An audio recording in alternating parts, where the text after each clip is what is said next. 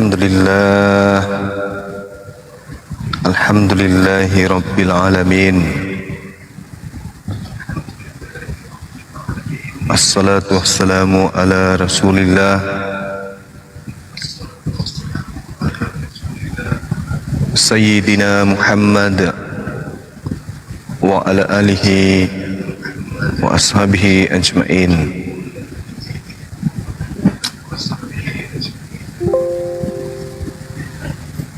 Sahabat-sahabat yang dimuliakan oleh Allah, jumpa kita pada siang hari ini kembali tentu dalam sesi edukasi pengajaran terkait dengan lintas agama ya sahabat-sahabat. Saya monitoring ini komal-komal Islam Muslim para apologet pada kemana semua ya? Tidak ada yang aktif, pada sibuk atau pada masih tidur. Allahu Akbar, Masya Allah. Gimana kabar teman-teman sekalian? Sehat aja kan? Sahabat semuanya pada sehat kan? Alhamdulillah. Kita tunggu teman-teman yang ingin bergabung dengan kita, yang kemudian bisa mengajak teman-teman Oten untuk berdiskusi ini. Istirahat udah cukup kerasa ya. Habis sholat subuh tidur beberapa jam, habis itu bangun jam 11, jam 10 tadi aku bangun. Begitu monitor, belum ada kemudian teman yang siaga. Nunggu sambil baca-baca. Udah hampir jam 12, belum ada juga yang siaga. Ini pada kemana ini? Ternyata nggak ada rupanya ya. Mereka pada tidur atau apain? Apakah mereka ini sibuk bikin kue? Oh, ini ada tamu kita ini. Assalamualaikum Bang Yusri. Apa kabar? Salam kenal. Assalamualaikum Bang. Waalaikumsalam warahmatullahi wabarakatuh. Dari mana Bang Yusri? Dari Padang Bang. Nggak ikut melayat? Ngelayat apa itu Bang? Melayat itu ini semacam kue basah. Oh, enggak Bang, enggak. Enggak ya? Enggak. Kirain. Puasa Abang? Puasa lah Bang. Oh, puasa. Ya. Nggak bikin kue? Enggak. Saya di Kamboja saya. Oh, di Kamboja. Kalimantan mana itu? Kamboja. Kamboja di mana itu Bang? Kalimantan ya? Vietnam, dekat Vietnam. Difitnah sama siapa? Sendiri kerja sini. Oh, difitnah di Kamboja. Ya, Kamboja dekat Vietnam. Oh, di Kamboja. Iya. Kirain tadi di Vietnam. Ya, Bang nanya Kamboja dekat mana itu ya? Dekat Vietnam maksudnya. Oh, iya. Ini Vietnam provinsi mana lagi? Ini negara. Oh, negara. Oh, berarti Kamboja juga negara Bang ya? Iya. Negara bagian mana itu Kamboja ya? Masih Asia, dekat Thailand. Oh, berarti masih daerah-daerah Indonesia lah ya? Iya, yang enggak lah, kalau yang daerah Indonesia ya enggak lah. Oh, di luar negeri. Masih dekat sih. Di luar negeri ya? Iya Bang. Udah lama di sana Bang? Udah setahun 4 bulan. 4 bulan lebih setahun gitu? Ya, setahun 4 bulan. Oh iya. Artinya Abang di sana 4 bulan plus 1 tahun gitu ya? Iya benar. Masya Allah. Berarti udah lebih setahun dong Bang? Udah lebih. Ikut sama Oh iya iya iya iya. Iya. Ikut sampai. Keluarga ikut enggak? Keluarga di Jakarta semua. Oh di Jakarta. Ya. Di Indonesia keluarganya berarti ya? Iya. Iya iya. Abang asli mana? Asli Kamboja enggak? Asli Padang. Orang Padang, masya Allah, onde mande, rancak bana, masya Allah. Puasa bang? Puasa bang. Puasa, alhamdulillah, syukurlah. Ya, di sini juga masih banyak resto Padang sih bang. Buka siang. 24 jam. Oh, berarti biasalah abang situ istirahat ya, cemil-cemil sambil tunggu buka gitu ya. Iya bang. Alhamdulillah. Emang apa cemilannya menjelang puasa di sana, menjelang buka? Ada kolak, bubur. Beda nggak rasanya kolak pada saat pas mau masuk buka dengan setelah buka? Beda nggak rasanya bang? Kalau di saya beda bang. Kalau rasanya sebelum buka itu kayak mana? Agak-agak ini kental gulanya di lidah gitu ya? Ya kan bikinnya kan mau buka kalau bikin kolaknya. Iya, maksudnya rasanya sebelum buka itu di lidah itu kenyal-kenyal. Tapi kalau rasanya setelah buka rasanya biasa aja gitu. Iya bang. Enak mana sebelum buka atau setelah buka? Setelah buka. Oh, Saya. setelah buka. Ya, nasi dulu. Oh, nasi sebelum buka, setelah buka baru kolak gitu. Iya, iya. Oh, bagus. Bagus. Kalau kolak dulu nggak kemakan nasinya bang. Ya, ya, ya, ya. Jadi begitu pas mau beduk makan nasi dulu, setelah beduk baru kolak, gitu ya? Iya. Masya Allah, luar biasa lah puasanya abangku ini. Salut saya. Itu puasa di Kamboja beda berarti ya dengan di Indonesia ya? Beda bang, di sini saya nggak dengar suara azan kalau di sini. Makanya nasi dulu baru beduk, habis itu kolak. Iya. Lihat jam doang, nggak dengar beduk. Oh, nggak ada beduk juga di sana. Nggak ada azan, nggak ada beduk, nggak kedengaran. Tapi masjid ada. Masjid ada jauh. Jadi abang nggak sholat Jumat juga berarti ya? Ya bang, jujur nggak ada bang. Tapi sholat sehari-hari bisa. Bisa. Alhamdulillah. Ya nggak apa-apa. Ya nggak 5 waktu bang. Kenapa bisa? Ya waktunya juga sih. Oh, Susah waktu kerjaan. di Kamboja itu kalau siang cuma 7 jam mungkin ya.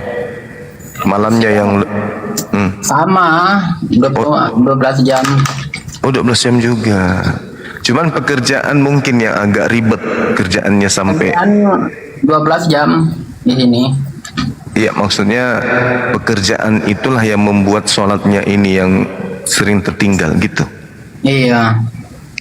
Emang Kalau iya. boleh tahu kerjanya apa bang? Antar jemput SMS atau apa ini? Kurir.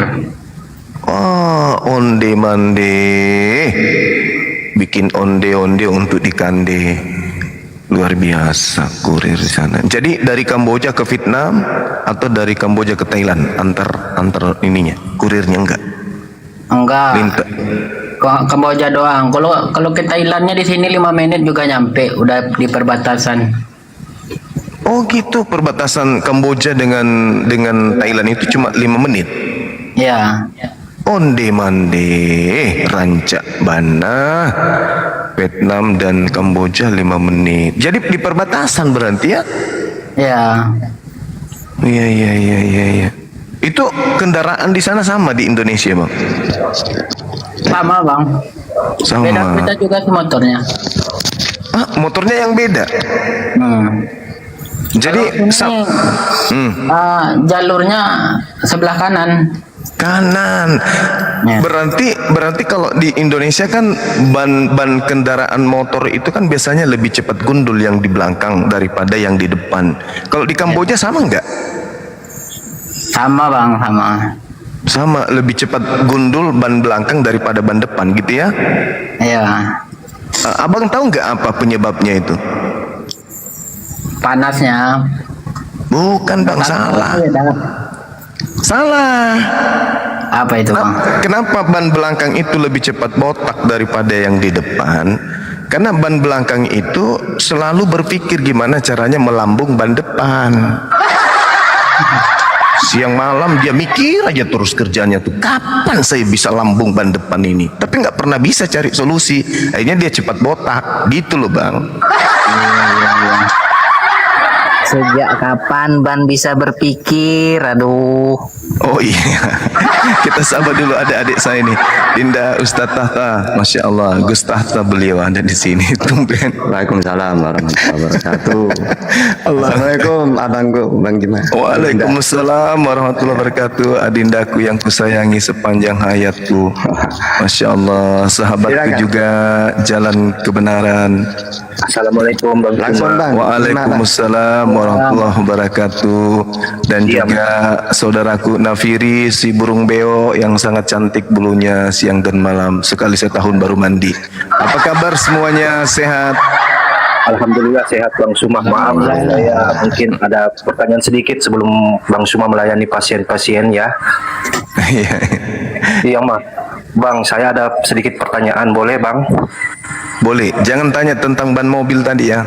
Anda Bang, ini Oke, kan sip. saya Bang, jadi harus banyak-banyak belajar Quran kan. Nah ini ada pakarnya tuh, Gus Tahta. Itu guru saya tuh di bawah tuh. Iya. Gini Bang, saya ambil dari Quran surat Muhammad ayat Iya. 47 ayat yang ketujuh yang berbunyi demikian, Bismillahirrahmanirrahim. Wahai orang-orang yang beriman, jika kamu menolong Allah, niscaya Dia akan menolongmu dan meneguhkan kedudukanmu. Yang saya tanyakan di sini Bang Suma, yang Iya. dimaksud dengan meneguhkan kedudukanmu itu yang seperti bagaimana? Jika di penjelasan secara harfiahnya yang gampang saya terima gitu Bang. Iya. Mohon izin Dinda Tahta. Jadi Al-Quran menjelaskan, Bismillahirrahmanirrahim, Ya ayyuhalladzina amanu in tansurullah yansurkum wa yuthabbit aqdamakum. Wahai orang-orang yang beriman, jika kamu menolong Allah, artinya menolong Allah itu menolong ajarannya yang datang kepada para nabi untuk kemudian diamalkan dan diajarkan kepada orang lain. Niscaya Dia akan menolongmu dan meneguhkan kedudukanmu. Jadi yang dimaksud di sini meneguhkan kedudukan adalah orang-orang beriman itu tidak akan pernah segan di dalam menapaki kehidupan. Tak pernah segan kemudian dengan musibah apapun, tidak pernah segan dengan keadaan seperti apapun. Mereka tetap teguh di dalam berjihad, menjalankan semua aktivitas kehidupannya sebagai seorang muslim. Mereka tidak pernah ragu, mereka kemudian tidak pernah merasa pesimis di dalam menjalankan agama Islam. Mereka tetap kokoh, mereka tetap tegak, kemudian percaya diri. Dan dengan demikian ketika mereka meneguhkan keimanannya terhadap Islam, maka duniawi akan ikut kepada mereka. Paham tak ini? Sampai di sini paham tak? Oh ya, paham Bang. Saya bisa ambil poinnya bahwa di dalam Islam itu kita diajarkan untuk tetap teguh dalam menghadapi setiap pencobaan. Mungkin Benar sekali. Jadi Allah akan menguatkan hati kita untuk melaksanakan kewajiban kita dan kemudian mempertahankan akidah Islam dari peperangan-peperangan yang kita lalui, baik itu perang logika, perang pemikiran, perang debat seperti ini. Orang-orang yang menolak ajaran agama Allah itu percaya diri. Kenapa? Didukung oleh dalil, didukung oleh literasi yang sangat akurat dan sahih, yaitu Al-Quranul Karim dan hadis sahih. Jadi keteguhan orang-orang yang kemudian menjalankan agama itu Allah akan perlihatkan kemudian bahwa inilah mereka orang-orang yang berjihad itu, orang-orang yang memperjuangkan akidah Islamnya dengan sungguh-sungguh. Seperti itu Bang. oh iya Bang, terima kasih. Sama seperti saudara saya sebagai seorang mu'alaf, pasti nggak ragu kan, pasti percaya diri kan dengan sholatnya kita, dengan kita berjalan ke masjid, kita mantap kan, nggak ada rasa malu-malu gitu ya kan, nggak ada rasa minder. Dengan keislaman kita merasa wow keren, benar nggak? Alhamdulillah saya lebih merasa pede dibanding agama. Ketika itulah saya yang ke masjid sholat, saya merasa bangga memakai baju sholat, memakai peci di kepala saya merasa bangga berjalan menuju masjid. Masya Allah, inilah yang dikatakan. Tapi dibalik semua itu, kata Allah, walladzina kafaru fata'sallahum wa adalla a'malahum. Dan orang-orang kafir, maka celakalah mereka dan Allah menghapus segala amalannya. Jadi mereka sebaliknya, apa yang mereka lakukan itu kesia-siaan. Orang-orang kafir kepada Allah, ingkar kepada Rasulullah, itu mengingkari kemudian tuntunan agama yang ada pada diri Allah yang datang kepada para nabi. Apa kata Allah? Celakalah mereka baik di dunia maupun di akhirat. Karena Allah menghapus segala amal kebaikannya. Kebaikan yang mereka lakukan itu ya sia-sia. Yang ada hanya meninggalkan perilaku-perilaku dosa. Nah, itu kebalikan daripada kita umat Islam. Kenapa itu terjadi? Kata Allah, zalika bi annahum karihu ma anzalallahu fa ahbata a'malahum. Yang demikian itu karena mereka membenci siapa? Membenci Islam, membenci Al-Qur'an, membenci Rasulullah, membenci Allah, membenci risalah yang diturunkan oleh Allah. Maka ya Allah menghapus segala amalan mereka karena mereka tidak melaksanakan kemudian apa yang diperintahkan oleh Allah kepada mereka. Seperti itu, Bang. Jadi orang-orang yang kemudian diteguhkan imannya ya adalah orang yang hanya ada pada diri Islam, hanya ada di Islam karena mereka kemudian menjalankan ajaran apa yang diturunkan oleh Allah melalui para nabi. Contoh nih, ketika Nabi Musa alaihissalam datang membawa ajaran, orang-orang yang membantah tidak mengikuti ajaran Nabi Musa akan hancur dengan sendirinya, akan hilang dengan sendirinya. Tapi mereka yang menolong ajaran yang dibawa oleh Nabi Musa, mereka akan mendapatkan kehidupan yang di dunia pun dia termasuk diprioritaskan oleh Allah. Begitu juga ketika Nabi Isa datang, yang membantu Nabi Isa alaihissalam dalam dakwanya, pasti mereka adalah orang-orang yang diteguhkan, orang yang dikokohkan kemudian, orang yang memiliki kedudukan di tengah-tengah bangsanya pada masa itu. Sama seperti di Islam. Barang siapa kemudian yang menjalankan perintah, menjalankan syariat hukum-hukum Allah, maka mereka akan terlihat ya teguh dalam kedudukan, kemudian ya ada aja pertolongan Allah itu. Saya kira begitu, Bang. Mungkin dari guru kita Dinda Tahta ada yang mau ditambahkan. Silakan. Nggak usah lah, Guru Nda, saya mau nyimak aja. Ya, Masya Allah. Jangan gitu, udah luar biasa, udah jelas. Ini Ya, orangnya tapi- sangat tawadu. Silakan. Iya, di situ kalau kita dengan tafsirannya ya, itu wahai orang-orang yang beriman, jika kamu menolong agama, ya agama, maksud di situ agama Allah, maka niscaya dia menolong kalian. Nah, ini seperti yang disampaikan oleh Guru Nda itu tadi di tafsirannya, atas musuh-musuh kalian dan meneguhkan. Nah, di tafsirannya meneguhkan itu telapak kaki kalian dalam medan perang. Makanya umat Islam itu walaupun musuhnya itu 20 kali lipat ya banyaknya, Islam dalam peperangan selalu menang.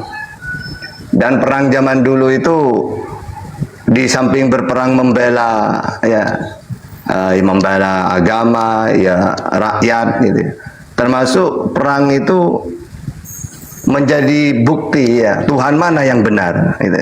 Misalnya perang dengan Romawi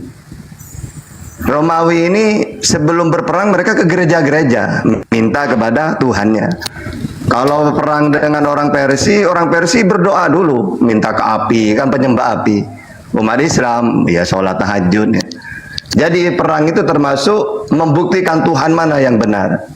Kalau mereka penyembah berhala, sebelum berangkat perang mereka kumpul minta pertolongan ke berhalanya. Nah, di sini ayat di sini, barang siapa yang wahai orang-orang yang beriman, jika kamu menolong agama Allah, niscaya dia akan menolongmu dan meneguhkan kedudukanmu. Makanya umat Islam selalu ditolong oleh Allah karena Tuhannya benar gitu deh. Ya kayak gitu. Masya Allah. Nah, Guru Nda, silakan Guru. Iya, luar biasa ya kan. Nah, kelasnya memang jauh. kalau orang memahami tafsir dan seterusnya. Jadi umat Islam itu ketika ditanya tentang kitab sucinya, memang tidak hanya berdasar kepada terjemah, tapi ada ilmu tafsir, di mana tafsir ini adalah yang menjelaskan uraian kandungan daripada isi ayat. Nah, itu bedanya. Kalau di agama sebelumnya memang mereka juga punya tafsir, ya, mereka juga bisa kemudian hermeneutika bisa, tapi masalahnya tafsirnya itu dasar pijakannya apa, kaidah ilmunya apa gitu loh, disiplin ilmu untuk menjelaskan menguraikan tafsirannya itu apa, mereka tidak punya kaidah. Seperti itu, saudaraku, jalan kebenaran. Silakan. Di sini azan dek, sementara saya sholat dulu. Gus Tahta yang ambil alih sementara ya. Kalau Nefiri mau bertanya silakan. Mbak Gurunda. Selamat siang Pak Ustadz Tahta. Ya, selamat siang. Ya, Ya, mau gimana? Mau dialog atau mau gimana? mau bertanya aja Pak Ustadz Tahta. Oke, Kan Muslim ini kan merayakan puasa ya kan? Betul tidak? Muslim betul. merayakan puasa. Terus? Nah, kalau Muslim merayakan puasa, ya kan? Kenapa puasanya itu enggak tiap hari gitu Pak Ustadz? Oke. Di dalam Islam itu hukum taklifiyah itu ada 5. Ada wajib, haram, makruh, mubah, sunnah. Kalau wajib berarti kewajiban, maka ditentukan oleh Allah. Sholat yang wajib 5 waktu, puasa yang wajib Ramadan. Kalau ingin puasa setiap hari ya boleh, tapi sunnah namanya. Kalau umat Islam mau sholat setiap hari, setiap waktu ya sunnah. Tapi yang wajib 5 waktu itu. Puasa juga gitu. Ya, yang wajib puasa Ramadan itu 1 tahun ya itu bulan Ramadan doang. Kalau ingin setiap hari ya sunnah namanya nanti. Itu pun tidak baik. Ya, yang paling baik itu sehari puasa, sehari tidak. Sehari puasa, sehari tidak. Seperti puasanya Nabi Daud ya. Karena umat Islam itu tidak boleh menyiksa dirinya. Ya, maksudnya apa? Tubuh ini butuh makan. Kalau puasa terus kan kasihan tubuh. Makanya ibadah yang paling dicintai oleh Allah adalah puasanya Nabi Daud. Karena Nabi Daud itu dia bisa memberi hak-haknya yang berhak. Ketika dia puasa, hak dia kepada Allah. Ketika besoknya tidak puasa, hak dia kepada tubuhnya. Tubuh kan butuh makan. Kayak gitu. Ya, Silakan. kalau puasa Nabi Daud itu adalah puasa yang terbaik, kenapa enggak mengikuti puasa Nabi Daud Itu aja? puasa sunnah. Kalau ingin puasa, maksudnya puasalah seperti Nabi Daud gitu loh. Ini bukan masalah puasa wajib. Kenapa kok Allah mencontohkan ke Nabi Daud? Karena Allah itu suka seseorang itu tidak terlalu fokus, karena ada 2, hablum minallah wa hablum minan nas. Hubungan kepada Allah ibadah. Nah, kalau cuma hablum minallah, orang ibadah terus nantinya. Makanya ada hablum minan nas. Gitu ya. Begitu juga orang waktunya tidur ya harus tidur. Kalau ada orang, saya kalau malam mau ibadah terus. Nah, ingat Rasulullah saja tidak gitu. Rasulullah itu waktunya tidur ya tidur. Sepertiga malam bangun ibadah. Tidak semuanya digunakan untuk ibadah gitu, enggak. Haknya tubuh istirahat ya beliau istirahat. Hanya ibadah beliau bangun nanti sepertiga malam gitu. Tapi kalau ada umatnya mau bangun terus malam, mau puasa terus, itu malah kurang baik kayak gitu itu. Udah nanya yang lain silakan. Mumpung nanti Ya, kalau kan. udah gurunda Ya, nanti kan. kalau udah selesai ya enak nanti. Ini Kan saya cuma puasa. mengisi doang ya. Ya, Pak Tahta. Kalau saya sih lebih percaya Ustadz daripada apologet sih. Loh, saya apologet juga saya ini. Saya dengan Bang Juma ini mulai dari FB 10 tahun selalu bersama. Dulu di grup WA. Setiap saya Gurunda jadi admin, saya jadi admin. Mulai dari FB tahun 2012. Lalu kenal WA, kami berdua ke WA. baru ke Zoom, lalu ke YouTube, ke TikTok. Ya. Ya kan? Emangnya saya itu jarang ketika di TikTok dengan Gurunda ini. Kenapa? Karena ya saya sudah izin, saya Bang Juma ke komal-komal lain biar ada yang sama-sama mengisi. Ya, oh ya adik, ya. Sudah tak anggap abang, ya. Beliau juga anggap adik. Beliau apologet, saya apologet. Sama. Berarti bukan Ustadz berarti Pak Tahta ini. Ya bukan, siapa yang bilang Ustadz? Tuh dengar tuh netizen Tahta ini bukan Ustadz. Iya, bukan, santri saya. Oke. Waduh, kalau gini nggak ada ilmu yang bisa saya kaji kalau begini. Ya enggak, kok bisa? Kan bukan Ustadz. Lah terus kenapa kan bukan Ustadz? Artinya kan bukan guru. Nah ya pokoknya bertanya saja silakan. Nanti tak jawab pakai Bible juga nanti. Ayo. Gimana? Ya oke. Ini kan puasa kan kok itu. Puasa lagi. Kamu udah puasa nanya puasa. Tanggalnya merahnya 2, kenapa nggak 1? Oke. Itu di dalam puasa itu hadisnya. Puasa Ramadan itu harus tanggal 1 Ramadan. Tidak boleh lebih, tidak boleh kurang. Lalu caranya ulama menentukan tanggal 1 beda cara. Ada yang melihat bulan atau dengan hisab. Maka yang memakai metode pakai bulan ya benar. Ya pakai hisab ya benar juga. Namanya berijtihad menentukan. Mana tata yang benar? Lebarannya hari Rabu atau hari Kamis? Ya sama-sama benar. Kan sama-sama menentukan dulu awalnya. Oh, saya menentukan hari tanggal 1 dengan melihat bulan. Oh, ternyata ini tanggal 1 hari ini. Yang satu saya menentukan tanggal 1 memakai hisab, hitungan. Oh, ternyata menurut saya hari ini. Ya sama-sama benar. Kan hadisnya bunyinya sama. Kalau kamu ingin berpuasa Ramadan ya harus tanggal 1. Tidak boleh lebih, tidak boleh kurang. Caranya menentukan 1 beda-beda. Ya, gitu. Kenapa nggak pakai apa? matahari kalendernya, kok pakai kalender bulan? Nah, matahari apa? Matahari itu udah seperti bulan. Beda. Tambah rusak kalau pakai matahari. Gimana caranya? Ya kalau bulan, setiap tanggal 15 pasti bulan purnama. Tidak akan berubah itu. Kalau matahari, pernah nggak matahari itu tinggal separuh? Matahari sabit ada nggak? Kalau bulan sabit ada. Kalau matahari kan jelas udah dijawab. Nanya lagi silakan.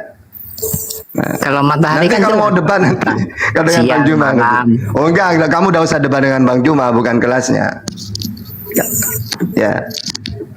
Kan matahari itu kan kalau pakai matahari kan jelas Pak Tahta. Nah, masih nanya lagi, yang lain lagi udah dijawab. Ayo apa lagi? Ya satu belum clear kok, yang lain. Apanya belum clear? Blunder. Blunder apanya? Kenapa harus pakai bulan? Kenapa nggak pakai matahari? Nah, kan sudah dibilang. Kalau matahari gimana cara ngitungnya? Nah, kalau pakai bulan, coba kalau bulan sabit tanggal 1 itu ketahuan udah. Nanti tanggal 15 pasti bulan purnama. Kalau pakai matahari, emangnya ada matahari sabit gitu? Matahari purnama ada. Terus kalau gerhana bulan gimana tuh? Kenapa kalau gerhana bulan? Ya, kan sebelum gerhana kan udah ketahuan berapa bulatannya itu berapa. Emangnya 1 bulan ada gerhana 1 bulan?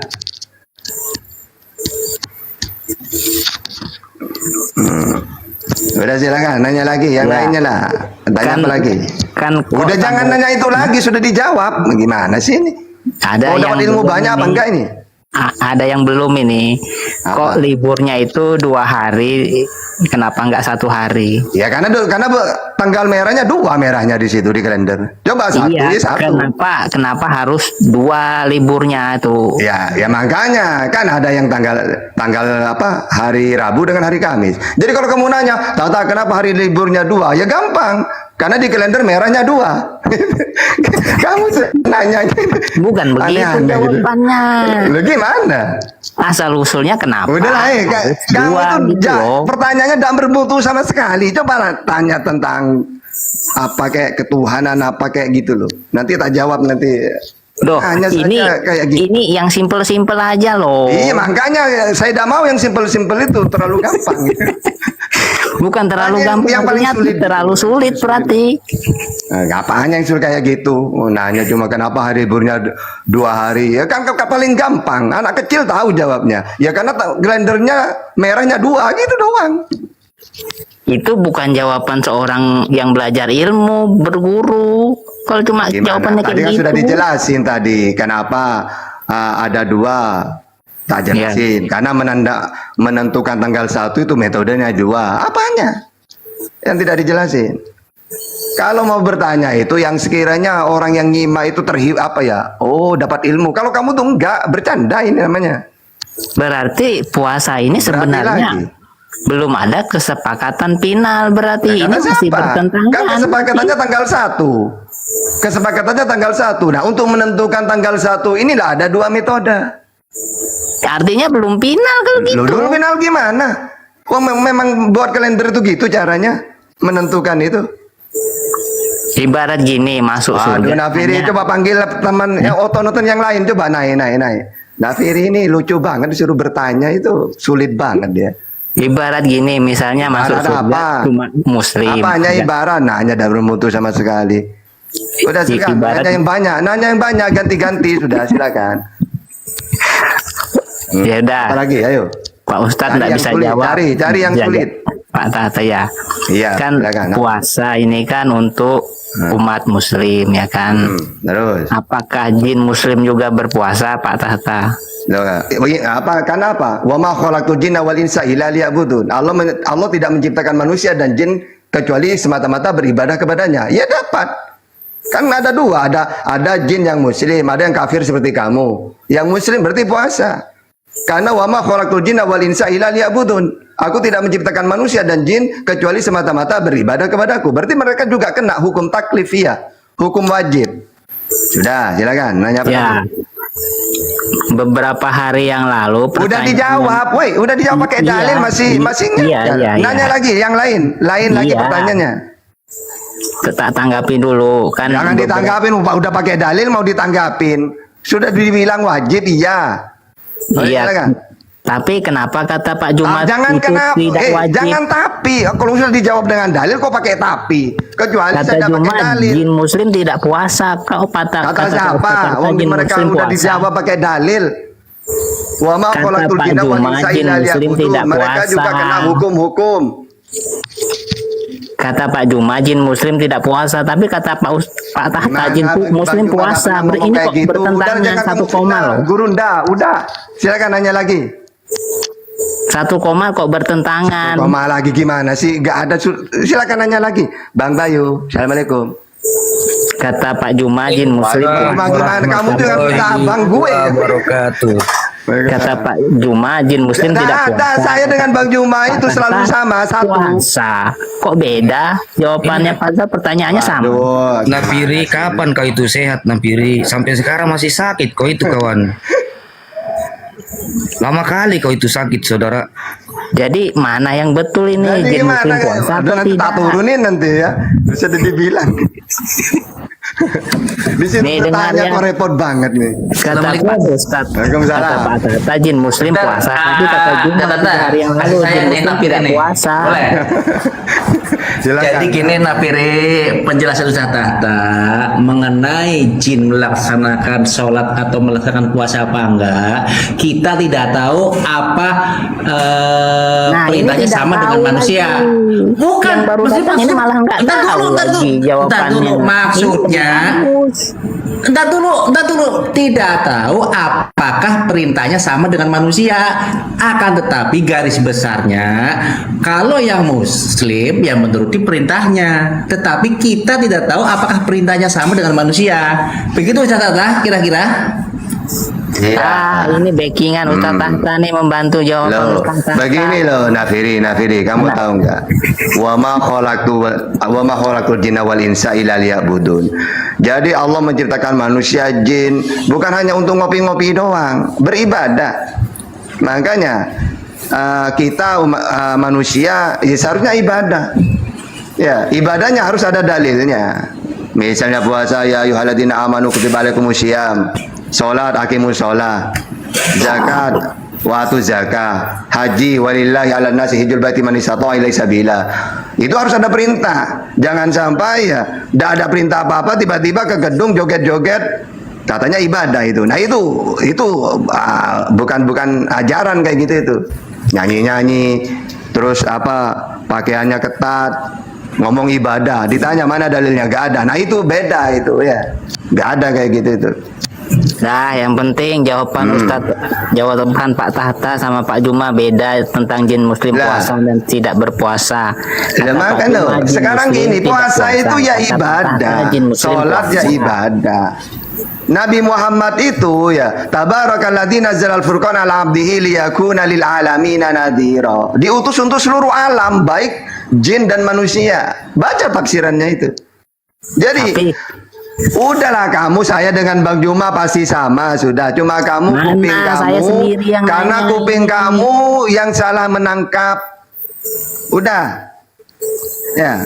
kalau saya Silakan tanya nanya apa? Pak Ustadz, Silakan nanya apa lagi, sudah dikasih dalil katanya kayak. benda-benda alam semesta berpuasa lagi. Ini apa kok benda-benda alam semesta Apa? berpuasa? Kamu yang apa? Kan begini Napiri kan ini begini udah saya ambil garis tengahnya ya kan. Ketika masalah jin puasa apa enggak, kan kita perintahnya nggak tahu apakah jin diperintahkan untuk berpuasa, tetapi perintahnya jelas untuk beribadah kepada Allah. Perintahnya macam mana kita nggak tahu. Apakah mungkin puasanya 10 tahun sekali atau kita juga nggak tahu. Intinya sama-sama wajib melaksanakan perintahnya kalau yang muslim itu aja. Terus ngapain ngurusin puasanya jin? Kalau ustadz lain bilang alam semesta puasa, matahari, bulan puasa, bintang puasa, pohon puasa. Ya, Ini puasanya apa ini? Iya, terus sekarang Ustadz siapa? Ustadz siapa? Ustadz Hanafi, Hanafi mana? Ustadz Hanafi. Ya udah sana kamu debat sama Hanafi lagi di sini lagi lu. Terus kalau air puasa gimana? Kalau air puasa kan gitu. ini Yang ngomong siapa? Weh, coba nonton yang di bawah aja naik, coba jangan Nafiri ini. Nafiri dari dulu itu tuh cuma penghibur doang deh itu. Loh, ini pertanyaan Cheerleader buat lucu-lucuan. keblinger. Saya tuh pengen bertanya tuh yang Lucu-lucuan. serius gitu loh, yang serius gitu loh. Mumpung belum ada ini, nanti ada Bang Juma, nanti Gurunda, nanti saya diem dulu dah. Ya, Ustadz saya nambahin lagi nih. Terkait dengan masalah jin mau puasa apa nggak ada efeknya buat kita. Kita tahu juga nggak ada efeknya. Kita tahu dia puasa juga nggak ada efeknya. Nah, di sini Pertanyaannya nggak pertanyaannya nggak ini loh. Pertanyaannya nggak yang menjadikan kita bisa menambah kepercayaan, tambah yakin. Nggak ada gitu loh. Pertanyaannya yang outside lah gitu, tidak untuk kita gitu. Coba pertanyaannya yang lu kenapa puasa? Oh ini. Kenapa harus 1 bulan? Ada dalilnya tadi saya ngomong. Nah kalau dibalik lu melakukan itu semua yang di lo itu ada dalilnya enggak? Itu kan harus dibahas. Ngapain ngurusin jin? Nah, disinilah kalian nggak paham satu ayat aja tapi makna beda, ustadz beda-beda, nggak paham Yang mana? Yang mana? tentang penanggalan waktu puasa. Ada yang bilang hari Senin, kalau di Arab hari Senin, tapi di Indonesia kok hari Selasa, hari Rabu. Gini, lu tadi bilang Terus jin liburnya 2 puasa minggu, apa tidak? 2 hari. Tadi lu ngomong 2 hari merahnya. Ya. Kan Nah, jin dulu, muslim tadi puasa ngomong tidak ada yang bilang puasa, ada yang tidak. dulu kembali ke lebaran. Kembali ke lebaran. Tadi lu bilang 2 hari. Salah lo. Cuma 2 hari liburnya. Kita liburnya seminggu.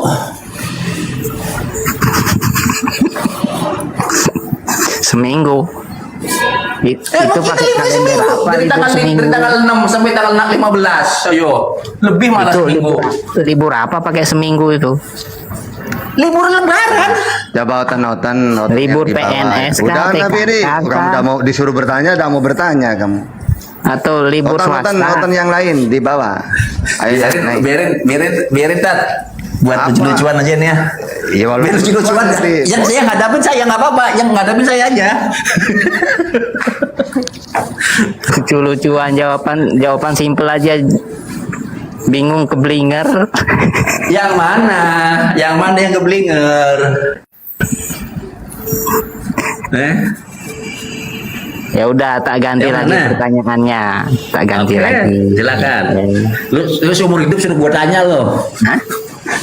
Kalau Seumur hidup dibilang lu nanya aja. ya, kalau dibilang jin itu berpuasa, siapa nama jinnya kalau gitu, Pak Tahta? Kan jadi pertanyaannya jadi nggak bermutu. Nah, iya gitu itu. Ya bisa yang banyak yang saya tahu namanya jin itu kebanyakan itu 80% nafiri namanya. Pokoknya FF ada ifrit, ada nafriri, ada F-nya biasanya. Keturunannya ada ya. Jin ifrit, jin nafiri, ya, hampir sama kan? Ah, ini nggak bisa jawab sudah ini kalau gitu. Ya makanya kan udah aku bilang kalau kayak kamu itu ngelayani kamu dengan serius itu rugi saya. Bukannya rugi karena nggak bisa jawab, maka jawabannya aneh. Mendingan kamu tuh buat mainan kayak gitu, buat seru-seruan supaya. Iya. Nanti kalau dijawab nanti yang Iya. puasa jin tadi itu nomor sepatunya berapa? Itu kesono dah. Iya, ngapain? Ya, Dari tadi oke. saya sering pakai dalil juga langsung ya tetap Tak aja. ganti Mendingan tak. pertanyaannya, tak Ya, ganti. silakan. Ayo nanya apa lagi ya? Kan Ya, saya apa pernah lagi? dengar cerita katanya sandal dan kucing itu masuk surga, ya kan? Nah. Sandal kucing. Hah? Iya, katanya. Katanya siapa? Kata siapa? Pernah dengar enggak cerita Dengar sandal? dari mana? Ya, kamu sandal gimana masuk sih surga, dengar sendiri kucing curhat masuk ke surga? saya? Gimana sih? Iya, maksudnya Pak Tahta pernah dengar enggak cerita? Ya dengar dari mana? Kamu dengar dari mana? Dari Saya pernah TikTok. dengar tak? Saya pernah dengar tak? Sandal masuk Pengen tahu surga dan kapan? kucing Pengen- masuk surga. Pernah Pengen dengar tahu nggak kapan cerita barusan? itu? Pengen tahu kapannya barusan yang Mafir bilang, tapi nggak jelas apa ceritanya. Pernah dengar enggak cerita sandal masuk surga dan Ya, kucing ya masuk sudah surga? kamu ceritakan gimana. Iya, saya belum Jangan pernah kamu dengar jangan juga. kamu mendengar itu suara terompaknya Bilal. Nah, jangan kayak itu. Udah gitu pertanyaannya nanti. Kamu itu bertanya aja salah kamu. Jadi Pak Tahta enggak tahu. Ya enggak, pertanyaannya salah. Kalau pertanyaannya salah itu saya tidak bisa menjawab. Berarti tidak mampu memahami Ya pertanyaan. berarti pertanyaannya yang dibenerin. Coba gimana yang benar pertanyaannya? Coba. Pernah dengar enggak cerita Pernah sandal dengar nggak? masuk Kalau surga? pernah dengar itu bukan Kucing bertanya masuk surga. namanya. Kamu curhat. Ya itu kan Kalau saya cuma pernah dengar, Pak. pernah dengar dijawab aja. Enggak atau pernah udah gitu aja. Iya, coba. Saya nggak Gimana? kalau saya nggak pernah. Terus kenapa? Tolong diceritakan dong. Kan gitu kan. Enggak pernah dengar cerita sandal masuk Nggak surga pernah. dan kucing masuk Nggak surga. pernah dengar. Diceritain dong. Ah, Nah, pura-pura. Lu pura-pura gimana sih? Pura-pura. Ya udah saya pura-pura. Ayo silakan gimana? Oke lah, tak ganti lagi pertanyaannya. Nah, Kan? ganti. Katanya kan bertanya seumur Kamu hidup. itu, iya seumur hidup. Tapi ya pertanyaan Oten yang benar-benar Otennya bisa berilmu, bukan kayak kamu. Kalau kamu tak buat candain. Oh, orang pertanyaan simpel-simpel aja, Ya silakan, apa pertanyaannya? Ayo. bukan yang berat-berat. Iya, sudahlah. Ayo. Apa? Ya, pertanyaannya tuh dosa itu warnanya apa? Ya. Ini agak berat nih dikit nih. Dosa itu warnanya hitam. Ini yang nanya, ini yang goblok yang mana kita? Coba jawab. Dosa itu warnanya Udah apa? diberitahu kok. Iya, dosa itu warnanya Warna apa? hitam. Warna hitam. Terus. Terus kenapa batu Hajar Aswad warnanya hitam? Ada kamu nanya warna apa nanya batu? Ya Nama batu juga. Ya makanya kan dijelasin di situ. Karena Iya. dosa-dosanya manusia akhirnya ya Hajar Aswad itu awalnya kan putih kan gitu kan? Ya, Nah, terus di hadisnya gimana bunyinya? Karena dosa apa? Karena apa kau jadi hitam? ya nggak tahu, saya nggak Ya baca kan hadis. karena dosa manusia. Berarti dosa ini warnanya hitam. Terus kenapa umat muslim kalau gitu tiap ke sana mencium dosa? Apa? Artinya mencium dosa ke sana. Nah, gimana? Artinya ke sana Pertanyaannya salah mencium itu. dosa. Pertanyaannya salah. Kok kamu yang mengartikan sih? Kalau gitu artinya umat muslim mencium Hajar Aswad berarti mencium dosa. Dosa melekat pada Kok kamu yang bibir. mengartikan? Enggak, kok kamu yang mengartikan? Aduh, Nabir ini kasihan. Kok berarti? Gini loh, saya pernah sering saya itu di Komal-Komal. Ayo, Otan kalau mau bertanya, saya yakin mereka bertanya aja salah gitu. Nggak usah, jangankan di kita yang nanya, mereka bertanya lo salah pertanyaannya itu. Ya, kalau artinya umat muslim tiap ke sana mencium dosa. Nah, siapa yang mencium?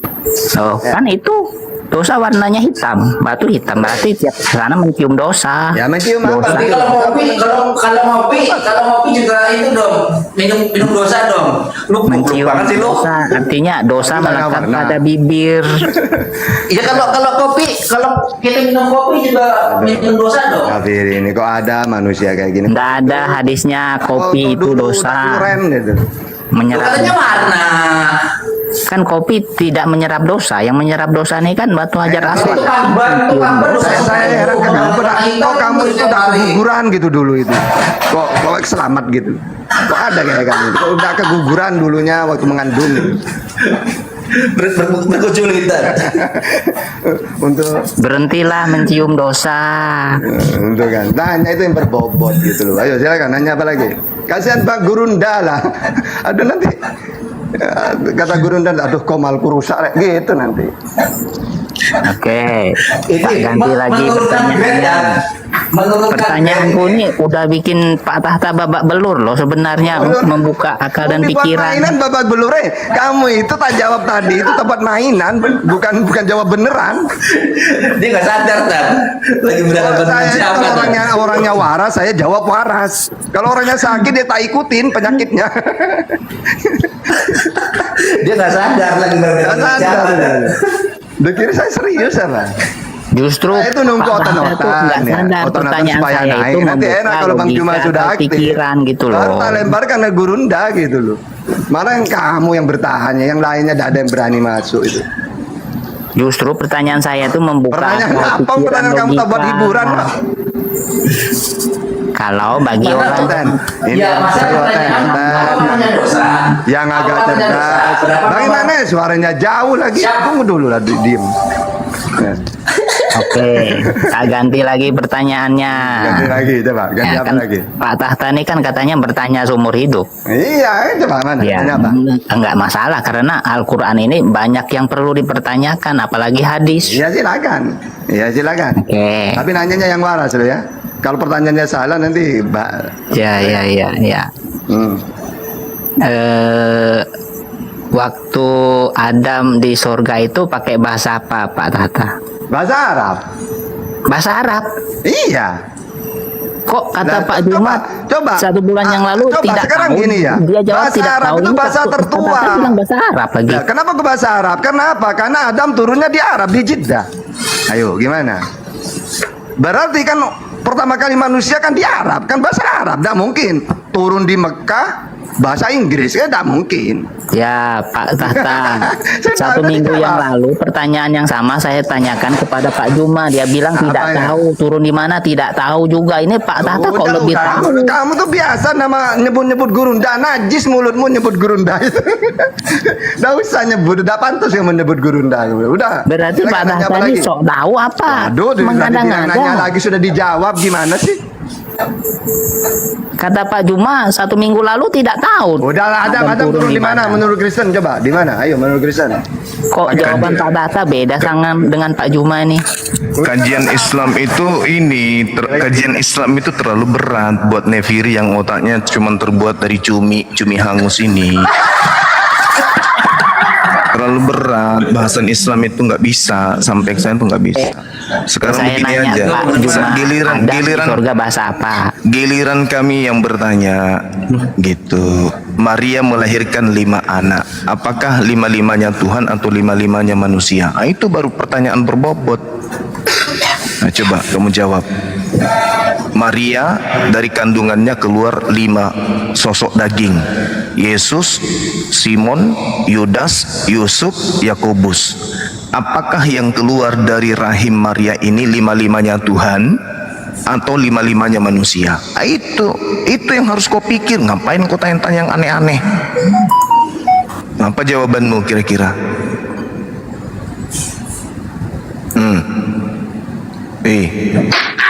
Hal yang wajib kamu ketahui kau tidak mau cari tahu, hal yang tidak perlu kau ketahui kau tanya kemana-mana, hal yang tidak penting. Yang keluar dari rahim Maria itu 5 daging. Daging pertama Yesus, daging kedua Yakobus, daging ketiga Yusuf, daging keempat adalah Simon, daging keempat Yudas, yang kelima Yudas. Ini daging yang keluar dari rahim Maria nih.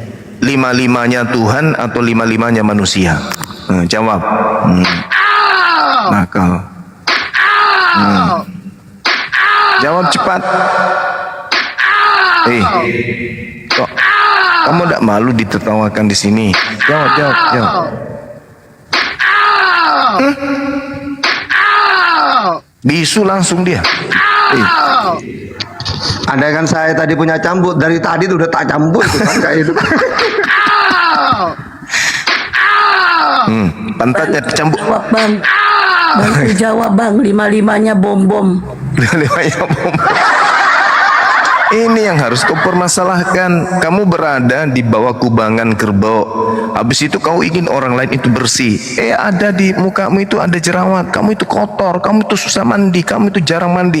Kamu sendiri ngomong gitu, berendam di kubangan kerbau. Kok hilang? Bang hilang dia.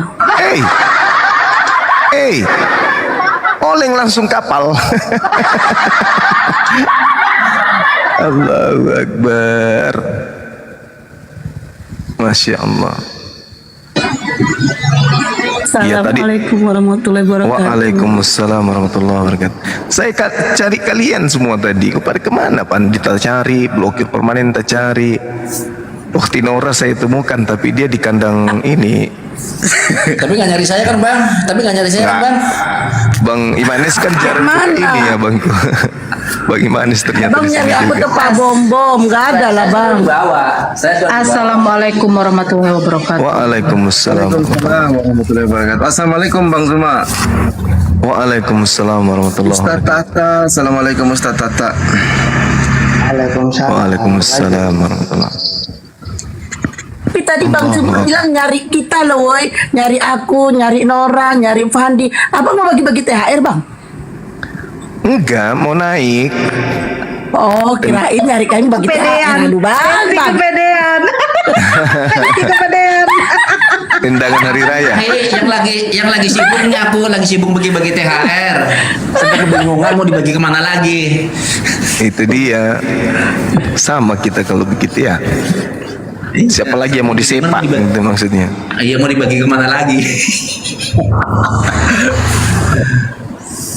Lagian Bang Zuma ini kadang pagi-pagi dia ini, kadang dia siang, kadang sore, nggak jelas Bang. Gak ada yang tahu jadwal Abang, cuman Abang yang tahu. Enggak, masalahnya kalau saya pantau ada yang menarik, ya saya masuk. Kalau tidak, kayak tadi Kurios Moto, main apa tadi itu, main game. Kupikir dia lagi kajian. Enggak naik lah. Kemarin itu loh Bang Zuma, saya share ada di situ si Bom yang dia bawa ayat persusuan terus. Lama-lama tuh orang tuh dah. Dia begini Nora. Dia itu kalau netek minum susu sapi memang langsung ke sapi dia. Jadi dari kecil dia disusui sama ibunya, kan tidak pakai susu ini, disusui sama susu dewasa tapi sapi. Susu sapi langsung dia nggak pakai nggak pakai alat, dia mulutnya dengan puting sapi memang. Makanya modelnya begitu. Padahal hadits itu menyusui maksudnya di situ nggak langsung menyusui. Bagaimana ceritanya mau menyusui sementara di Islam diharamkan melihat aurat bukan mahramnya? Gimana mau menyusui? Nggak ada itu kaidah. Disusui di situ maksudnya memberikan wadah, lalu kemudian diberikan kepada siapa namanya? Sahlan ya? Salim. Iya, Salim. Diberikan kepada anak angkatnya, dan anak angkat ini bukan dewasa begitu ketemu, tidak. Ini anak angkat dari kecil. Anak angkat dari kecil dipelihara. Begitu besar kan sudah aurat. Gak bisa lagi karena dia sudah balik. Dia pelihara dari kecil, anak kesayangan kok. Tapi sang suami mau tidak mau ya tetap ada rasa cemburu itu. Dan itu hadits hanya berlaku untuk satu oknum manusia, yaitu Salim, nggak berlaku kepada seluruh umat Islam. Masakan disuruh susui langsung dinetek, tidak begitu caranya. Ada kaidahnya, ada penjelasannya. Tapi karena mereka itu umat yang tak berakal, ya kebalikan aja. Kamu kalau minum susu sapi langsung ke sapinya netek gitu ya. Izin bang, izin bentar bang. Iya. Bang Nandar gak ada bang. Aku juga nengokin di bawah gak ada. Tapi aku gak moderator. Sadri coba lihat ada Uti Watimena kata Bang Nandar di bawah. Naikin. Mungkin dia mau klarifikasi, kata dia dibilang mati kan Uti Watimena. Ada Nandar di bawah itu. Padahal batang. Serius benar belum Batal mati meninggal. dia, Bang. Belum Gak tahu wafat, tuh Nandar belum. di bawah typing. Nandar tuh di bawah typing. Bang, tapi gini ya bang, udah meninggal guys. Dasar lu Nandar. Bilang naikin. Tapi gini Bang Juma, si orang itu kan mempermasalahkan itu manusia ya disusui. Tapi dia agak permasalah ke Tuhannya itu loh Bang. Tuhan kok netek Bang, itu loh Bang. Nah itu dia masalahnya. Itulah anehnya. Tuhan iseng. Harusnya tuh Itu kalau makanya kamu harusnya kalau dia Tuhan dalam perspektif pemahaman Helenisme atau apapun itu, paganisme atau apalah, ya turun ke bumi itu langsung dewasa, berjenggot, berkumis, turun. Akulah Tuhanmu. Wah, gitu. Ini enggak, pecahin perawan dulu, iseng banget. Maria nggak tahu apa-apa, dipecahkan perawan. Bersusah ya Dad ya, bikin seorang bersusah lagi. Betul. Akhirnya jatuh-jatuhnya jadi anak durhaka ya kan, karena ya mau tidak mau sang ibu harus menuhankan dia karena dia adalah Tuhan. Cilako, anak durhaka, jadi tembakau, dikutuk jadi sembako. gimana sih rasanya menetai Tuhan Bang? Ya gimana ya? Berarti lebih hebat ibunya Tuhan ya Bang ya? Kan bisa Oh, keluar pasti. dari Tuhan. Itulah. Pasti. Kenapa nggak sembah Maria aja? Yang jadi masalah itu yang keluar daging 5 daging ini dari Maria, Tuhan juga dong mereka. Yang Ya hebat kan? bukan Marianya Bang, tapi tempenya. Mati meja, belas ya anak.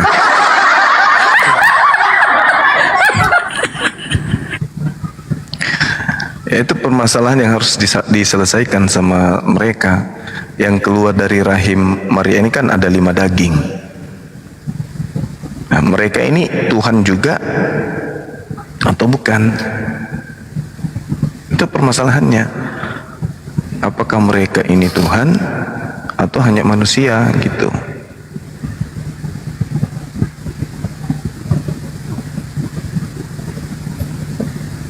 Iya kan?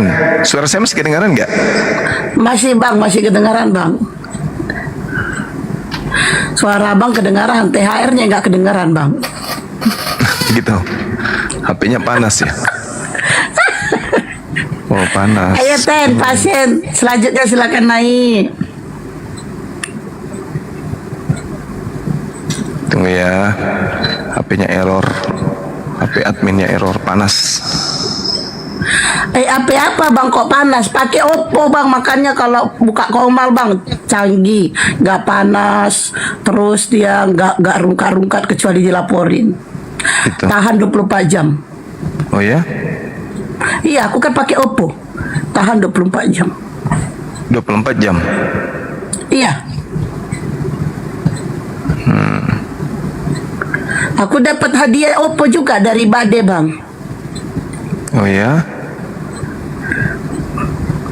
Uya mulu punya ikhlas kali Bang gimana? Tunggu, HP-nya error.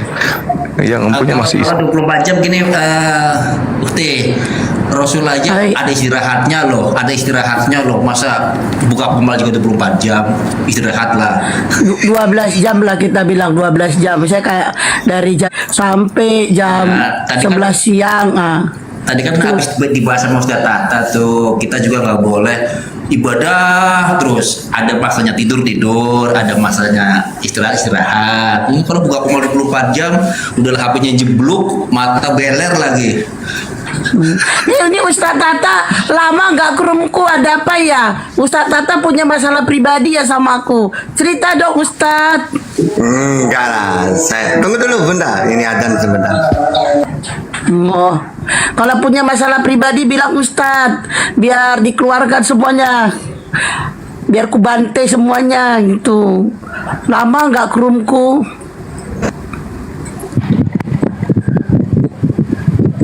Tommy, selamat siang. Agama apa Tommy? Islam Bu. Tommy. Islam Bu, Islam. Tommy. Astagfirullahaladzim. Wow, untung aku gak moderator. Kalau moderator udah aku sepak kau. Tanya baik-baik. Udah dijawab Muslim ini. Ucapin salam dong. Gak denger aku. Noise dia. Tolong kipas anginnya tuh loh dimatikan, Iya. tidak jauh dulu. Turunin saya Bu, turunin. Aduh. Turunin dia host. Nggak mau dia naik. Turunin dia. Bang Juma itu lagi error kata Bang Juma. Oh udah. Nih gue turunin. Bisa. Oh.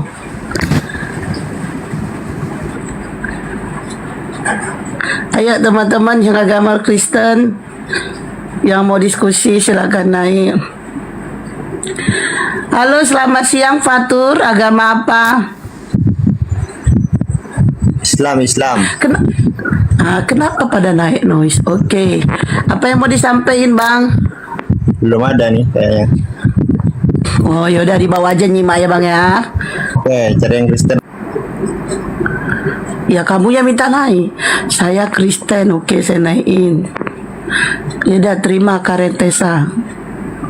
Yang mau diskusi silakan naik Kristen. Yang mau mualaf silakan naik. Yang mau diluruskan otaknya silakan naik. Ini ada abang kami dokter spesialis bagian saraf. Oke, Karentesa selamat siang. Agama apa? Halo, selamat siang. Saya Kristen. Oke, silakan bertanya. Marjolo Bang.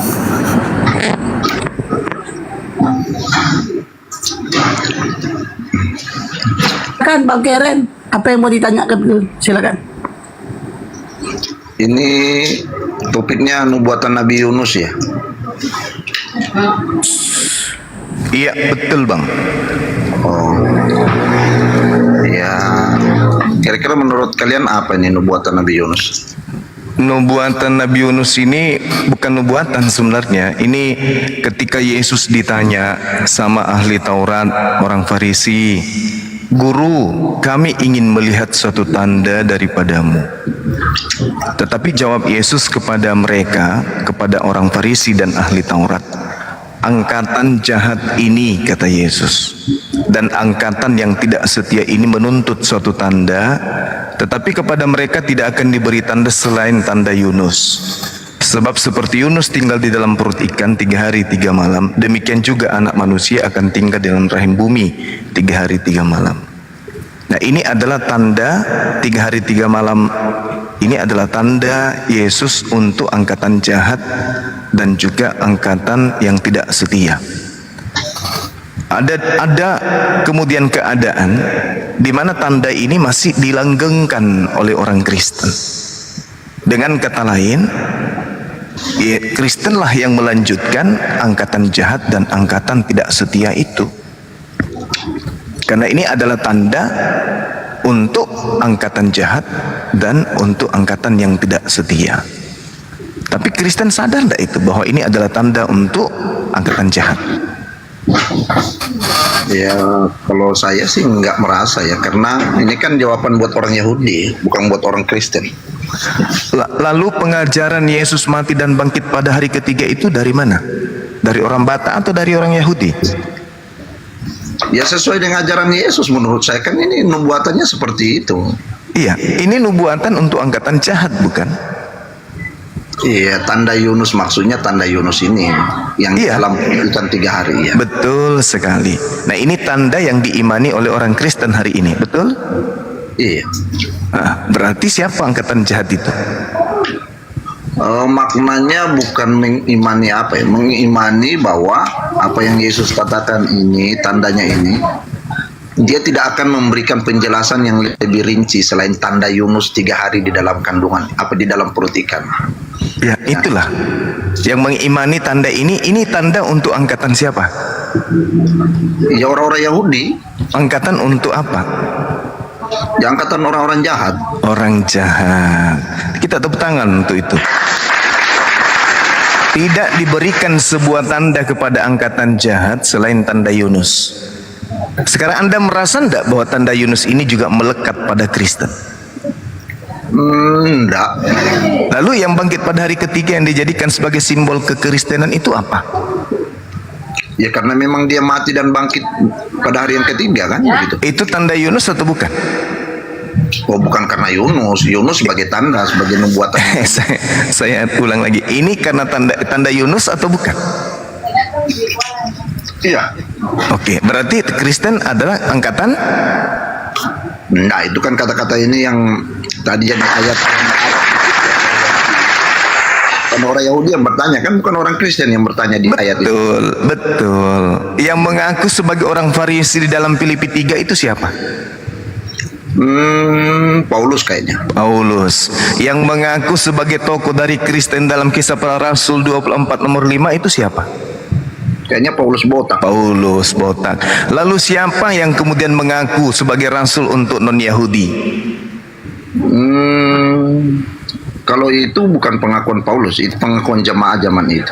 Di dalam Galatia 1 nomor 15, aku dipilih dari dalam rahim ibu.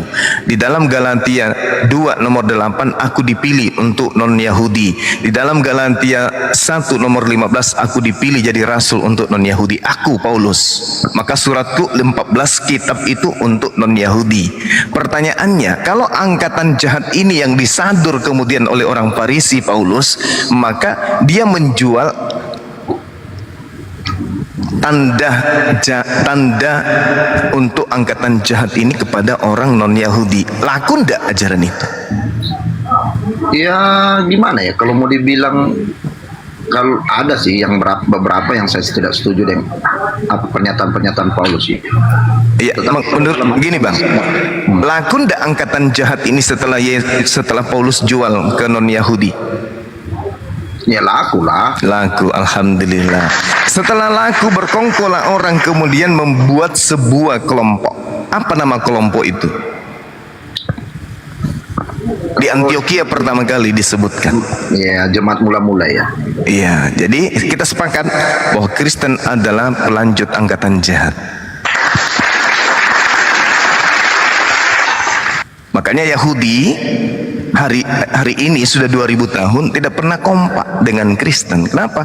Karena angkatan jahat ini, kata Yesus, adalah angkatan yang tidak setia.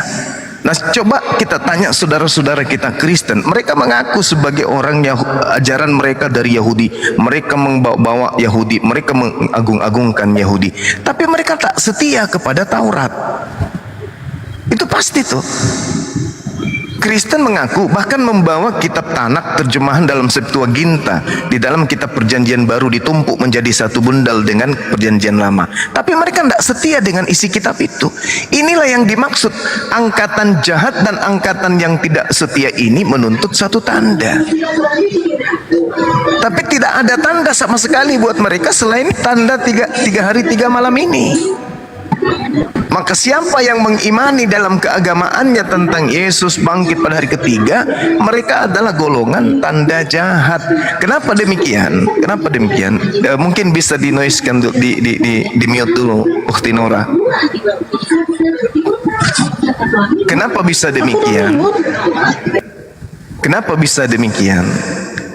Karena Yudas juga adalah anak manusia, Yesus juga anak manusia. Maka bisa jadi yang bangkit pada hari ketiga itu adalah Yudas.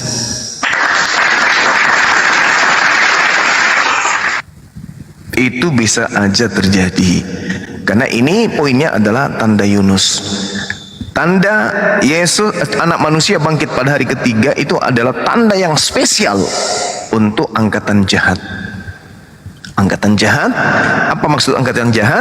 Bisa kita lihat dalam Matius 7 nomor 23. Angkatan jahat adalah orang-orang yang akan diusir oleh Yesus. Dan memang betul, Matius 7 nomor 15 sampai nomor 23, orang-orang Kristen lah yang kemudian memanggil Yesus Tuhan, bernubuat pakai nama Yesus.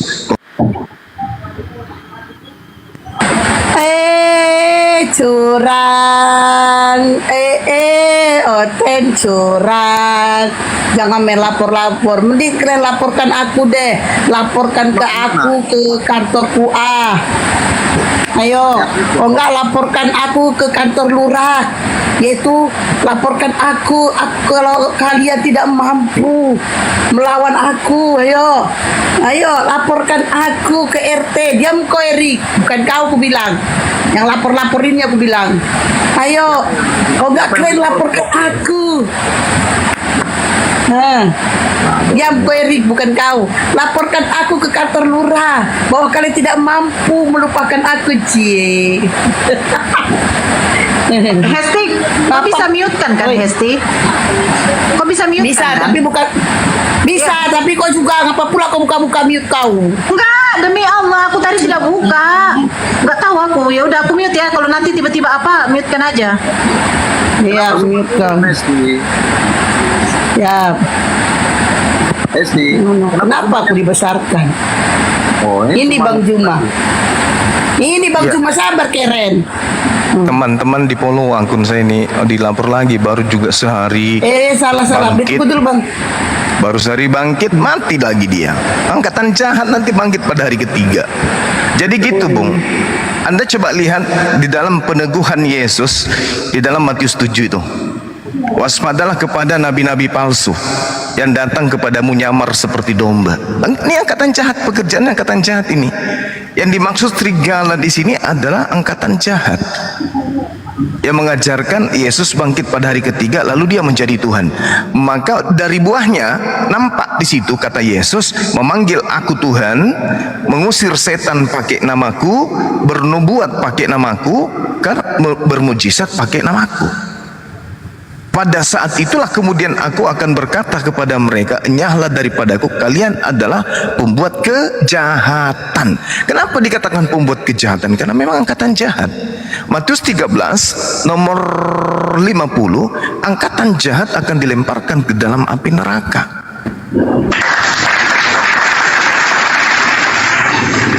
Nah inilah yang perlu sahabat saya pahami dengan baik.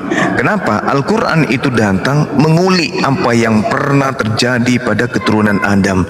Innal ladina kafaru min ahlil kitabi wal musyrikina fi nari jahannam khalidina fiha ulaika hum syarrul bariyah. Kalau Al-Quran mengatakan mereka itu adalah angkatan sejahat-jahatnya makhluk. Itu Al-Quran. Yesus mengatakan mereka ini adalah angkatan jahat. Al-Quran juga mengatakan begitu. Ulaika hum syarrul bariyah. Mereka adalah sejahat-jahatnya makhluk. Sinkron. Nah sekarang kita netral deh. Netral kita. Jangan Islam, jangan Kristen. Kita ambil Matius 12 yang tadi. Angkatan jahat dan orang yang tidak setia menjadikan tanda Yunus sebagai simbol keagamaan. Agama apakah itu? Akan. Ini yang tidak disadari oleh teman-teman Kristen. Tidak disadari. Bahkan kalau kita tanya, apakah betul Al-Quran yang mengatakan bahwasanya yang mengatakan bahwasanya ketika mereka kamu tanya, kenapa kalian menyembah Yesus? Apa jawaban mereka? Ya kami mengikuti nenek moyang kami. Apakah itu betul?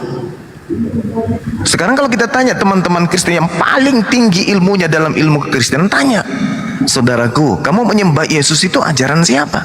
Karena Al-Quran mengatakan wa iza qila lahumut tabi'u ma anzalallahu qalu bal nattabi'u ma alfaina alaihi aba'ana awalau kana aba'uhum la ya'kiluna say'a wa la yahtadun. Sesungguhnya kami itu menyembah Yesus, menyembah apa yang kami sembah itu bukan karena mengikuti yang kami sembah, tetapi karena kami mengikuti nenek moyang kami. Ini Al-Quran. Nah, coba kita buktikan kebenaran Al-Quran. Panggil Kristen yang memahami tentang ilmu kekristenan. Saudara menyembah Yesus itu karena ikut Yesus atau karena ikut nenek moyang? Karena kalau Yesus diikutin, nyembahnya kepada hakikat yang tak serupa dengan makhluk. Laisa kamitslihi syai'. Yeremia 10 nomor 6. Nenek moyang, jelas itu. Nenek moyang, Al-Quran tidak pernah salah. Makanya nyembah Yesus itu adalah sembahan tanda Yunus, angkatan jahat. Matius 7 angkatan jahat dilemparkan ke neraka. Al-Quran juga mengatakan ulaika hum syarrul bariyah. Ternyata cek per cek, orang menjadi Kristen bukan karena orang Yahudi yang datang ke Nusantara ngajarin Kristen, tapi dari Barat.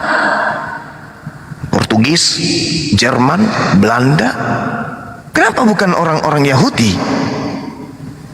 Kok bukan orang Yahudi yang ngajarkan Kristen? Kalau Kristen ini agama yang benar-benar berasal dari para nabi, kenapa bukan orang Yahudi yang ngajar? Minimal keturunan daripada Yehuda atau Nat atau Dan atau Benyamin atau siapa? Kok nggak ada dari mereka yang ngajarin itu? Kok dari Barat semuanya? Ada nggak saudara-saudara yang bisa menjelaskan ini? Silakan.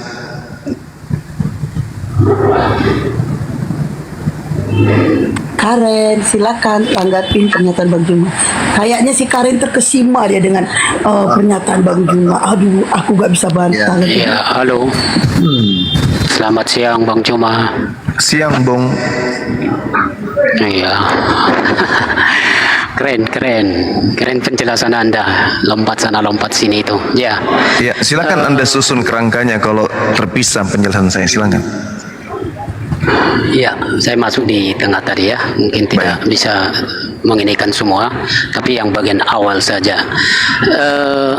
Begini, mengenai Matius pasal yang ke-7 ayat 21 tadi ya, yang suka dikutip kawan-kawan, seolah-olah itu merupakan penolakan Yesus terhadap memanggil dia Tuhan. Sebenarnya kalau dibaca seluruh konteks itu tidaklah bermaksud demikian, tetapi yang dimaksudkan Yesus, baca aja ayat 21 lanjut, justru yang dimaksudkan Yesus bukan yang berseru-seru kepada dia ya yang menjadi masalahnya, atau begini, karena orang menyebut dia Tuhan itu dibawa nanti kepada siksaan, bukan ya, justru ketidakkonsistenan yang dimaksudkanlah di sana. Jadi gini, orang panggil dia Tuhan, tetapi perilakunya, perbuatannya tak mencerminkan itu, tetapi tidak mau menyangkali bahwa dia disebut Tuhan. Boleh dibaca baik-baik, baca aja baik-baik konteks itu. Saya mendengar bolak-balik mengutip ayat itu. Yesus menerima penyebutan Tuhan atau kuria-kuria terhadap dia, tetapi yang menjadi masalahnya adalah ketika menyebut dia Tuhan, tapi di sisi yang lain secara bersamaan mereka juga adalah pelaku-pelaku kejahatan. Itulah yang ditolak dan itulah yang akan masuk ke siksaan. Itu saja. Oke, baik. Jadi gini saudara, ada dua kelompok di tengah-tengah pengajaran Yesus. Dua kelompok ini adalah domba dan serigala. Dua-duanya memanggil Tuhan.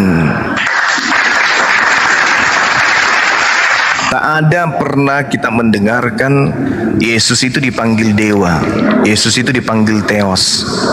Sekarang permasalahannya adalah ada di puncak penekanan Yesus kecuali mereka yang melakukan kehendak Tuhanku yang ada di langit. Di data nomor 21 yang Anda barusan bawa. Bukan setiap orang yang menyeru kepadaku kurios, Tuan, guru, junjungan, gembala, pembimbing, konselor, konsiling. Ya, bukan akan masuk ke dalam surga, melainkan. Jadi ada dua tuh. Melainkan mereka yang melakukan kehendak Bapa. Nah sekarang yang melakukan kehendak Bapa di Kristen itu yang mana? Menyembah Yesus itu kehendak Bapa rupanya. Ibadah Minggu itu kehendak Bapa rupanya. Tidak bersunat itu kehendak Bapa rupanya. Makan babi itu kehendak Bapa rupanya. Bukan.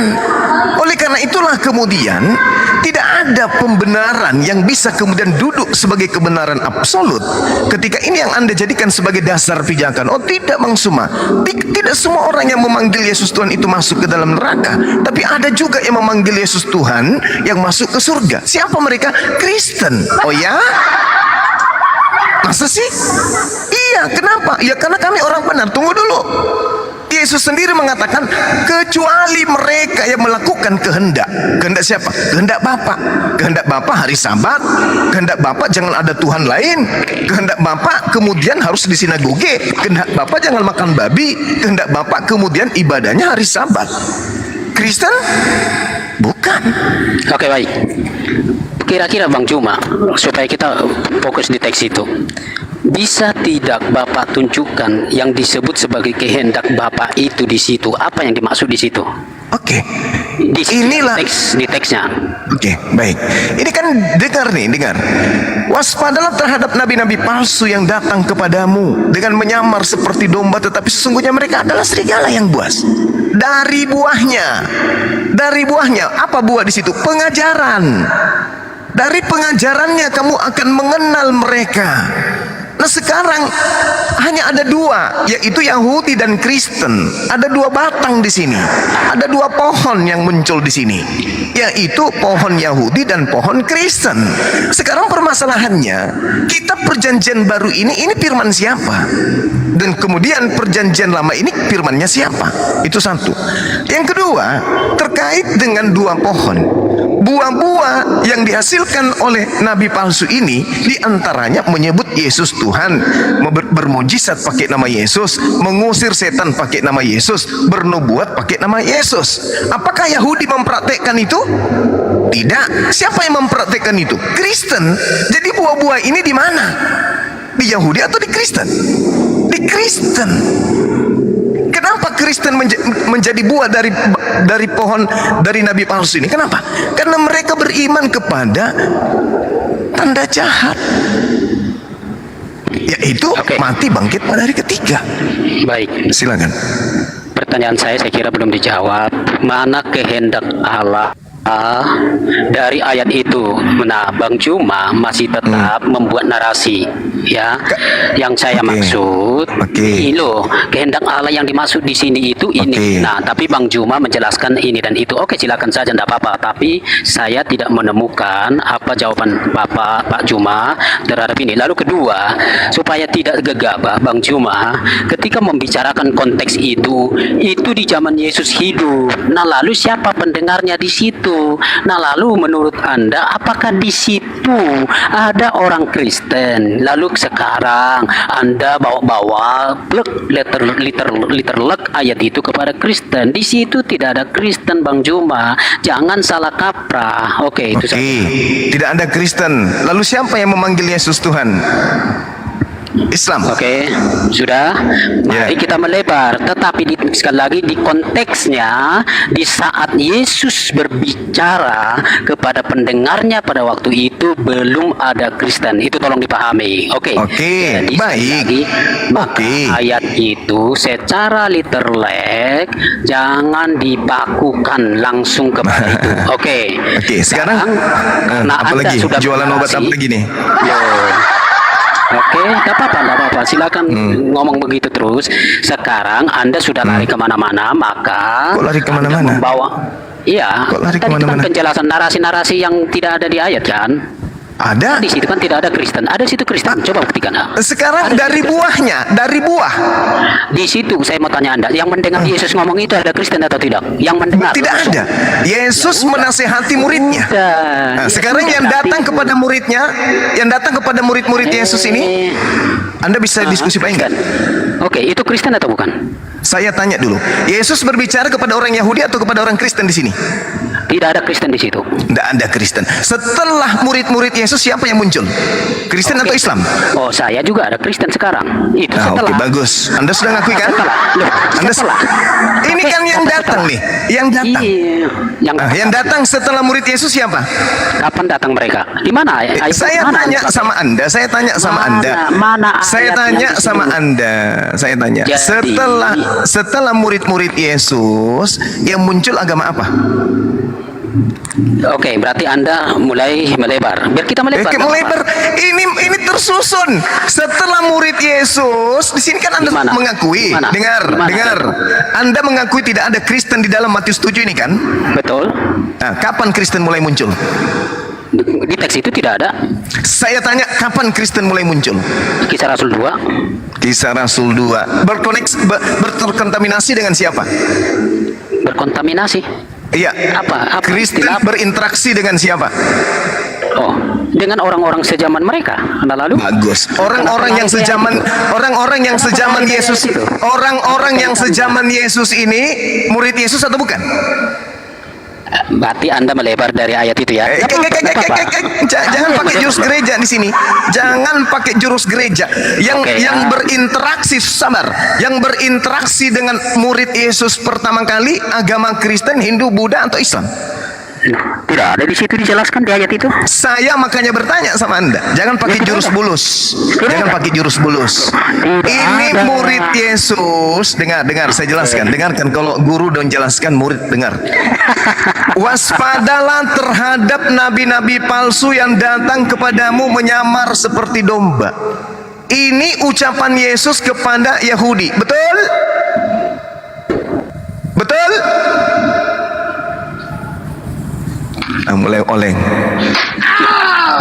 Apa yang Anda maksudkan? Ini ucapan Yesus kepada muridnya. Tidak ada Kristen Dengar dulu. di situ, Pak. Ini ucapan Yesus kepada muridnya, betul atau tidak? Kecuali Anda melebar. Kalau melebar keluar dari Saya ulang lagi. Saya ulang lagi, saudara. Terima ya. Saudara, Oke, saya ulang lagi. Mau lari. Loh. Mau lari. Anda Mau lari. tahu nanti di situ, Bang. Mau lari enggak?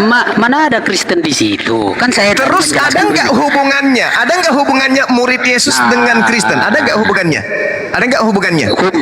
Oke, kalau hubungan berarti bukan ayat itu lagi. Saya tanya dulu. Ada nggak hubungannya? Ada nggak hubungannya antara Kristen dengan murid Yesus? Ada nggak hubungannya? Anda mau tetap berkata di situ ada Kristen, Anda tetap tidak. Saya tidak mengatakan di sini ada Kristen. Dengar dulu saya. Kita ganti topik. Nggak ada ganti topik, nggak ada. Udah ketahuan kalian itu serigala. Udah ketahuan. Saya sudah bilang Anda bawa ayat itu. Dengarkan saya baik-baik. Dengarkan saya baik-baik. Yang datang kepada murid Yesus, yang telah dinasehati Yesus, waspadalah akan datang serigala nyamar domba. Yang datang kepada murid-murid Yesus yang mendengarkan petuah ini, itu pendiri Kristen atau pendiri Islam? Tidak ada itu, pertanyaan itu tidak ada jawaban di situ, Bang. Mulai ngaco. Pertanyaan yang mana, Bang? Ini Yesus berkata, waspadalah terhadap nabi-nabi palsu yang datang kepadamu, yang nyamar seperti domba, padahal dia adalah serigala. Pertanyaan saya, yang datang ke murid Yesus, pendiri agama Islam atau pendiri agama Kristen? Sebentar, yang datang kepada Yesus pendiri agama Kristen atau pendara? Bukan datang kepada Yesus, tuyul. Yang saya tanya, kan begini, saudara, jangan pura-pura jadi anak TK Anda ini, ya. Yesus mengumpulkan muridnya. Manusia-manusia bersunat, dikumpullah oleh Yesus. Yesus mengatakan, wahai Bani Israel, waspadalah terhadap nabi-nabi palsu yang datang kepadamu dengan menyamar seperti domba, tetapi sesungguhnya mereka adalah serigala yang buas. Pertanyaan saya, murid-murid setelah mendengarkan nasihat peringatan Yesus, adakah yang betul-betul datang kepada mereka setelahnya? Yang datang setelah mereka ini siapa? Yang datang kepada mereka ini siapa? Pendiri agama Islam kah atau pendiri agama Kristen? Oke, saya izinkan saya waktu 1 menit ini ya. Begini, Bang. Oke ya, ketika kita Iya. akan masuk ke dalam ayat itu, semua kita yang ada di dalam inilah, saya ingatkan, tolong memperhatikan konteks. Ketika Yesus berbicara di situ, dia berbicara kepada orang Yahudi kah, kepada murid-murid kah, atau kepada orang banyak kah? Nah lalu jangan selalu memaksakan itu Kristen, itu Kristen. Kalau ada yang disebutkan di situ, itu pesan Yesus langsung asli kepada orang Yahudi, orang Israel. Nah, kenapa mereka diingatkan soal nabi palsu? Identitas nabi palsu yang mereka akan harus waspadai, itulah yang di dalam kitab yang sama, di dalam Matius pasal 24, adalah orang-orang yang akan mengakui, menyatakan dirinya sebagai Mesias. Itulah yang diwadai oleh Yesus. Jadi bukan nanti lalu Anda menggiring, oh ini adalah orang Kristen yang datang ke Yahudi, waduh lari banget. Nah jadi jangan Yang datang kepada murid Yesus ini siapa? Gak usah terlalu melebar Anda. Yang datang kepada murid-murid Yesus siapa? Tidak ada yang datang. Ada di situ di ayatnya itu. Jadi Paulus menganiaya siapa? Oh, itu yang Anda maksudkan, keluar lagi dari konteks. Yang datang ini, yang datang Kan saya kepada sudah murid ingatkan Yesus siapa? Anda. Itu pertanyaannya loh. Tidak. Itu pertanyaannya. tidak ada Yang di datang teks, Bang. kepada Iya. murid Yesus siapa?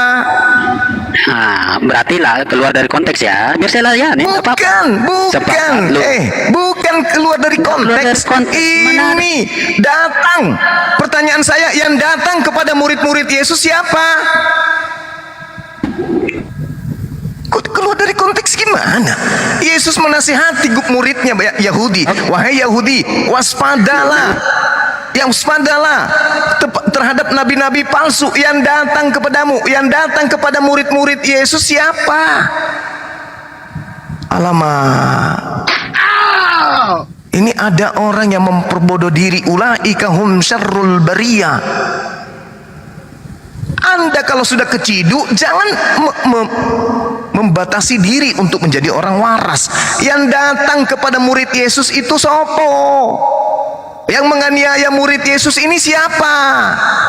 Oke. Habis itu dia mengaku apa setelah menganiaya? Mengaku rasul. Sudah. Kan dia harus menyamar. Lagi harus keluar dari konteks kan, Bang? Ini Saya tidak sudah keluar menulis dari tadi, konteks. hati-hati Pertanyaannya memakai ayat itu. gini. Mana ada- mana Menurut ada konteks Yesus, itu, Paulus, menurut Bang? Yesus, ada nggak yang datang kepada muridnya? Lalu di situ siapa? Saya tanya Ada di konteks. dulu, ada nggak yang datang Jawab kepada aja, murid Yesus? Jawab aja. Saya tanya tidak? dulu, ada Tidak, nggak tidak. yang datang kepada murid Yesus? Tidak ada di konteks itu, Pak. Ini datang sudah sangat jelas kok kamu katakan tak ada. Di dalam Matius 7 nomor 15 itu sudah jelas dikatakan datang kepadamu. Itu ada kata datang di sana kok dibilang tidak ada. Ini orang sehat atau orang gila ini yang saya temani diskusi? Hah? Oke. Anda punya otak nggak sih? Lari kan? Anda punya otak nggak sih? Ngomong gitu. Enggak, saya tanya sama Anda. Yang tidak Ini punya menurut otak siapa? Yesus di dalam bahasa Yunani kata erchomai. Erchomai itu datang. Datang itu artinya ada orang yang datang kepada murid Yesus. Saya tanya kepada saudara, ada enggak Paulus mendatangi murid-murid Yesus? Oke, tidak pernah Paulus dimaksudkan di situ, Bang. Silakan. Lalu Anda siapa? lari sana lari sini. Lalu Silakan siapa? Anda lari sana lari Lalu sini. siapa yang menganiaya murid Yesus? Itu saya katakan tidak ada di situ dibuat menganiaya, Bang. Abang sudah Dia makan menganiaya lalu Mana- menyamar. Mana dibuat mana? Oke. Lukas 21 coba Anda lihat. Nomor 8. Silakan baca aja. Saya Oke. tidak tahu Bible. Iya, memang Anda tidak tahu Bible, saya ngajarin Anda. Waspadalah, dengarkan. Hei, dengarkan. Oke. Udah tidak berontak lagi. Waspadalah supaya kamu jangan disesatkan. Ini lagi-lagi Yesus berpesan kepada muridnya Yahudi. Oke? Sebab banyak orang akan datang dengan memakai namaku dan berkata, akulah Tuhan. Dan saatnya sudah dekat, jangan kamu mengikuti mereka. Di data nomor 12-nya dikatakan, namun sebelum penyesat itu kemudian membawa-bawa namaku, terlebih dahulu dia menganiaya kamu. Pertanyaan saya, siapa yang menganiaya Yesus, murid Yesus? Oke, tidak ada Paulus di situ, Bang. Tidak ada Paulus di situ. Anda mau bilang La Paulus? haula wala quwata illa billah. Sudah. Kisah para Rasul 22 nomor 8. Siapakah engkau? Apakah engkau Tuhan? Aku adalah Yesus, manusia dari Nazaret yang kau aniaya. Apa tuh? Ya. Apa Oke, itu? tapi Siapa yang menganiaya murid Yesus? Kutanya dulu. Oke, saya jawab. Siapa yang menganiaya murid Anda Yesus? setuju bahwa Anda udah keluar kan? Anda udah keluar, Siapa ya? yang Aku saja. menganiaya murid Yesus? Akui saja Anda keluar, terus saya ikut keluar. Saya sudah tidak mau keluar. Ini masih dalam konteks orang yang tidak datang ada. kepada murid Yesus. Yang datang Tidak kepada konteks, murid Yesus itu siapa? Bang, ngerti enggak istilah konteks di dalam studi? Yang datang kepada murid Yesus itu Kalau siapa? konteks sih, ngerti Yang konteks udah dalam turunin. teks. Ini si monyet turunin. Monyet turun. Saya nggak butuh diskusi sama monyet. Maaf ya. Saya hanya mau diskusi sama orang yang berfungsi otaknya. Kalau orang gila, penolong setan di dalam menyesatkan manusia, sorry bikin habis tenaga gue. Mending lu ke gereja colok pantat pendeta isap jari lo, biar lu semakin bodoh gitu ya. Masakan data seakurat itu dibilang tidak? Di situ sudah jelas-jelas yang mendatangi murid Yesus, erchomai dalam bahasa Yunani. Waspadalah kepada nabi palsu yang erchomai. Kepada siapa erchomai itu? Kepadamu, humas, kepada kalian murid-muridku. Nah, yang datang kepada murid Yesus itu siapa? Kucluk. Kamu pikir Tukul yang ke sana? Ibu Uti yang ke sana? Bukan. Makanya Al-Quran mengatakan wa kanal kafiru ala rabbihi zahira. Adalah orang-orang kafir itu penolong setan di dalam durhaka kepada Tuhannya. Kenapa bersikeras dengan kesalahan, dengan kesesatan? Karena ingin menolong setan. Karena setan bersumpah akan menyesatkan keturunan Adam melalui siapa? Melalui pasukan-pasukannya. Salah satu kelompok besar pasukannya itu adalah orang-orang kafir. Sudah jelas-jelas yang datang kepada murid Yesus ya pendiri Kristen. Siapa lagi? Makanya orang Kristen itu percaya diri. Kami ini dari Israel Yahud rohani. Kenapa? Karena kami ini adalah murid-murid Yesus. Kami ini adalah anak-anaknya. Berarti yang terkontaminasi kepada murid Yesus adalah Kristen. Susah kali jadi manusia. Selalunya mau jadi hewan terus kalian itu. Kapan sih kalian itu bisa menjadi manusia? Jangan wujud aja manusia, tapi tabiatnya, karakternya sama seperti Bembe. Bembe pun tidak mau disama-samakan samamu. Bembe mengatakan, sorry ya Bang Suma, kami masih tinggi levelnya daripada mereka. Iya sih, karena Al-Quran mengatakan, ulaika hum syarrul bariyah. Mereka adalah seburuk-buruknya, mereka adalah sejahat-jahatnya makhluk. Itulah kalian.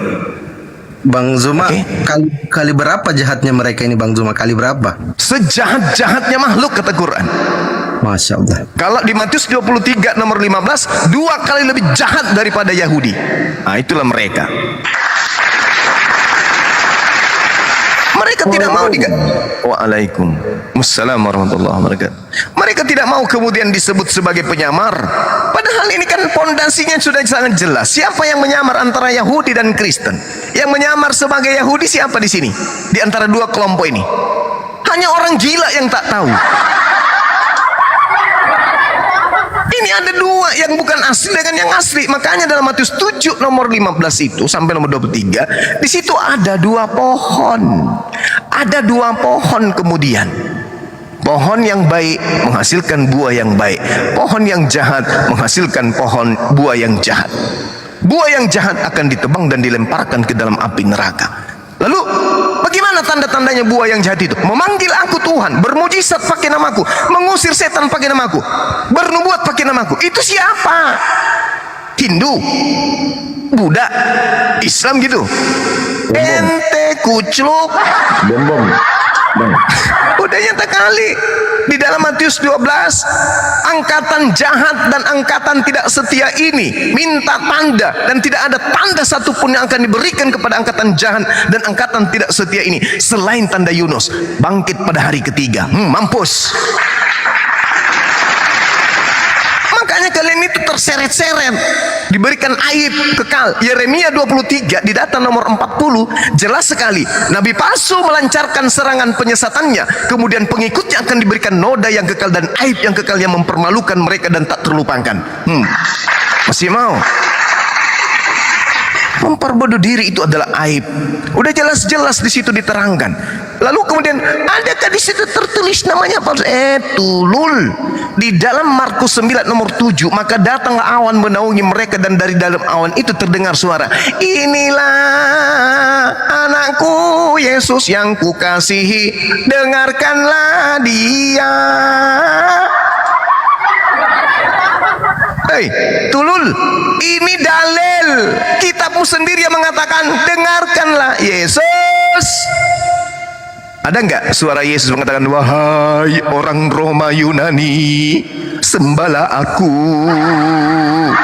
ibadahlah hari Minggu, makanlah babi, jangan kau bersunat. Ada perintah bapaknya, kehendak bapaknya, dengarkan Yesus. Malah dengarkan Romawi Yunani Pieto, mas. Ini Tuhan datang.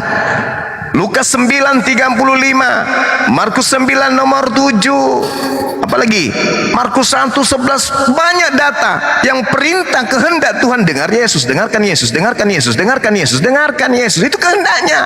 Dengarkan Yesus. Yesus yang harus didengar. Maka ketika Yesus mengatakan angkatan jahat ini meminta tanda, dan tak ada tanda bagi mereka selain tanda Yunus. Apa itu? Mati hari pertama, hari kedua masih mayat, hari ketiga bangkit jadi Tuhan. Itu tanda Yunus adalah untuk angkatan jahat yang beriman kepada 3 hari 3 malam di bawah bumi bangkit kembali. Itu adalah orang yang beriman kepada tanda jahat. La haula wala quwata illa billah. Ampun DJ, ampun saya, ampun kalau masih ada yang tidak paham tentang penjelasan ini. Jadi uraian ini sahabat-sahabat sekalian, uraian yang tentang yang kita bahas ini bukan uraian yang tidak berkesinambungan dengan Al-Quran. Uraian ini adalah uraian yang sangat-sangat kemudian berkesesuaian dengan apa yang ditorehkan di dalam Al-Quran. Innal ladzina kafaru min ahlil kitab wal musyrikina fi nari jahannam khalidina fiha ulaika hum syarrul bariyah.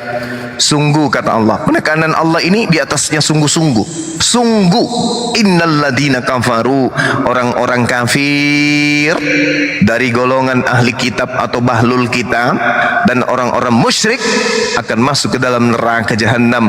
Mereka kekal di dalamnya selama-lamanya. Mereka itulah sejahat-jahatnya makhluk, seburuk-buruknya makhluk.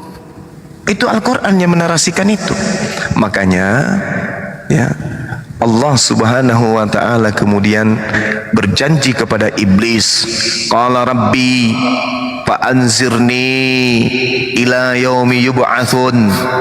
Iblis berkata, duhai Tuhanku, jikalau begini adanya, jikalau begitu keadaannya, maka please berilah penangguhan usiaku, sampaikan umurku, panjangkan umurku sampai hari manusia dibangkitkan. Ini iblis yang minta.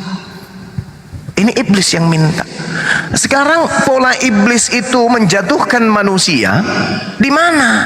Di Islam atau di luar Islam?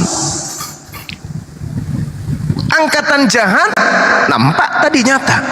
Iblis maunya menjadikan kemudian Yudas sebagai alat untuk menyerahkan orang benar di atas tiang salib. Apa hasilnya? Miliaran manusia mengimani angkatan jahat itu, mengimani tanda angkatan jahat. Maka iblis menerangkan, Rabbi fa'anzirni ila yaumi yub'atsun. Ini panjang diceritakan dalam Al-Quran surah As-Sad juga, surah Sad. Fa iza sawaituhu wa nafakhtu fihi min ruhi faqa'u lahu sajidin. Kemudian apabila telah kusempurnakan kejadiannya, aku tiupkan rohku kepadanya, maka tunduklah kamu dengan bersujud kepadanya. Fasajadal malaika kulluhum ajma'un. Lalu para malaikat itu bersujud semuanya, illa iblis, kecuali iblis. Sama Rasulullah Muhammad sallallahu alaihi wasallam diutus litubayyina linnas, untuk seluruh umat manusia, tapi hanya ada satu kelompok yang tidak mau sujud menghormat kepada pengajaran Rasulullah Muhammad SAW. Siapa mereka? Minal jinnati wan nas, dari golongan jin iblis, dari golongan manusia kafir laknatullah alaihi. Illa iblis istakbara wa kana minal kafirin, kecuali iblis, dia sombong dan termasuk dari golongan orang-orang kafir. Al-Quran yang menarasikan itu. Tunduk kepada perintah Tuhan tak mau, perintah Yesus tak mau. Tak mau. Waspadalah kepada nabi-nabi palsu yang datang kepadamu nyamar seperti domba. Pertanyaannya sekarang, siapa yang menyamar? Yahudi atau Kristen? Kira-kira yang nyamar menjadi Yahudi di sini siapa? Yahudi atau Kristen? Kristen. Ya iyalah. Kristen. Iyalah. Nah, ini kalau orang-orang cerdas ya gitu spontan jawabnya. Tapi begini Bang Suma, dalam hal ini apakah mereka sudah tahu atau sudah pernah membaca kitab mereka, ataukah mereka sudah merasa nyaman dalam zona yang tidak ada aturan gitu Bang? Nah, itu faktor apa itu Bang? Silakan. Nah, apa kata iblis? Qala ana khairum min khalaqtani min nar wa halaqtahu min tin. Sama, kami ini Israel rohani. Kalian dari Arab jahiliyah. Kami ini agama kami dari Israel rohani. Kami ini anak-anak Theos. Kami ini anak-anak pilihan. Oh, mati kami langsung surga. Meow. Itu alasannya sama. Ana khairum minhu, saya lebih baik. Kata iblis, saya lebih baik dari mereka, dari Adam. Ngapain saya menghormat kepada Nabi Muhammad? Oh, dia buta huruf, dia orang pedofil, dia ini dan itu. Oh, kami ajarannya pas. Romawi gitu loh. Itu alasannya. Mereka sombong. Sama seperti iblis. Qala ana khairum minhu, halaqtani min nar wa halaqtahu min tin. Masya Allah. Udah pulang sayang? Alhamdulillah. Tete mana? Oke. Lalu kalau saya ditanya kenapa mereka seperti itu, ya itu tadi kan sudah bersumpah iblisnya, izinkan aku kemudian untuk menggoda mereka. Sampai iblis itu apa? Seingkar-ingkarnya mereka, iblis masih mengakui ketuhanan Allah. Rabbi, wahai Tuhanku Allah subhanahu wa ta'ala, fa'anzirni ila yaumi yub'atsun, tangguhkan aku sampai pada hari aku dibangkitkan kembali, sampai mereka dibangkitkan kembali. Sampaikan usiaku, tangguhkan aku sampai hari mereka dibangkitkan. Qala fa innaka minal munsarin. Allah berfirman, maka sesungguhnya kamu termasuk golongan yang diberi tangguhan usia. Ila yaumil waqtil maklum, sampai pada hari yang ditentukan waktunya, yaitu kiamat. Lalu iblis ini apakah kemudian tidak memuji Allah? Memuji Allah. Apa kata iblis? Ilai Faiz dikatakan nih, Fabi izzatika la uqwiyannahum ajmain. Demi kemuliaanmu wahai Tuhanku Allah yang maha suci lagi maha tinggi, pasti aku akan menyesatkan mereka semuanya. Coba iblis mengatakan pasti aku akan menyesatkan semua keturunan Adam. Itu sumpahku di hadapanmu ya Allah. Wabi izzatika, demi kemuliaanmu, demi keagunganmu, kata iblis. Coba iblis pun mengakui keagungan Allah, mereka tidak mengakui keagungan Allah. Makanya Al-Quran mengatakan apa? Ulaika hum syarrul bariyah. Mereka orang-orang kafir ini adalah lebih jahat daripada iblis. Seiblis-iblisnya iblis, iblis masih mengakui keagungan Allah. Iblis masih memuliakan Allah. Cuman iblis sombong, tapi mereka ini tidak. Memang benar-benar kufur kepada Allah, tidak mengakui bahwa Allah itu adalah Tuhan. Iblis saja mengakui gitu loh. Apa kata iblis?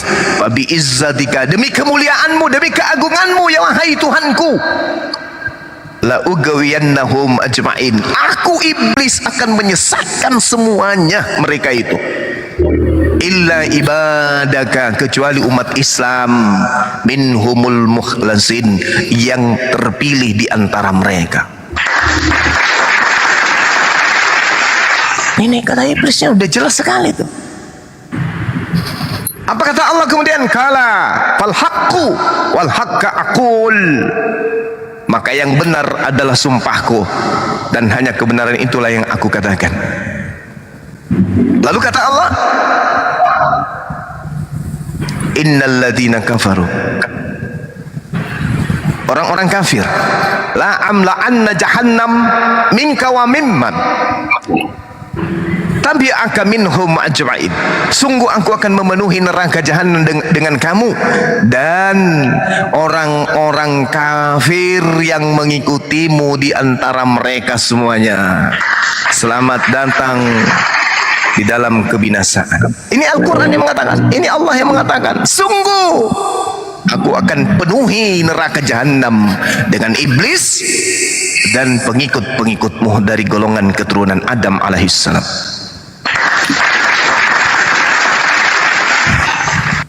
Gitu ya teman-teman, bukan ceramah tapi hanya sekedar penekanan terhadap manusia tulul yang menyantap kemudian data-data Bibelnya sendiri, membantah data Bibelnya sendiri. Silakan kalau masih ada yang mau menambahkan. Izin Bang nyapa tamu. Oh silakan. Selamat siang Linda Leo. Ya, selamat siang. Agama apa Kak? Saya mu'alaf. Masya Allah, subhanallah. Saya mu'alaf. Iya, assalamualaikum Bang Suma. Waalaikumsalam warahmatullahi wabarakatuh.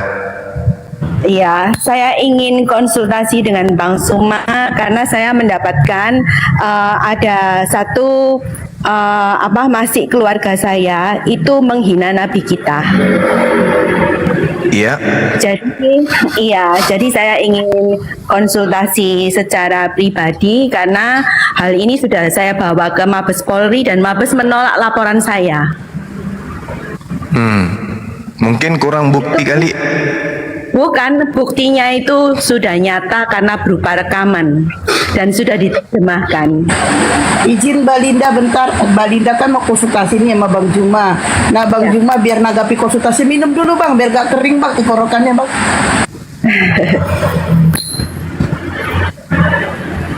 Buat puasa Bang Juma Bang. Iya, gimana? Ya. Menghina Rasulullah. Betul. Jadi itu menghinanya itu parah sekali Bang.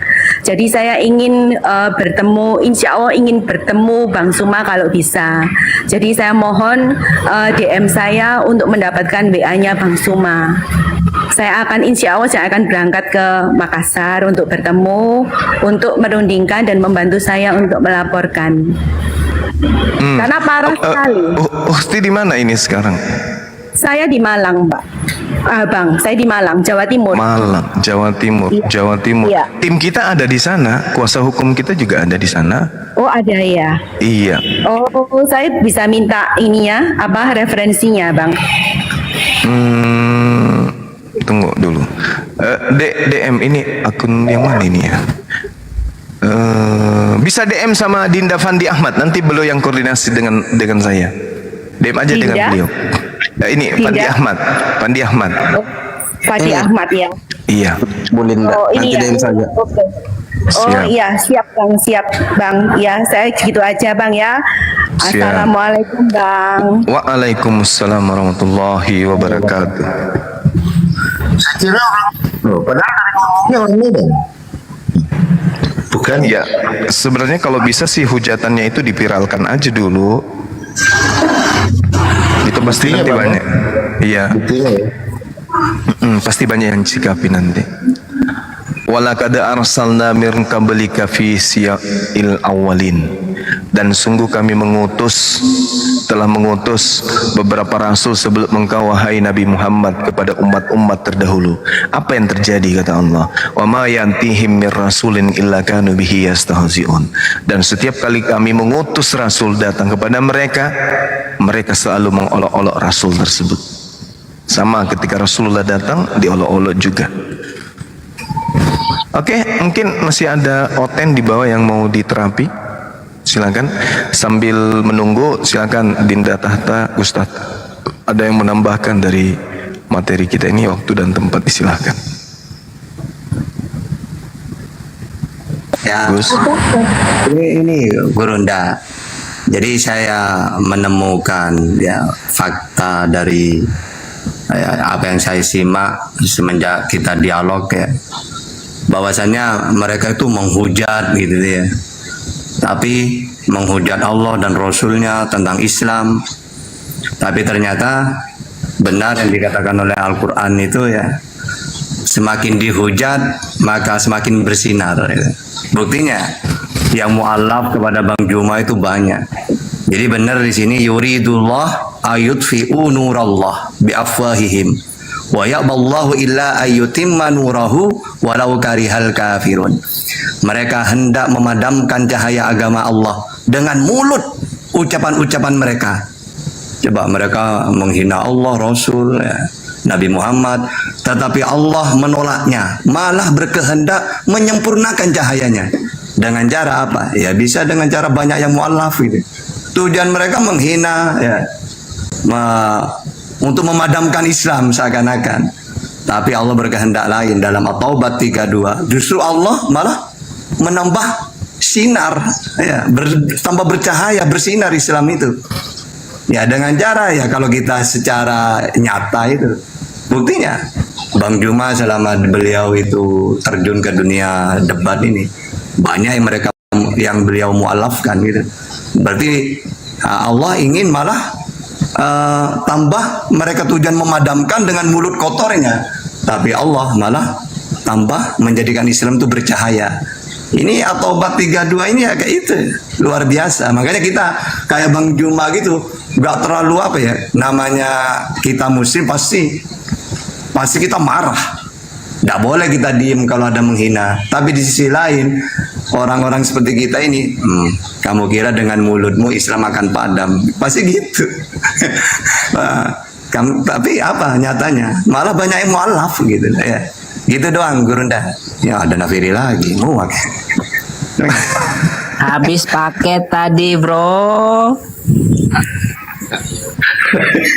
Ini baru isi lagi. Malah sih sama nuki. Bukan ya. Sisa manukang. Malasa. Saya tuh bingung ya, bingungnya tuh gini. Nafiri sebentar, Nafiri.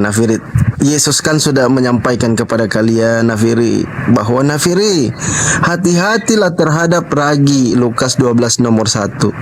Apa itu ragi? Kemunafikan orang Farisi. Siapa orang Farisi? Paulus. Sorry. Lanjut. Lanjut. Betul. Saya tuh bingung tuh gini. Saya kan sering diskusi kan, ya kan, diskusi dengan umat Muslim. Sering bertanya, bukan diskusi. Saya kan sering bertanya. Iya, sering bertanya lah, oke lah. Sering bertanya. Tapi pas saya tanya Al-Quran, mereka nggak bisa jawab. Pas saya tanya hadis, mereka bingung. Terus iya. saya bertanya Bible, ya tambah apa lagi kalau Saya juga ingin bernarasi begini. Saya itu sering, kebetulan kan rumah saya kan dekat dari TK. Saya itu sering kemudian didatangi anak-anak TK.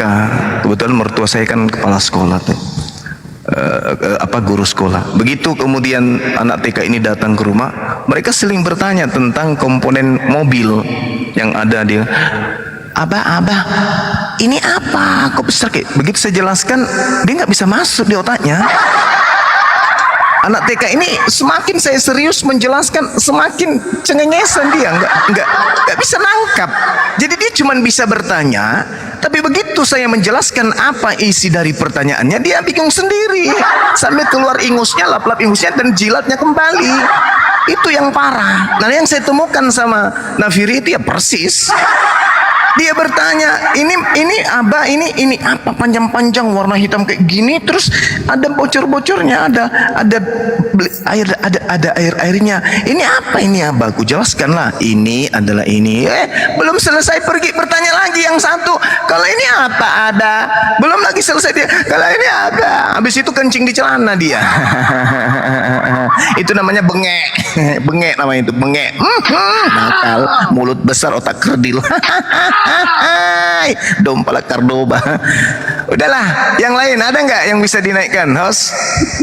Yang kayak gini mah anak TK nangis-nangis dijelasin pun tidak percuma, nggak ada alat Kemarin untuk saya menampung jawaban nanya, kita. Adam bahasa apa di surga? Kata Bang coba Zuma. coba ya. Coba Tahu kata-kata tadi katanya bahasa apa? Coba lihat. Ini mana yang Coba benar kalian dua ini? coba lihat. Kompromi dulu sebelum diskusi. Coba. Nanti kalau Anak konten, TK ini coba lihat. jawabannya satu ya, jangan dua. Coba lihat anak TK ini coba. Coba pertanyaannya kan Tanya Pak Juma, jin puasa apa enggak? Enggak. Tapi kata Pak puasa. kapan saya katakan enggak? Di mana saya mengatakan jin tidak puasa di mana? Oh, kemarin kita diskusi. Nakal. Nakal. Puasa. Nakal. Pembohong lagi nih anak TK. Benar-benar anak TK. Coba ini ada 1.300 orang di sini. Pernah enggak saya mengatakan bahwa jin itu tidak puasa? Ada enggak? Pernah saya mengatakan ini 1.300 orang loh, ada enggak? Setel YouTube-nya itu masih ada loh. Ada enggak? Jangan di YouTube, ini saksi hidup ini. Itu semua mengatakan bahwa tidak, enggak pernah. Dasar itu umat Paulus. Saya enggak tahu. Dasar umat Paulus. Ini jawaban kalian nih beda-beda. Udah turunin deh, sampah ini turunin. Jangan dinaikkan lagi di sini. Ini sampah laknatullah, turunkan. Penyembah manusia udah bodoh, bahlul, pembohong lagi. Bikin makruh puasa. Mending kita kajian daripada layani manusia kerdil. Manusia kerdil penyembah apa? Penyembah Tuhan Roma Yunani. Gitulah.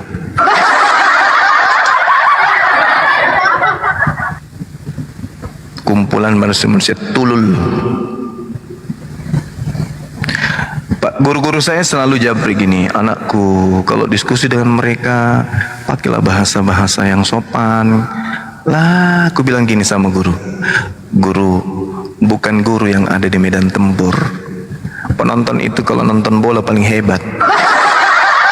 Dia di atasnya pelatih timnas. Iya kan? Wah, penonton itu orang bayangkan aja udah kena stroke, udah lumpuh, pakai tongkat jalan, tapi dia selalu memperhatikan. Tidak begitu caranya. Harusnya tuh ancang-ancangnya tuh dari kiri angkat kaki kanan, habis itu bolanya ambil dulu, sundul dulu sekali, baru putar ke sini. Giliran disuruh perhatiin, berdiri aja susah. Benar gak? Benar Bang. Iya. Jadi orang di medan tempur itu memang terkadang tidak semudah yang kita bayangkan. Kita udah berusaha, nggak ada kata tolol, maka kita rubah sedikit tulul, gitu ya kan. Agak sopian sedikit, nggak apa-apa. Karena memang terapi itu terkadang ada bagian-bagian badan itu yang harus penekanan yang agak kuat. Nggak semua itu perlu bipik lembut-lembut, enggak. Ada bagian-bagian di tubuh kita itu harus dikencangkan seperti ini. Nggak bisa kalau tidak kencang. Begitu loh guruku yang baik hati. Ada lagi yang ngejapri semalam, dibilangnya aku kamu itu tulul, kamu itu bahlul. Ini siapa ini? Dibilang-bilangnya apa lagi? Hadis Bukhari itu laknat segala macam. Siapa orang sakit ini? Orang stres. Jangan kau percaya hadis Bukhari kan ilah. Malaikat dari mana lagi nih? Banyak sekali cincongnya. Belajar kagak malah so tahu. Oke, disapa dulu tamu kita Tommy J Pisa. Semangat siang. Assalamualaikum warahmatullahi wabarakatuh. Waalaikumsalam warahmatullahi wabarakatuh. Bang Juma, Ini ditampilkan ini Bang, supaya kita tahu keadaan di YouTube apa yang terjadi di sana. Tuh, tahuan. Ya, gimana Bang? Mau apa? Bertanya atau konsultasi atau apa ya saya? Masalahnya saya punya sahabat Bang Juma. Silakan, di sini ada guru kita. Muncul lagi penghuni Gunung Krakatau. Ini punya saya ini Bang Zuma, punya saya. Selamat datang di dunia Putra. Tunggu dulu, kita dengarkan dulu Saudara Tommy dulu. Saya punya sahabat, memang calonnya beda agama. Dia itu dari Katolik, ingin menikah dengan janjinya dia itu nikah di gereja dulu katanya, bahasanya seperti itu Bang Juma. Itu dia masih bingung dalam arti nikah di gereja, tapi dijanjikan sama perempuannya, saudara saya lakinya Muslim, dijanjikan perempuannya itu dia itu ya nanti setelah di gereja nanti kita nikah, saya mualaf. Itu gimana pendapatnya Bang Juma?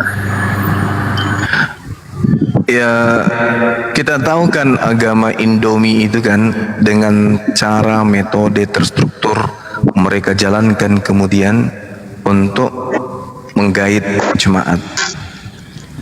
Jadi kalau ada yang kayak gitu dinikahin dalam keadaan Kristen kan sama halnya berarti mengakui kemudian syariat mereka benar, hukum-hukum agama mereka benar. Dengan kata lain mengakui ketuhanan Yesus. Ya, posisinya murtad.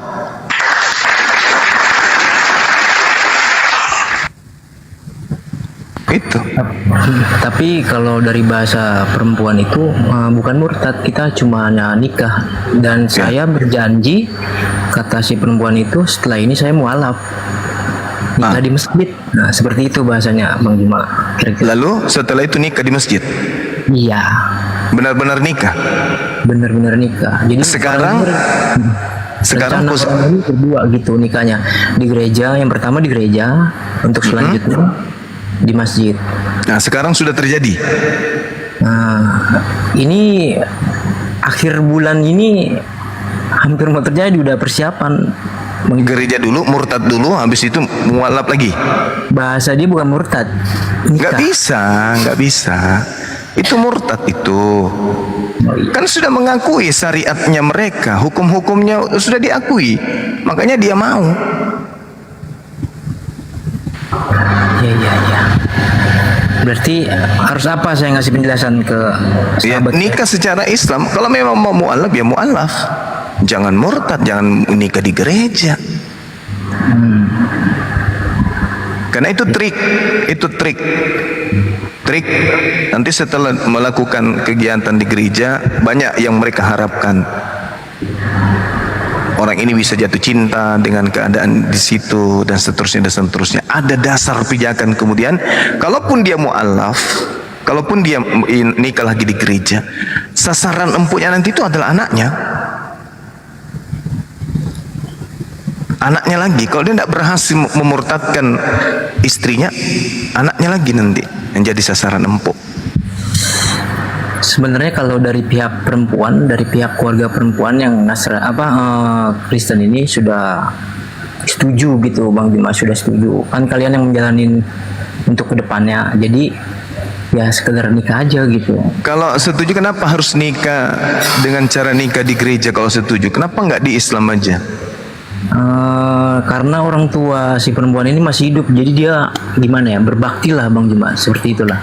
Oh, kalau saya sih katakan itu nggak bisa. Orang Islam itu nggak bisa menghargai manusia di atas penghargaannya kepada Allah. Nggak boleh. Memang pedis kalau kami orang apologet ditanya, memang pedis jawabannya. Itu satu, mempermainkan agama.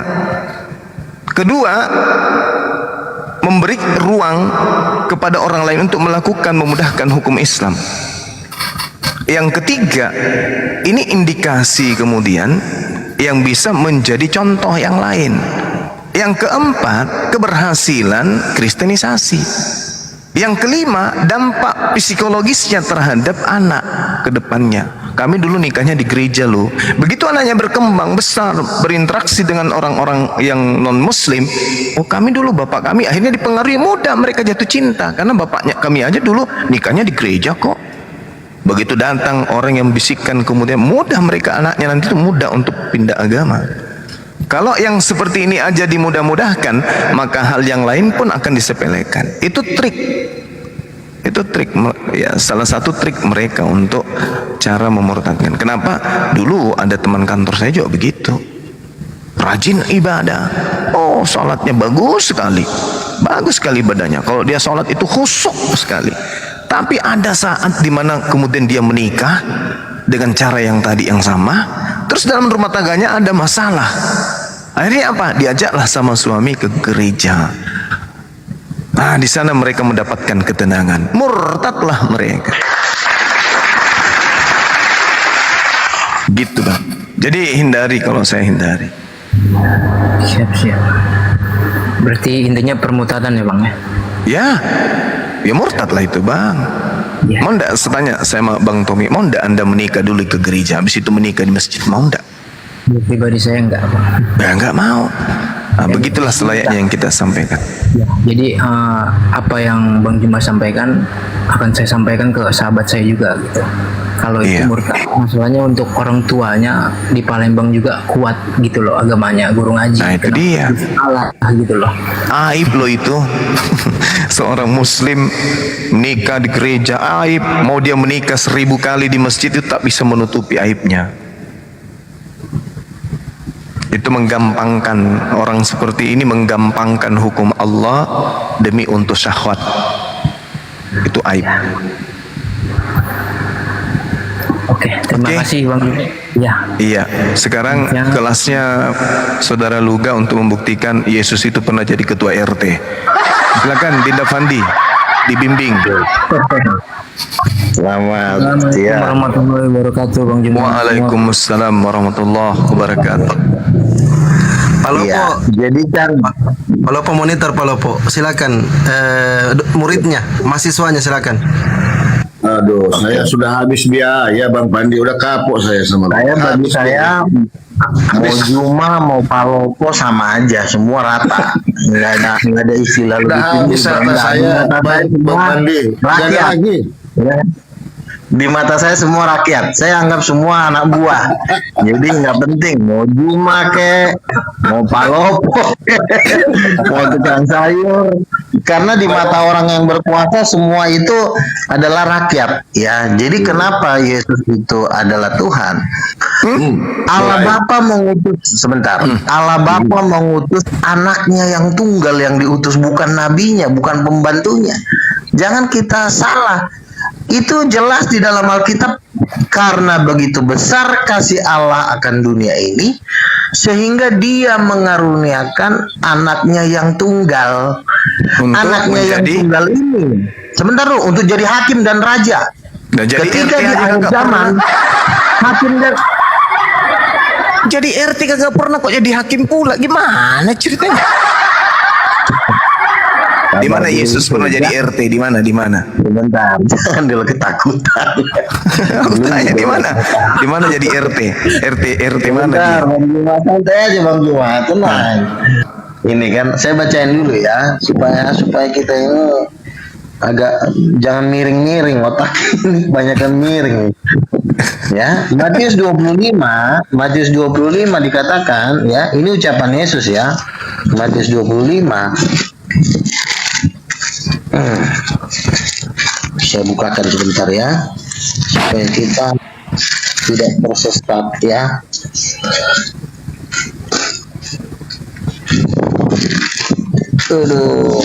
Nih Matius 25 nih ya. Apabila anak manusia datang dalam segala kemuliaannya dan semua malaikat, buset dah, mana ada RT dikawal oleh malaikat. Kalau RT itu dikawal sama pamong praja. Babinsa, Hansip. Ini yang kawal Michael itu, Panglima Bala Tentara Sorga ya. Ini gua ini kebanyakan minum apa sih? Kebanyakan minum tiu. Coba. Iya, di mana Yesus jadi apabila anak manusia datang dalam kemuliaannya, semua malaikat bersama-sama dengan dia, maka ia akan bersemayam di atas tahta kemuliaannya. Ngeri nggak? Ya, jadi RT-nya kapan, di mana?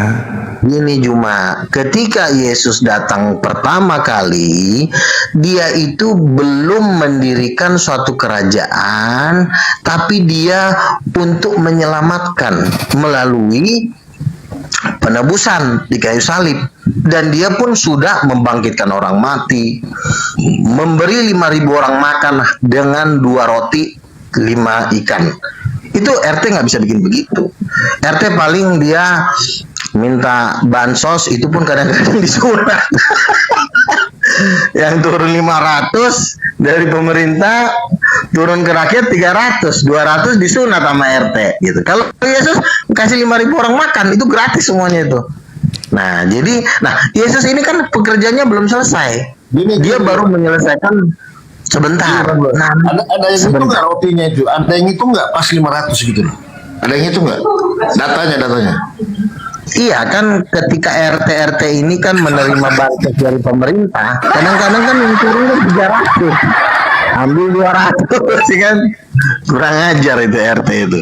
Jadi gini, RT pun belum, RT nggak bisa bangkitin orang mati. Ada RT yang bisa bangkitin orang mati? Nggak ada, ya. Terus RT pun nggak bisa ngusir setan. Kalau ngusir setan pasti tetap panggilnya penginjil, para pendeta.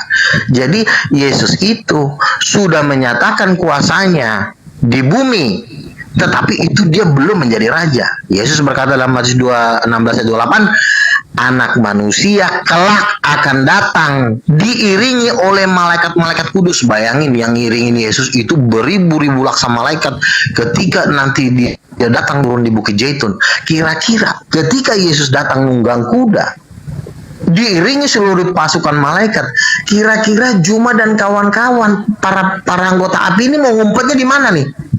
Coba dipersiapkan dari sekarang. Nggak ngumpet, paling ku ajak beliau panco.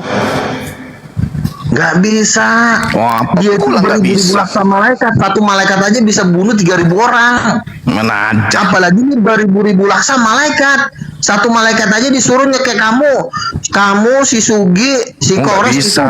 Malaikat nggak bisa. Bisa kelempar kalian. Itu baru satu malaikat. Nggak bisa Bang Suma dicekik sama malaikat. Dan dikatakan anak manusia akan, Matius 13 ayat 41, anak manusia akan mengumpulkan segala sesuatu yang menyesatkan dari kerajaannya dan akan mencampakkannya ke dapur api. Di sanalah terdapat ratap tangis dan kertas gigi. Makanya Juma sebagai founder dari api harus mengakui Yesus sebagai raja ketika dia datang nanti akan memerintah di bumi selama 1000 tahun. Pertanyaannya, Juma mau ikut nggak? Ikut dalam kerajaan 1000 tahun? Mau ikut nggak? Jadi nggak mau. aja nggak pernah dia jadi raja pula. Mana dia pernah jadi RT? Dia sudah bangkit dari antara orang mati. Nggak usah kau ngomong tapi jadi RT aja kagak pernah. Ngapain jadi raja? Kan dia nanti datang. Yesus yang mengatakan bahwa dia akan datang sebagai raja.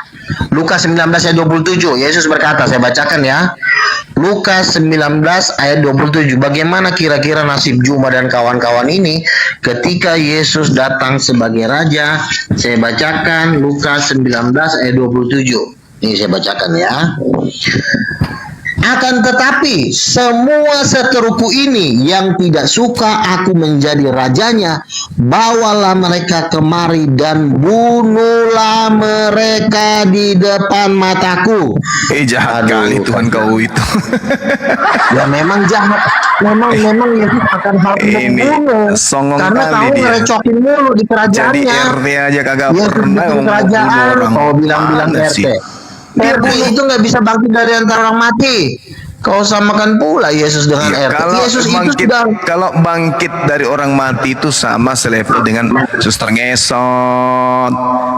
genderuwo, zombie, apalagi kuntilanak, Susana. Ada nggak? Ada nggak Gondoruo naik ke surga? Ada nggak Gondoruo naik ke surga? Mana kita tahu? Kan tidak dia menulis. Gondoruo itu sudah dilempar dari surga bersama naga, bosnya namanya Lucifer. Wahyu pasal 14. Michael dengan malaikat-malaikatnya berperang melawan naga. Naga itu menarik sepertiga dari malaikat. Itulah Iblis juga punya malaikat, Tuhanmu juga punya malaikat, sama-sama punya malaikat, ya kan? Bedanya Tuhanmu tidak pernah jadi RT. Sebentar cuma gini ya, biar kamu tahu. Dulu ada 3 malaikat yang terbesar di surga. Lucifer, kedua Michael, ketiga Gabriel. Lucifer ini memberontak dengan Lupean, melawan bukan? Tuhan. Lucifer. Oh, Lucifer. Memberontak melawan Tuhan dan berhasil dia mempengaruhi sepertiga malaikat di surga untuk berontak melawan Tuhan. Akhirnya Tuhan menyuruh Michael, terjadi perang. Ya, terjadi perang. Makanya Lucifer dengan dilempar ke bumi.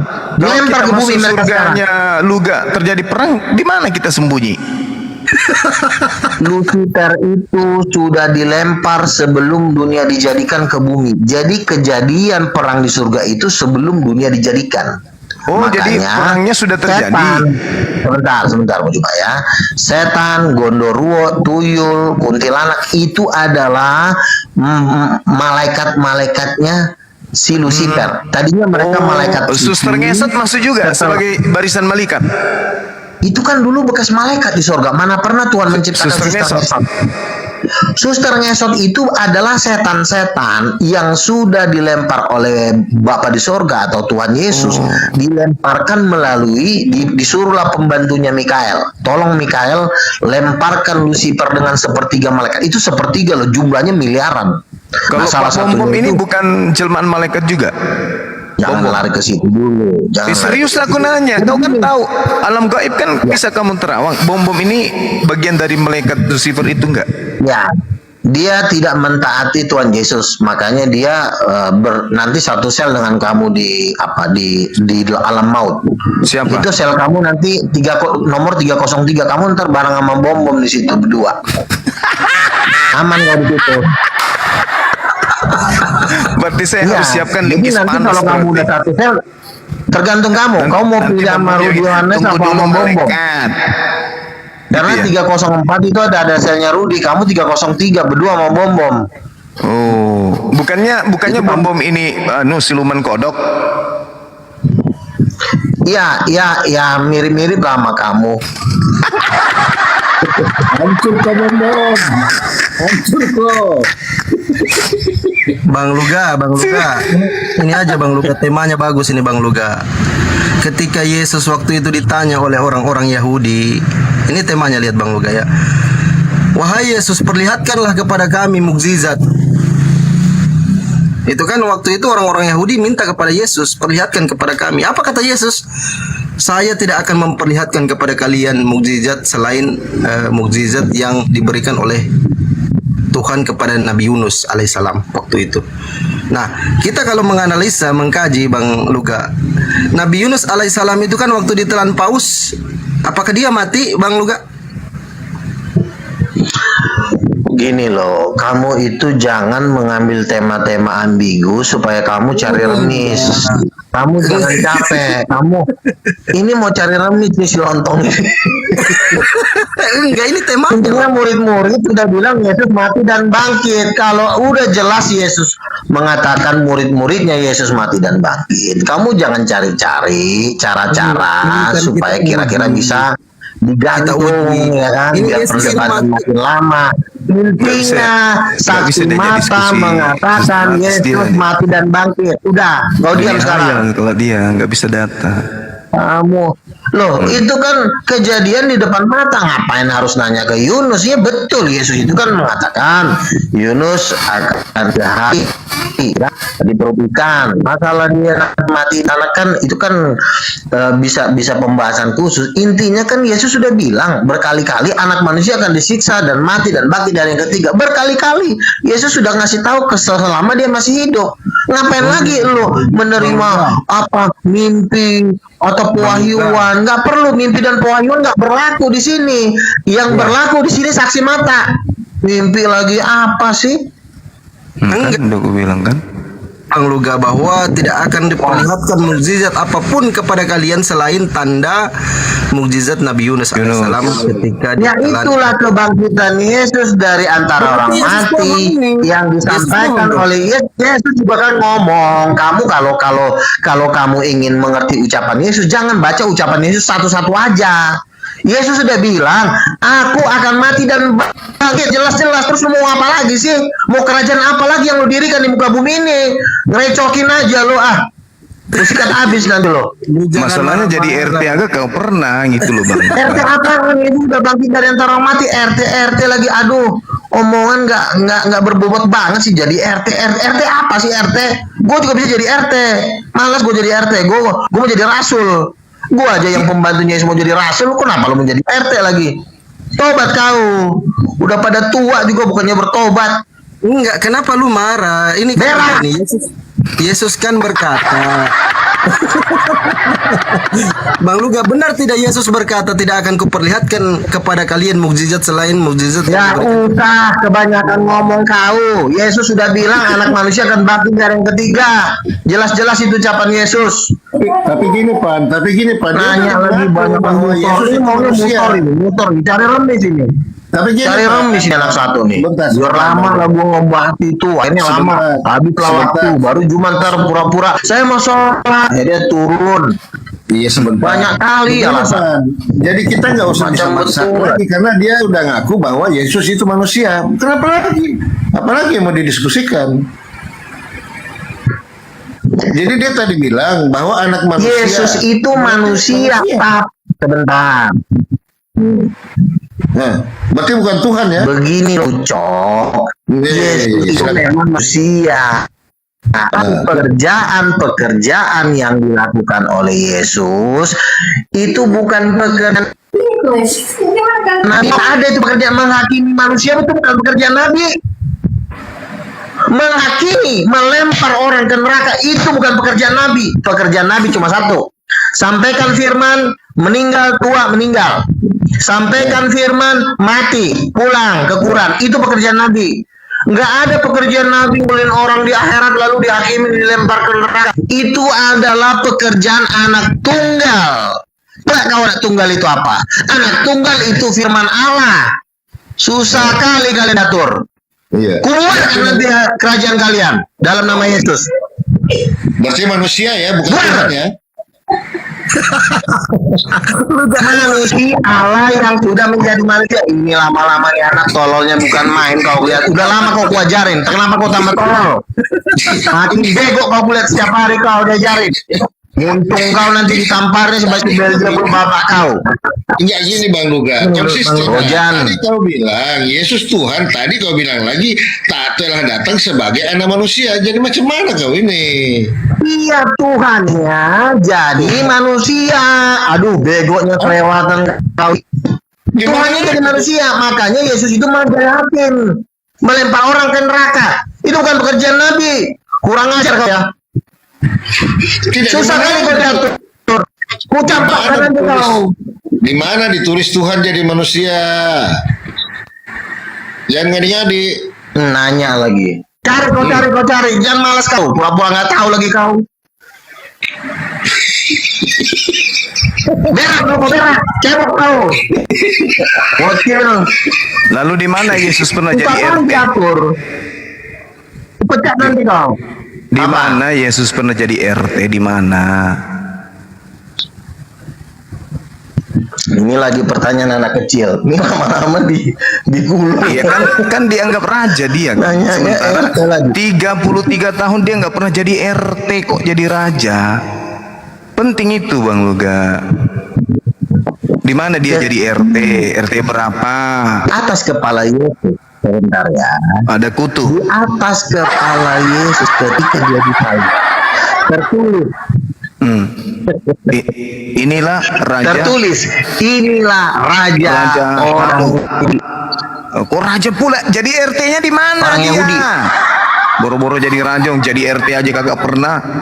Mana sih? Ngapain Yesus datang jadi RT? Yesus itu tugasnya melempar kau ke neraka. Matius 13 ayat 47, saya bacain. Nggak Itu pernah kan di baca dunia kitab, hayal. susah kalau Yang nggak kita pernah baca tanyain kitab. dunia nyata. Pernah nggak dia jadi RT Di dunia hayal nyata? sih. Ngapain iyalah. kau tanya RT? Kau aja yang jadi RT. Kau Kapan cocok dia jadi RT? kau. Kapan dia jadi RT itu kapan? Dia ngurusin Kau masyarakat di baca sana itu cari dong ayat kapan? di Alkitab. Jangan malah sekali sih. Orang tinggal dicari aja ayat ini. Maksudku kan dia pernah jadi manusia di Yerusalem sana. Nah, sebagai manusia pernah nggak dia jadi RT? Ketika Yesus jadi manusia, saat itu dia datang tidak untuk menjadi penguasa. Makanya dikatakan, sebab sebentar dulu, anak manusia datang bukan untuk menghakimi. Yohanes pasal 3 ayat 17, tetapi Bukan anak jadi manusia hakim. datang Bukan jadi untuk hakim. menyelamatkan. Jadi RT aja dulu, nggak usah jadi hakim tinggi kali. Jadi RT pernah nggak? Jadi Yesus ke bumi bukan untuk jadi RT, bukan untuk jadi hakim pertama kali. Dia datang untuk menyelamatkan. Makanya dia ada orang mati dibangkitkan, ada orang buta dicelikan. Dia datang untuk menyelamatkan, bukan untuk jadi penguasa waktu itu. Tetapi ketika dia selesai melakukan penyucian dosa, maka dia berkata begini, kepadaku telah diberikan segala kuasa di bumi dan di sorga. Itu di bumi, Maka kan? jadikanlah, Dia bilang, jadikanlah segala. Dia mengaku kepadaku diberi kuasa di bumi. Nah di bumi dia pernah jadi RT aja kagak? Gimana itu? Ketika dia diberi kuasa di bumi, dia tidak pernah menjadi penguasa. Iya, tapi tapi diberi kuasa di bumi. Tapi jadi RT kagak pernah. Ya itu namanya halu. Belum. Ini orang kita dulu kronologinya Juma. Jadi begini loh, Yesus datang selama 3,5 tahun itu bukan untuk menjadi penguasa, tapi untuk menjadi penyelamat. Lalu setelah selesai penyelamatan, lalu Yesus berkata, kepadaku telah diberikan segala kuasa di bumi dan di sorga, yaitu kuasa sebagai raja. Jadi RT aja Sebentar, belum, dibilang belum. Orang belum kok. Kalau belum jangan kau tanya. Orang belum kok. Nah, jadi sekarang makanya belum Yesus jadi berkata, RT. Belum, dengerin. Belum. Ya kita tunggu aja nanti dia terpilih jadi ketua RT atau kagak. Ya. Kan di tujuannya bukan untuk jadi bos, dia ada untuk menyelamatkan orang saja. Katanya diberi kuasa di bumi. Katanya dikasih kuasa di bumi. Nah, jadi RT aja kagak pernah. Nanti pada zaman sekarang sebentar lagi nih. Sebentar lagi dia akan datang sebagai raja. Matius 16 ayat 28, nubuatan Daniel pasal 7 ayat 11 bahwa Yesus akan datang sebagai raja. Ya, jadi RT aja kagak. Sebagai raja dia datang. Nah, ketika susah banget ini ngeyel ya dibilangnya. Kan Yesus itu ketika dari 2000 tahun yang lalu dia tidak menjabat apa-apa. Dia datang sebagai rasul. Harus dipilih dari warga, apalagi mau jadi raja. Oh tidak, kerajaan sorga ini honor, ini yang punya langit dan bumi, nggak boleh ada pemilihan di sini. Gimana mau honor jadi RT aja kagak pernah. Gimana mau honor, boro-boro honor orang jadi RT aja kagak dia pernah. bisa membangkitkan orang mati. Kalau kita ngomong RT, bangkitin orang mati aja dia bisa. Kenapa kau jadi ngomongin RT sih? Ngomongin RT itu para kan apa? Itu kan mukjizat yang Para diberikan sama preman-preman bisa Tuhan. jadi RT. Kenapa Nah, jadi sekarang RT? kalau dia aja jadi bangkitin orang penguasa, mati. diberikan kuasa di bumi, buktikan dulu. Bisa nggak dia jadi RT? Siapa yang mau pilih dia? Nggak ada. Jadi siapa? Di mana dia mau berkuasa? Dia sudah membuktikan dia bangkit dari antara orang mati. pakai kuasanya sendiri, yaitu kuasa Roh Kudus. Dia kan sudah membuktikan kuasanya, ngapain lu suruh dia jadi RT? Lu gimana sih? Untuk membuktikan bahwa dia berkuasa meskipun dia cuma RT honorer. Iya, kalau RT nggak perlu bagi dari orang mati. Kalau lu jadi RT, lu tinggal laporin lu ke kecamatan. Tapi kan kagak pernah. Dengerin. Kalau lu mau jadi RT, nggak perlu bangkit dari kematian. Lu tinggal laporkan diri lu, daftarkan diri lu ke kecamatan, lu bikin polling dari warga, jadi lu jadi RT. Itu nggak perlu Kalau dia mujizat. tidak pernah jadi RT, jangan pernah mimpi jadi raja. Bukan saya yang ngatur. Kenapa nggak jauh dari? Kau tuh nggak ada kuasa. Ngapain kau jadi kau yang ngatur? Kenapa pula kau jadi Masalahnya ngajarin dia orang? tidak pernah berkuasa pada satu Iya, lingkungan. bukan. Jadi RT atau apa? Yesus sudah membuktikan dirinya bangkit dari antara orang mati. Kau apa? Apa yang Itu bisa kan membuktikan mujizat, dari agama tapi kau? terkait dengan kuasanya, buktikan dia bisa Apa? jadi RT nggak? Honorer RT honor aja kalau bisa nggak? Gimana ceritanya tuh? Kenapa jadi kau ngajarin orang? Emang mujizat kau apa? Nanya-nanya. Mujizat. Tapi ini kan dikatakan berkuasa di mujizat bumi. kau sehingga kau Berkuasa di nanya-nanya bumi. bisa nggak jadi RT? Emang kau Bagaimana hebat? berkuasa Emang di kau bumi? jago? Menguasai, Nggak, gua tanya. menguasai warga. Apa kuasa Se-RT agama aja kau? kagak. Cuma sehingga kau nanya-nanya Yesus jadi RT? Apa kuasanya agama kau? Tanya dia tidak pernah jadi RT, Patah jadi apaan? raja. Nabimu aja nggak bisa bangkit dari kematian kok. Bukan itu masalahnya. Masalahnya klaim saudara Luga dia jadi raja di bumi. Mana jadi RT aja kagak? Ini masalah besar ini. Itu namanya halu. Jadi presiden jadi RT aja kagak. Itu namanya halu. Halu kok dipelihara. Sekarang aku tanya sama kau. Iya. Emang kehebatan dan kuasa agama kau apa? Sehingga kau nanya-nanya Yesus jadi RT. Nabi Muhammad SAW jadi presiden, jadi raja, kerajaannya masih ada sampai sekarang. Sudah Bisa nggak 1400 Muhammad tahun. mengalahkan kematian? Bisa nggak? Bukan itu masalahnya. Terbukti Loh, bahwa itu kuasa. masalah dong. Yesus aja bisa mengalahkan kematian. Kenapa Nabi? Gini loh. Sebentar. Itu kan cuman halu. Sebentar, ya. Sekarang Nabi Muhammad Halu, pernah Pak. menjadi presiden. Pengarang itu Kerajaannya kan masih kau langgeng diam sampai dulu. sekarang. Sebentar, kau diam dulu. 1400 tahun. Yesus Kamu jadi diam dulu. RT aja Kerajaan kagak? apaan? Dia udah meninggal kok. Orang meninggal suruh langgeng apanya yang langgeng? Kerajaannya Kita masih jangan ada sampai ngomongin sekarang. di Sudah alam 1400 tahun. Kerajaannya masih ada. Iya, orangnya udah nggak Yesus ada. jadi RT di Kerajaannya mana? udah nggak ada, orangnya udah nggak ada. Orangnya Yesus- yang penting, Yesus- orangnya masih ada nggak?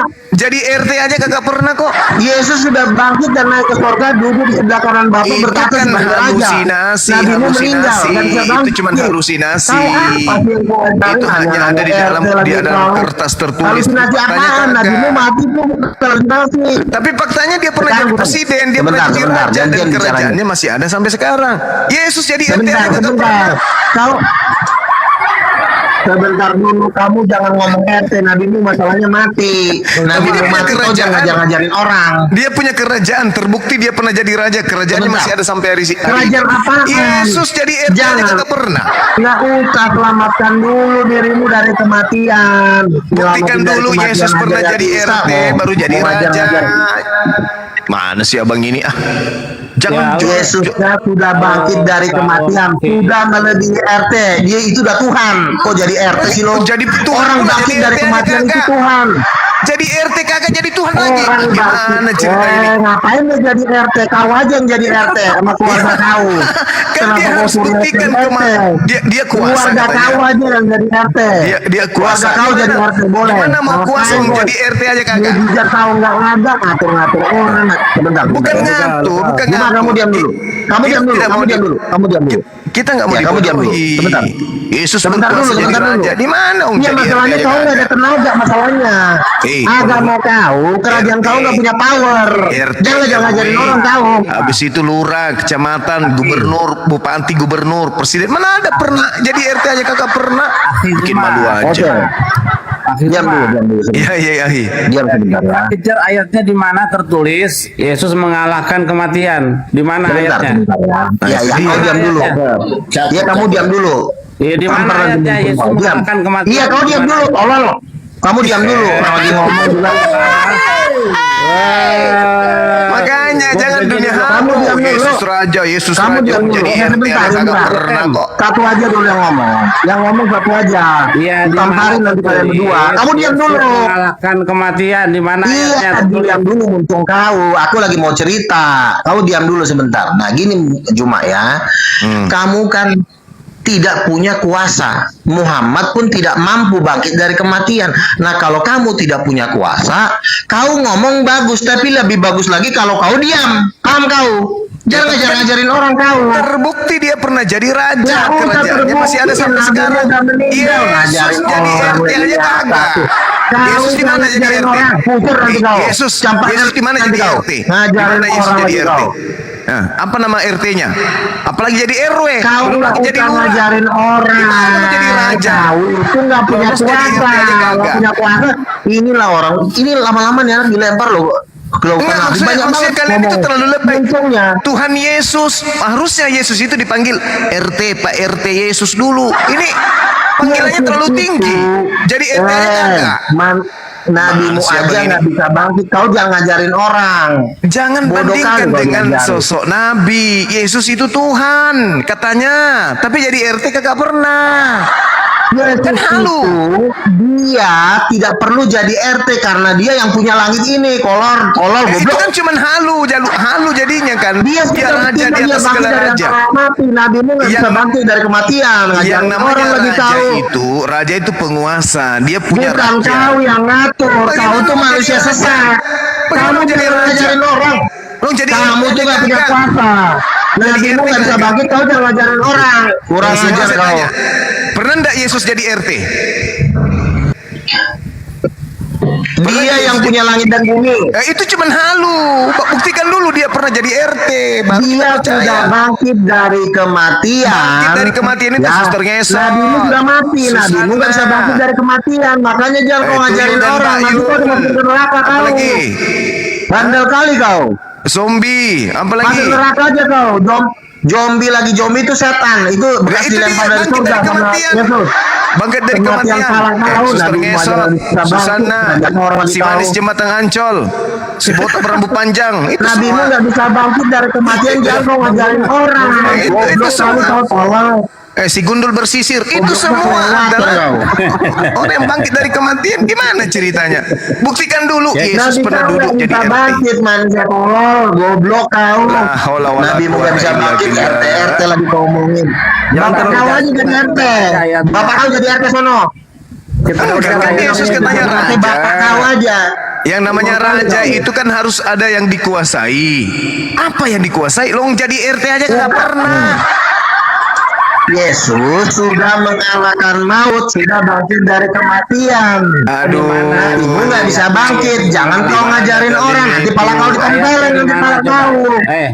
Kalau dari ayatnya ada seluruh Israel masuk Kristen, di mana ada tertulis Yesus mengalahkan kematian di mana? Yesus sudah bangkit dari kematian, Rabimu udah mati, tolol juga kau diajarin. Jadi RT aja. Rabimu kan udah mati, bisa nggak Rabimu mati? Rabimu masuk neraka. Jadi RT bapak kawan jadi RT. Udah nggak punya kuasa, nggak bisa bangkit dari kematian, ngajarin orang pulang kau. Wajar kau disiksa di sini kau. Bapak-bapak di bawah lu kurang asal. Bang Luga, biar dengan saya saja dulu Bang Luga ya, tidak boleh terlalu kasar. Ya lu juga jangan bawa RT, lu bilang Tuhan RT ngapain? Aku Iya, makanya Anda juga jangan kasar. Kau Anda bilang-bilang jadi RT, Anda nggak sopan loh. Oke. Jangan kau kasar sama Yesus. Kapan Yesus Apalagi pernah jadi RT? Kenapa muncul pertanyaan ini? Karena tidak Anda pernah Yesus jadi mengatakan RT karena Yesus adalah raja segala raja dan Nah, itu Tuhan di dia. atas segala Tuhan. Jadi Saya udah jawab ya. Jangan raja nanya di lagi atas ya. segala raja ini Tidak yang harus pernah. dipertanggungjawabkan.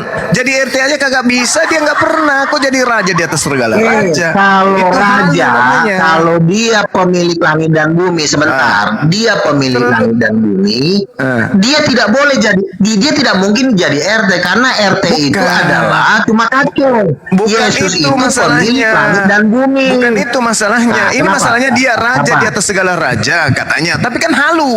Faktanya dia jadi RT aja kagak. Kalau sebentar ya, saya tanya sama kamu, Pangeran Charles, Pangeran William pernah nggak jadi RT? Itu raja beneran. Itu raja beneran. Itu baru raja beneran karena memang dia raja. Lah Yesus raja di mana dia? Lo jadi RT aja kagak pernah kok. Kamu lama-lama bukan Kalau pincorol Charles ya. itu memang pangeran, dia raja, ada kerajaannya, ada prajuritnya, ada istananya. Yesus opo jadi RT aja kakak? Yesus itu sudah bangkit dari kematian, Bangkit bisa dari membangkitkan kematian orang itu, mati. Suster Itu dari Ngesot. kerajaan. Pangeran Charles aja itu Tuhan. Level itu. Nah, Pangeran Charles itu tuannya Yesus. Susana, Suster Ngesot, si Gundul, si Ompong sikat gigi, itu semua adalah bangkit dari kematian. Levelnya itu. Masalahnya sekarang kamu mengatakan dia raja.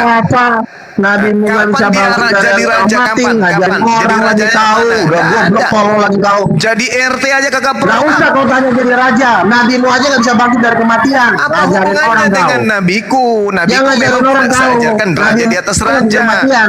Beliau hanya nabi, beliau hanya rasul, membimbing manusia kepada jalan yang kebenaran.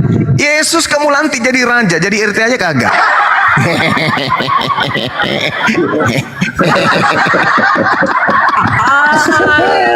Awas, nanti ketabok. Kemarin sama Dewa udah ditabok. Kalau sama Dewa bukan, kalau sama Aki Zuma bukan ketabok lagi nanti kau.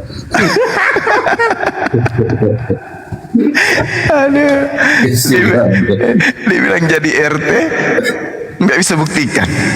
Pangeran Charles di bawah yang kerajaannya ada. Emang dia raja.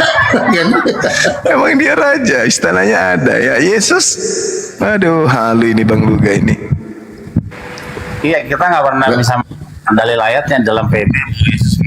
Kematian nggak ada. Coba aja cari ayatnya, nggak ada. Orang dia kalah sama maut kok, kan kalah sama maut mati dulu dia kan menurut PB. Sempat kalah. Betul. Kalah dia. Kalau di 2 Timotius, akhi, 2 Timotius 1 nomor 10, Yesus mengalahkan kuasa kematian katanya. Tapi itu surat Paulus untuk warga di Timotius. Iya. Itu bukan sabdanya Yesus. Tapi surat untuk penduduk setempat, hanya ada di Timotius aja. Surat Timotius itu Paulus tulis untuk satu oknum. Oknum yang dituju surat Timotius itu satu manusia bernama Timotius. Jadi Timotius ini adalah surat yang ditulis oleh Paulus untuk satu manusia bernama Timotius. Bukan untuk banyak orang, tapi hanya untuk satu oknum, yaitu Timotius itu sendiri.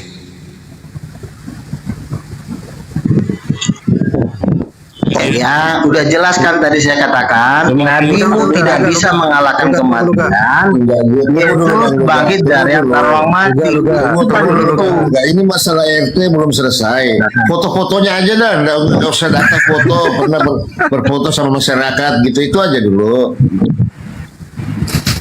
Nah, oke. Yesus itu kan bilang, aku ini raja. Nah, itu raja lagi. Yesus Jadi RT aja kan. Kak, gimana ceritanya? Bang Luga, kalau ada oknum mengaku raja, Yesus itu buktikan dulu sudah dia jadi membangkitkan RT. orang mati, kelasnya bukan RT. Alamak. Paham nggak? Kerajaannya Dia di membangkitkan mana? orang Dapat mati. menjadi raja, Muhammad tidak bisa bangkit dari antara orang mati. Tidak bisa Jelas. saudara tidak bisa kemudian membandingkan Nabi Tidak Muhammad. bisa. Anda nggak Nabi bisa Muhammad ngajarin itu orang levelnya kalau Nabi orang pasti posisi Abraham, kalah. Nabi Musa, Nabi Daud. Iya, Mereka tetapi tidak dia bangkit. dikalahkan oleh Tugas kematian. mereka- Anda tugas tidak mereka bisa udah ngajarin selesai. orang kalau Anda masih kalau Nabi Anda kalah dengan kematian, Anda nggak bisa ngajarin orang. Anda berada dalam kesesatan. Kalau yang dikatakan bangkit dari kematian, Suster Ngesot, kan tadi udah aku bilang sama Susana, si buta mengintip, Itu kan film. si gundul Film. nyisir. si Siapa yang ompong lebih sikat hebat, gigi. Muhammad dari Itu Suster Ngesot? bangkit semua Siapa dari yang lebih kematian hebat? itu. Ayo, Jaka Sembung, silakan. Jaka Saya tanya, Sembung. siapa yang lebih hebat? Jaka Muhammad Sembung. daripada Suster Ngesot? Jangan kamu adu antara nabi dengan Tuhanmu. Adu aja dengan Lo Pak harus, RT. karena lo nggak punya Tuhan. Masalahnya lo nggak punya Tuhan. RT Nggak ada aja mujizatnya. dulu. Yesus jadi RT di mana? Itu aja dulu. Kau jangan ngajarin orang, Nabi. Jangan ngajarin orang kau. Saya ngajarin kau wajar. Tuhan saya bangkit dari kematian. Kau ngajarin saya nggak wajar karena Nabi kau mati. Kau mengajarkan dari kerajaan kematian, mau ngajarin kami kerajaan hidup kekal. Nggak bisa kau ngajarin aku karena kau manusia sesat. Oke. Pernah nggak Yesus jadi RT?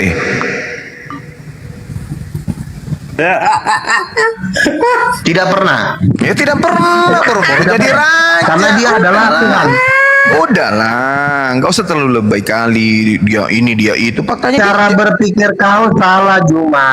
Cara berpikir kau salah. Kalau orang mau jadi RT, tinggal daftarkan diri kecamatan, nggak perlu bangkit dari kematian. Bangkit dari kematian, di Indonesia nggak perlu jadi itu, RT. sebentar. Susah Persyaratan jadi RT Suster itu tidak ngesot. perlu bangkit dari kematian. Sebentar, suster ngesot, Nabi kau aja nggak bisa bangkit. Kau jangan bawa suster ngesot. Lah, sama Nabi yang aja faktanya. kamu bangkit Nggak dari bisa kematian bangkit. itu jadi raja. Suster Kita ngesot ngomong jadi fakta sekarang. selevel dong dengan Tuhanmu. Sama-sama nggak pernah jadi RT. Sebentar, kalau mau jadi RT, daftarin diri kau ke kecamatan, nggak perlu bangkitin orang mati, nggak perlu bikin mujizat, ya. Kau bisa jadi RT. Nah, Yesus pernah nggak jadi kalau RT? Itu Yesus dulu pertanyaannya. Yesus itu berkuasa melempar kau ke neraka. Ya, itu kan bukan halu. jadi RT dia Itu jadi Tuhan. halu. Bukan Ini kau yang ngatur. Kenapa jadi Ini kau yang kita ngatur bicara sih, kurang tentang ajar. Ini kita berbicara Bukan kau yang tentang dunia ngatur, kau nyata. nggak ada kuasa, jangan ngatur orang, nanti kau dibalok orang. Ini kita bicara Kecuali kau punya apa? Gini ya. Gini cuma ya. Saya ajarin kau begini. Tunjukkan dulu kuasa kita, lebih dari kuasa orang itu, baru kita ngajarin orang itu. Kita tunjukkan dulu power kita lebih besar. Nah, kalau sudah power kita lebih besar, baru kita ngajarin dia. Tapi kalau power kita lebih kecil, kita ngajarin orang yang lebih gede tenaganya, takutnya pala kau nanti dibalok pala kau. Tiba-tiba tahu-tahu udah hilang masuk neraka aja kau. Berarti gini aja, lu kan punya power. Bagaimana kalau lu adu panco dengan Zuma? Menang mana nanti kita lihat siapa powernya lebih besar. Gimana? Adu panco. Jadi bodyguard gue banyak, ya bodyguard gue banyak. Nanti gue suruh dulu dia bisa. Oh enggak. Kelas gue bukan begitu. Gua punya bodyguard. Gue udah sama mereka, kalau ada yang aneh-aneh tolong digulung langsung di tempat aja. Oke siap bang katanya gitu. Jadi gitu aja. Jadi gini ya. Lucu ya. Penyembah RT honorer. Aduh, makanya kan gue udah bilang, kau tunjukkan dulu kuasa kau, baru congor kau bermain. Ini congor kau maju, kuasa kau nggak ada, takutnya ntar dibalok orang. Kita cuma mau membuktikan Tuhanmu itu raja. Nggak perlu kau ngajarin orang, cuma tunjukkan dulu. Kecuali Muhammad bangkit dari kematian. Bukan saya mengajarin, saya bertanya. Karena kau di sini cuma bermain dengan congor kau yang bau tai itu, cuma. Maksudnya gini loh, kuasa kau nggak ada, congor kau kemajuan. Ya, saya nggak ada kuasa. Karena gini loh, yang saya tanya itu Tuhanmu. harus seimbang dengan power. Sebentar. Kenapa lari ke pribadi mulut saya itu ini? harus sepadan dengan power. Kenapa lari ke pribadi Oke, saya? kamu silakan Yang kita tanya ini Tuhanmu yang kau sembah itu raja di atas segala raja katanya. Dia pernah jadi manusia, tapi sejak dia menjadi manusia, jadi RT aja kagak pernah. Jadi yang melantik jadi raja ini hanya manusia-manusia halu aja kan? Itu kan perkataan kau cuma. Itu fakta. Ya, Itu fakta. itu Dia kan nggak pernah jadi perkataan RT. kau. Tapi iya sebentar dulu cuma sebentar dulu. Iya bagus tuh pertanyaan kau. Yang jadi masalah, pertanyaan kau tidak seimbang dengan power yang ada pada agama kau. Gak seimbang. Kalau tidak ada keseimbangan antara congor dengan power, itu jatuhnya kau bisa tiba-tiba kau kena balok aja. Loh. Kasihan kaunya. Pertanyaan saya kapan Yesus jadi RT itu loh. Itu kan nanya-nanya lagi kau. Kau tidak bisa menyeimbangin pertanyaan kau, tidak bisa kau seimbangkan dengan power kau. Kita kan gini nih ya. Saudara kan menjual Yesus itu raja. Tapi Tapi Sebentar dulu. hanya di dunia hayal. Karena kenapa? Jadi RT aja kagak pernah Yesus itu. Itu loh Sebentar ya. masalahnya. Oke. Pertanyaan kau kan Yesus jadi RT aja nggak bisa. Tapi powernya apa? Apa power? Apa kuasa yang mendukung congor kau yang botai itu? Apa powernya? Silakan jawab. Iya, buktinya Yesus tidak pernah jadi RT. Itu kok ribet kali. Jadi kalau cuma dikatakan Apa kuasa? Masya Allah. Apa mukjizat yang mendukung congoran kau yang keluar itu tadi, ular sendok keluar dari congor kau itu, apa powernya? Ini fakta. Pernah nggak Yesus jadi RT? Pernah nggak Yesus Faktanya jadi RT? adalah, dengerin, faktanya adalah Muhammad Nabi kau tidak mampu bangkit dari kematian. Nah, sebentar. Kalau itu yang Sebentar, menjadi sebentar. dasar pijakan, saingan Yesus itu suster ngesot. Sebentar dulu Juma, jangan kau Gimana sih Bang Buga jangan ini? kau bawa-bawa suster ngesot. Suster ngesot itu setan. Setan itu sudah dilempar Bangkit dari Yesus dari surga ke bumi. kematian. Kan bangkit dari kematian. Levelnya sama seperti Yesus. Bangkit dari kematian. Begini, oke, saya kasih tahu ya. Ada Saya kasih saingannya tahu kan? sebentar. Nah sekarang Saya jadi kasih RT tahu, kagak Bang. pernah kalah dia. Sebentar. Saya ajarin kau dulu ya. Ada namanya zombie. Zombie itu apa sih? Zombie itu setan masuk ke mayat. Itu terjadi di dalam upacara atau toraja. Kalau jadi ke Zombie itu setan masuk mayat. Tapi itu cuma sebentar dulu. Zombie itu cuma bertahan beberapa hari, nanti dia mati lagi. Ya, zombie itu sebentar. Sebentar. Iya. Terus. Sebentar. Terus. Zombie itu ya, zombie itu adalah setan yang masuk ke mayat. Itu ada di Toraja, itu mayat bisa jalan. Itu bukan orang mati bangkit, bukan. Itu setan masuk ke mayat. Nah, bagaimana kalau itu Sebentar. dialami juga sama Yesus? Karena dia disimpan dalam goa kan? Habis itu dia keluar. Yesus begini bro, Yesus itu naik ke surga, setan nggak bisa naik ke surga karena setan buangan dari surga. Paham nggak? Setan tidak bisa naik ke surga, makanya Lah, di kitab seluruh Ayub zombie itu nggak pernah ada cerita zombie naik ke surga, itu nggak ada karena di surga itu orangnya ganteng-ganteng, keren-keren. Nah zombie kayak muka kau. Nah, jadi itu adalah kebodohan. Terus yang kedua gimana? Terus di mana Yesus pernah jadi RT? Sebentar. Kau diam dulu.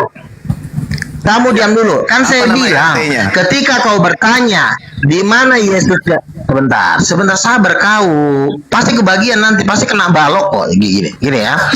Kau bertanya, kapan Yesus jadi RT? Ya kan? Sebentar ya. Kau kan bertanya kapan Yesus jadi RT. Oke, kutanya. Kuasa apa? Ya. Mujizat apa yang mendukung congoran kau yang bau tai ini bisa kau ucapkan? Apa itu? Nabi Muhammad Sallallahu Alaihi Wasallam punya kerajaannya masih sampai hari ini 1400 tahun. Yesus Anda mengatakan raja di atas jadi raja, sementara jadi RT aja kagak pernah. Kan kutanya sama kau Juma, manusia tertolol. Sudah kutanya tadi sama kau. Kau menanyakan itu, ada nggak mujizat yang mendukung congoran kau? Jadi begini loh ya, ketika kita ngeremehin orang, kalian udah makan belum? Jangan kalian. Kalau kita berani ngeremehin orang, berarti kita punya duit. Bukan meremehin, ini saya bertanya di mana Yesus pernah jadi RT. Jawab tadi sama kau. Saya tidak meremehkan. Yesus kepada tadi kan sudah kujawab. Kepada aku telah diberi kuasa di bumi. Itu adalah Kuasa anak apa? tunggal Allah. Jadi RT aja kagak pernah. Dengerin. Penguasa itu yang punya perintah. Kan sudah kujawab Dia punya tadi sama titah. kau. Dia punya tahta. Tahta duduk jadi RT aja kagak pernah kok jadi kuasa. Kuasa di mana? Raja di atas raja lagi. Dia punya kerajaan apa? Jadi RT aja kagak pernah. Itu namanya halu. ini Itu kalau namanya halu, Bang. ini Itu halu namanya Bang Duga. Ini kalau berobatlah dulu. Sebentar. Kalau gaya lo kayak begini, gimana dengerin ya. Kalau gaya lo kayak begini, ini seluruh Indonesia ini bakalan gua sapu, bakal gua siksa-siksa kayak lu. Bagaimana ceritanya Anda menjual seorang raja tapi RT aja kagak pernah jadi RT? Ada yang mau percaya itu manusia halu? Ayo, di mana Yesus pernah jadi honorer? Yang jadi masalah, tidak ada mujizat yang mendukung congoran kau yang bau tai itu, cuma nggak ada. Tak ada juga yang mendukung Anda kisah atau sejarah dia pernah duduk jadi RT. Samanya. Ayo. Oke, saya jawab ya. Yesus itu kan di jubahnya tertulis King of Kings. Nah, itu cuma di jubah tertulis peta kagak jadi RT aja tidak. Sebentar Juma, nanti ku cubit bibir kau yang dulu. Aduh. Kalau dia kelompok geng pernah dia memimpin 12 orang 11 orang jadi komplotan geng, ya benar. Yang pernah diobo-obo sama Kaisaran Pilatus ya. Tapi kalau jadi RT kagak pernah. Ini si Juma ini. Ya. Teman-teman, gimana sih Tuhan lu jadi RT aja kagak teman-teman ya. Di Tuhan ini. Mas. Jadi kami dapat penglihatan si Juma ini ditarik oleh setan besar dalam kondisi ditarik ke lautan api. Iya, itu penglihatan teman saya. Gila loh, iya Juma Bang Amadonitan Bang ditarik dalam kondisi telanjang, itu ditarik oleh berjubah hitam itu seperti binatang, seperti beruang. Itu dalam kondisi telanjang ditarik ke lautan api. Penguasanya siapa? Amadonitan. Penguasanya siapa? Siapa yang menjadi penguasa pada saat itu? Iya, maksudku jadi penguasanya siapa? Penguasa neraka Beelzebul, itulah bos kau. Yang menguasai di atas penguasaan itu, yang datang menarik darah saya itu siapa yang menguasai? Yesus. Rajanya siapa? Yesus. Kalau bukan, itu yang narik kau itu adalah penguasa jurang maut, si Beelzebul. Terus saingannya dalam kondisi telanjang. Saingannya dia siapa? Yesus. Itu kalau si Beelzebul itu gini, kan Yesus mengatakan di 1 Korintus 15, dia hanya menantikan seluruh musuh-musuhnya dijadikan tumpuan kakinya. Jadi nanti Beelzebul, kau masih pilih itu dijadikan tumpuan kaki Yesus. Berarti Yesus lebih tinggi kedudukannya. Berarti Yesus lebih tinggi kedudukannya jadi Beelzebul. Lebih tinggi.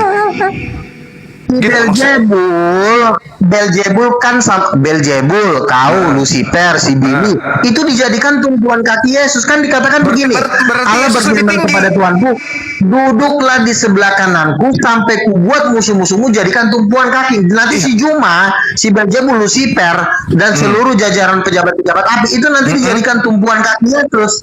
Yesus jadi lagi Yesus ngopi, kedudukannya lebih tinggi. Semuanya. Jadi Yesus memang lebih tinggi. Yesus lebih tinggi dari segalanya.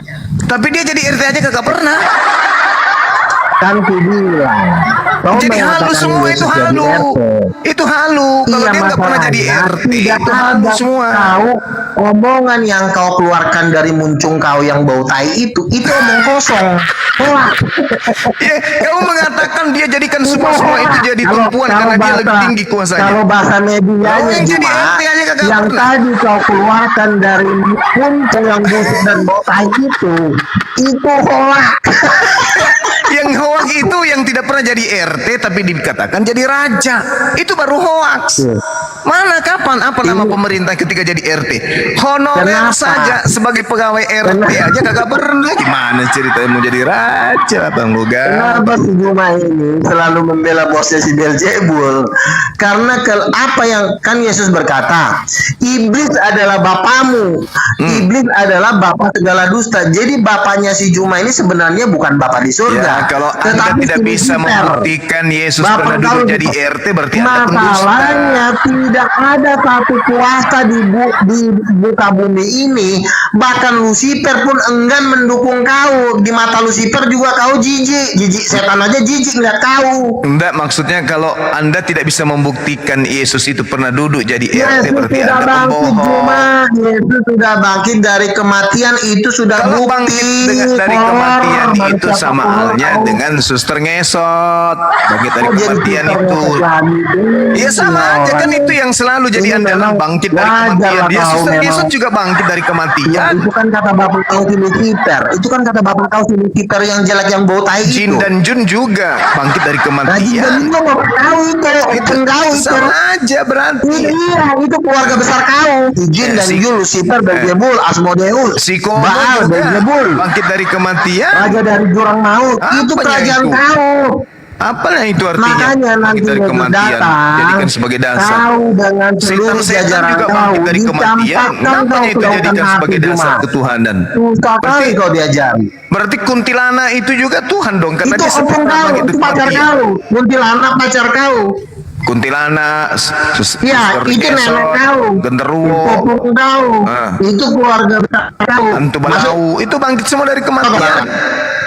Kenapanya itu yang dijadikan Nah, itu sebagai dia, dasar opung kau pijakan? itu. Yesus Anda tuhankan karena dia bangkit dari kematian. Terus Nah, kenapa enggak itulah Anda makanya tuhankan yang lain? Zombie, Kenapa vampir, bangkit dari kematian semua itu. Yesus Kenapa enggak berkata, dituhankan? dengerin Juma ya. Yesus berkata, akulah kebangkitan dan hidup. Tidak ada seorang pun yang sampai kepada Bapa kalau tidak melalui aku. Makanya Yesus berkata, akulah kebangkitan. Kenapa lo nggak bangkit-bangkit? Kenapa Nabi lo nggak bangkit-bangkit? Makanya minta tolong kau sama Yesus. Kau mau diselamatkan tapi kepala kau keras kepala. Bagaimana mau minta tolong sama Yesus jadi RT aja kagak pernah. Bagaimana apa? Mujizat nggak ada. Congor. Jadi RT itu minimal bermanfaat. Orang minta urus KTP, kartu keluarga, akta kelahiran. Oh ini jadi RT. Apa yang keluar dari muncul kau Juma itu? Jadi RT kagak pernah kok. Gimana ceritanya? Apa yang mau dijual? Mau jadi RT honorer saja kagak pernah. Lonte aja ngerjain kau. Buktikan dulu. Kalau Anda nggak bisa membuktikan berarti halu aja. Beres. Atas halu semua besa. Masa gara-gara bangkit dari kematian jadi Tuhan? Hanya gara-gara bangkit. Hanya gara-gara bangkit dari Berperang lawan Israel pun kau kena bom. Ya kan? Entah kemana-mana perginya. Giliran sudah dibom sama Amerika sama Israel ujung-ujungnya nangis. Entah kemana-mana perginya. Palestina aja udah tinggal puing begitu. Nggak bisa buktikan Tuhannya duduk jadi RT, kemana-mana perginya. Buktikan dulu bang, Yesus itu dibom sama raja di Amerika atas segala nangis raja. terus, Irak dibom nangis, Raja di atas segala raja, Indonesia katanya. pun Buktikan dijajah, dulu. dijajah aja dari Jangan jadi sepanjang raja sejarah dulu. dari dulu kalahnya Jadi kau RT sama aja dulu, sama jadi hukumannya RT, Tuhan RT. Yesus. Pak RT, mau kemana Pak RT? Mau bangkitkan Secara duit juga kau lebih miskin, ngapain kau orang miskin ngajarin orang kaya? Ahibilis suaranya tenggelam. Yang ikut Yesus semua tuh orang kaya, ngajar-ngajarin juga Kecil, kau. kecil Kau suaranya. orang gembel ngajar-ngajarin orang lagi kau. Kecil. Kau kan lebih miskin daripada orang Kristen. Kenapa pula kau jadi ngajarin-ngajarin kami? Enggak ada yang mau ngajarin, cuman bertanya di mana Yesus pernah jadi RT. Sekedar honorer pun boleh lah, silakan di mana. Pernah nggak? Boro-boro jadi raja, jadi RT honorer kagak pernah jadi raja. Itu dunia halu namanya. Kalau hanya dasar karena dia bangkit dari kematian lu. Kristen Yesus gimana? Susana gimana? Tidak ada yang Bang Luka, Iya, Bang Luka jadi matahin Bang Juma. suster tai. Bang Luka. Tidak ada kuasa yang mendukung congor kau. Congor kau nggak didukung oleh kuasa. Awalnya apa? Bang Luka, Nabi kau Bang aja Luka, langsung bangkit, Bang Luka. ngoceh aja mulut kau. Bang Luka. Aku akan menghisap darahnya. Mak Lampir lebih hebat. Bangkit juga dari kematian dia. Apa bedanya? Kalau hanya dasar bangkit dari kematian kemudian. Coba diulang lagi cuma. Aku hanya menginginkan darah. Coba diulang lagi kayak tadi. Hari ini juga aku menginginkan darahnya. Itu lebih hebat. Kalau itu dasar pijakannya, bangkit dari kematian, dia jadi Tuhan. Lah tadi lebih hebat Mak Lampir. Raja di atas segala raja, jadi RT aja kagak pernah. Luga. Aduh, sia-sia orang tua melahirkan. Cuma menghabiskan beras aja ini anak. Ini hiburan ngabuburit. Aduh, stres dia. Aduh, gimana ya? Aku buktikan Tuhanku pernah jadi RT ya. Oke Bang, kita sapa dulu Bang Suma, kita sapa dulu tamu. Sunnah Nabi.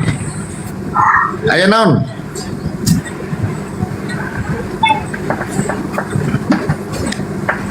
Sunnah Nabi. Ya Rasulullah. Sunnah Nabi. Ini gambar apa ini gambarnya kau ini? Sunnah Nabi. Selamat Gambar siang. apa itu? Salibnya punya jari. Lucu juga ya. Ada jarinya 5. Baru unik lagi tuh. Luga. Bang Luga, maafkan aku ya Bang. Masalahnya Anda menjual sesuatu yang tidak masuk akal. Nah, ini tentara Amerika lagi. Selamat siang, assalamualaikum. Waalaikumsalam. Oh, waalaikumsalam. Silakan Bang. Salam sehat buat Bang Zuma. Iya sehat Bang. Siap. Os Bang Zuma. Os. Oh, Bang sopo iki? Kalau NKKT gitu lah os. Os. Iya. Bang Zuma gas. Salam. Oke. Allahu Akbar. Kita minta sahabat kita tadi, saudara kita tadi, buktikan raja di atas raja. Kepada aku telah diberi kuasa di dunia. Jadi RT kagak pernah. Ada hantu. Bahaya ini. Silakan Bang Yus, apa yang mau disampaikan?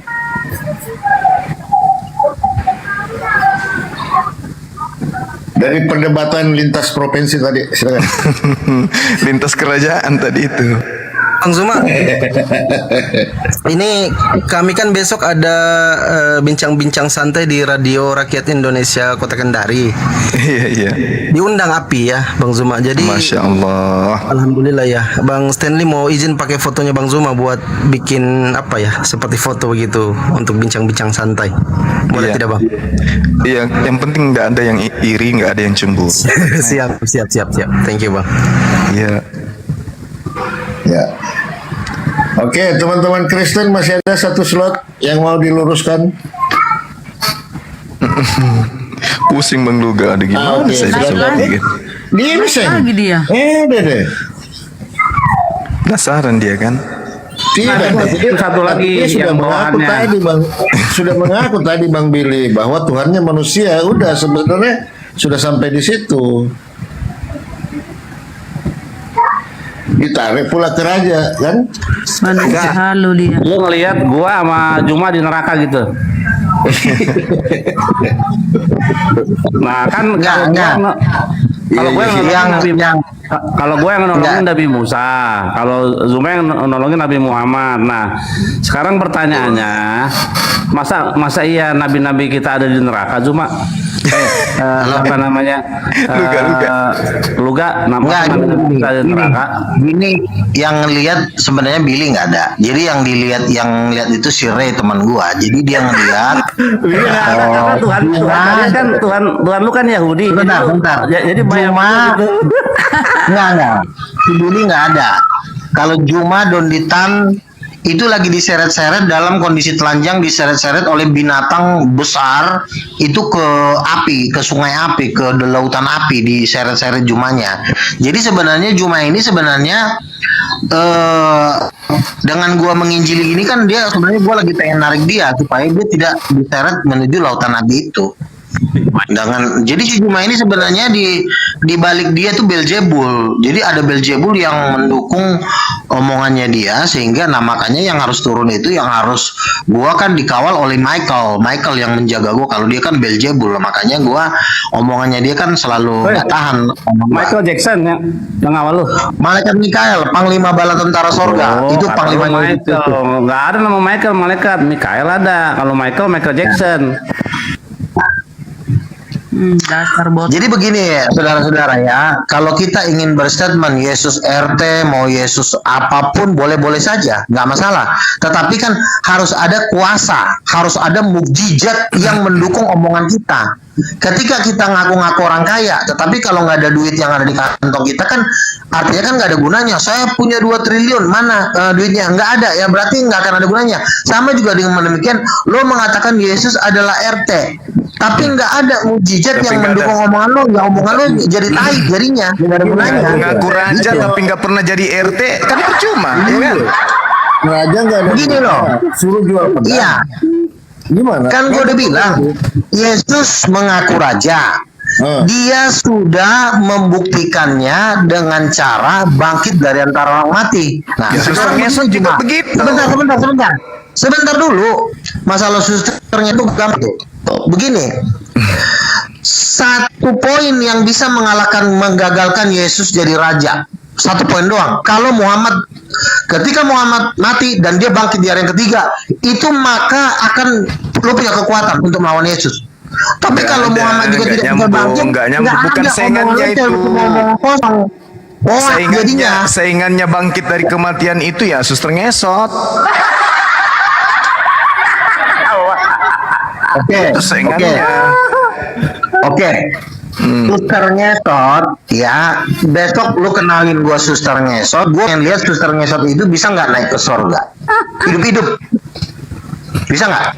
Kalau kakinya udah lurus pasti Suster bisa. ngesot itu Kakinya masih sakit bang, belum bisa. jadi naik ke begini surga. cuma kalau di dalam dunia perdukunan ada namanya zombie, ada namanya apa tuh? Pocong. Jadi zombie ini adalah setan-setan yang diperintah oleh Lucifer untuk media perdukunan. Jadi orang mati, mayat itu bisa bangkit. Tapi membangkitkan itu setan. Nah, karena setan membangkitkan, nanti orang mati itu juga beberapa hari lagi mati lagi dianya. Jadi dia nggak hidup selamanya. Lu gak, zombie ada Gitu. 2 jenis. Zombie yang bule sama zombie yang Cina tuh yang pakai dijidatin ditempelin jimat dia diam tuh. Tuk tuk tuk loncat lagi. Yang mana zombinya? Itu Itu namanya sama vampir. semuanya. Itu kan cuma film dan belum pernah ada orang mati bangkit naik ke surga tuh belum pernah ada. Itu cuma Yesus Kristus. Belum pernah ada. Makanya kalau zombie itu lu bayar dukun 2 juta aja. Tolong bangkitin nih mayat, bisa kita nama dukun. Bisa gua anterin nama dukunnya. Bisa nanti roh-roh jahat atau setan-setan itu dimasukin ke mayat itu dia bisa bangkit. Tapi yang jadi masalah nanti ketika setan itu balik lagi ke neraka itu dia mati lagi. Dia mati lagi. Tapi beda kalau Yesus itu memang bukan setan, tapi memang Roh Kudus. Ya. Gini, Bang Luga. Sebentar dulu. Ritual itu kayaknya. Bang Luga, tadi 2 juta, 1,5 boleh? Iya kan saya bilang dukun-dukun. Lu siapin duit 2 juta, lu siapin. Gak usah lo zombie. Nanti lu gua anterin sama dukunnya. Sebentar, dukun lu siapin 2 juta. Bisa 1,5 juta. Nanti mayat dimasukin setan, mayatnya bisa bangkit. Bisa. Tersiksa ini lu guys. Karena iya makanya kan gua udah bilang setan Rajanya itu nggak juga pernah bisa jadi masuk, RT. tetapi itu sebentar dulu cuma RT mulu lo bantahan lo ini banget sih, hina banget sih. Bang Luga. Gimana kalau Nggak bisa kelolos. Kalau begini Juma, lolos. kalau jawaban lo begini, lo siap lo gue jadiin babu lo. Iya.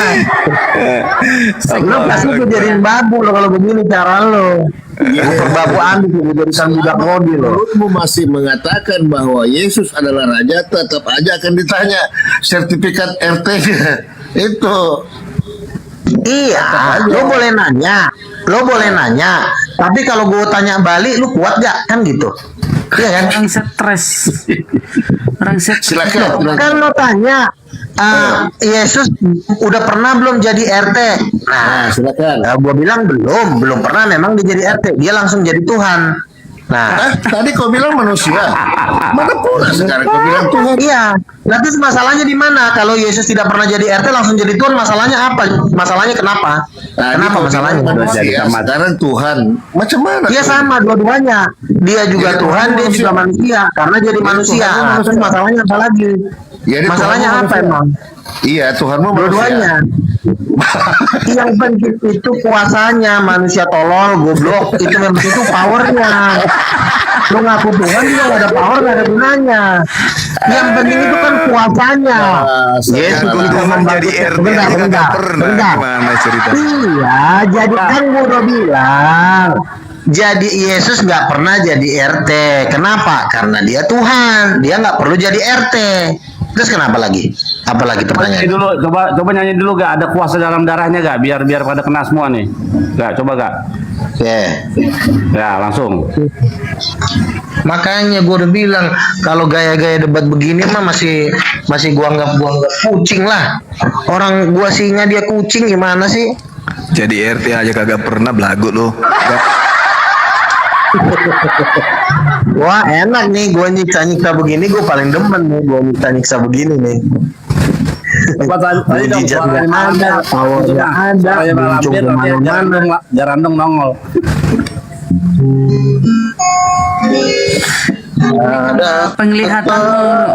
Penglihatanmu aneh-aneh, jadi matamu jadi gitu.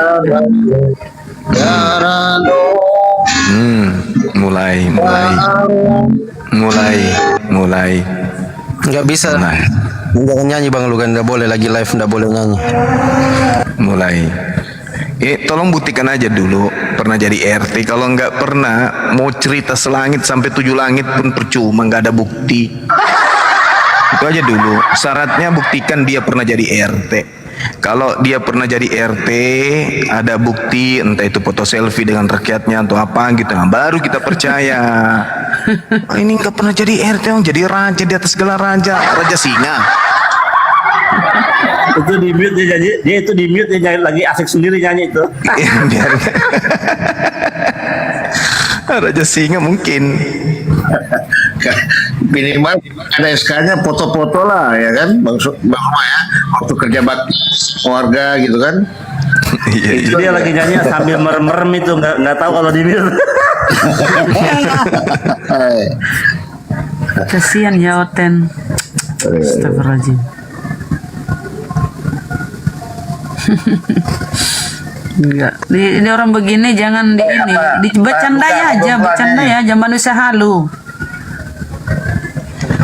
Halusinasi. Makanya tangga RT aja dia nggak lolos, emosi di situ.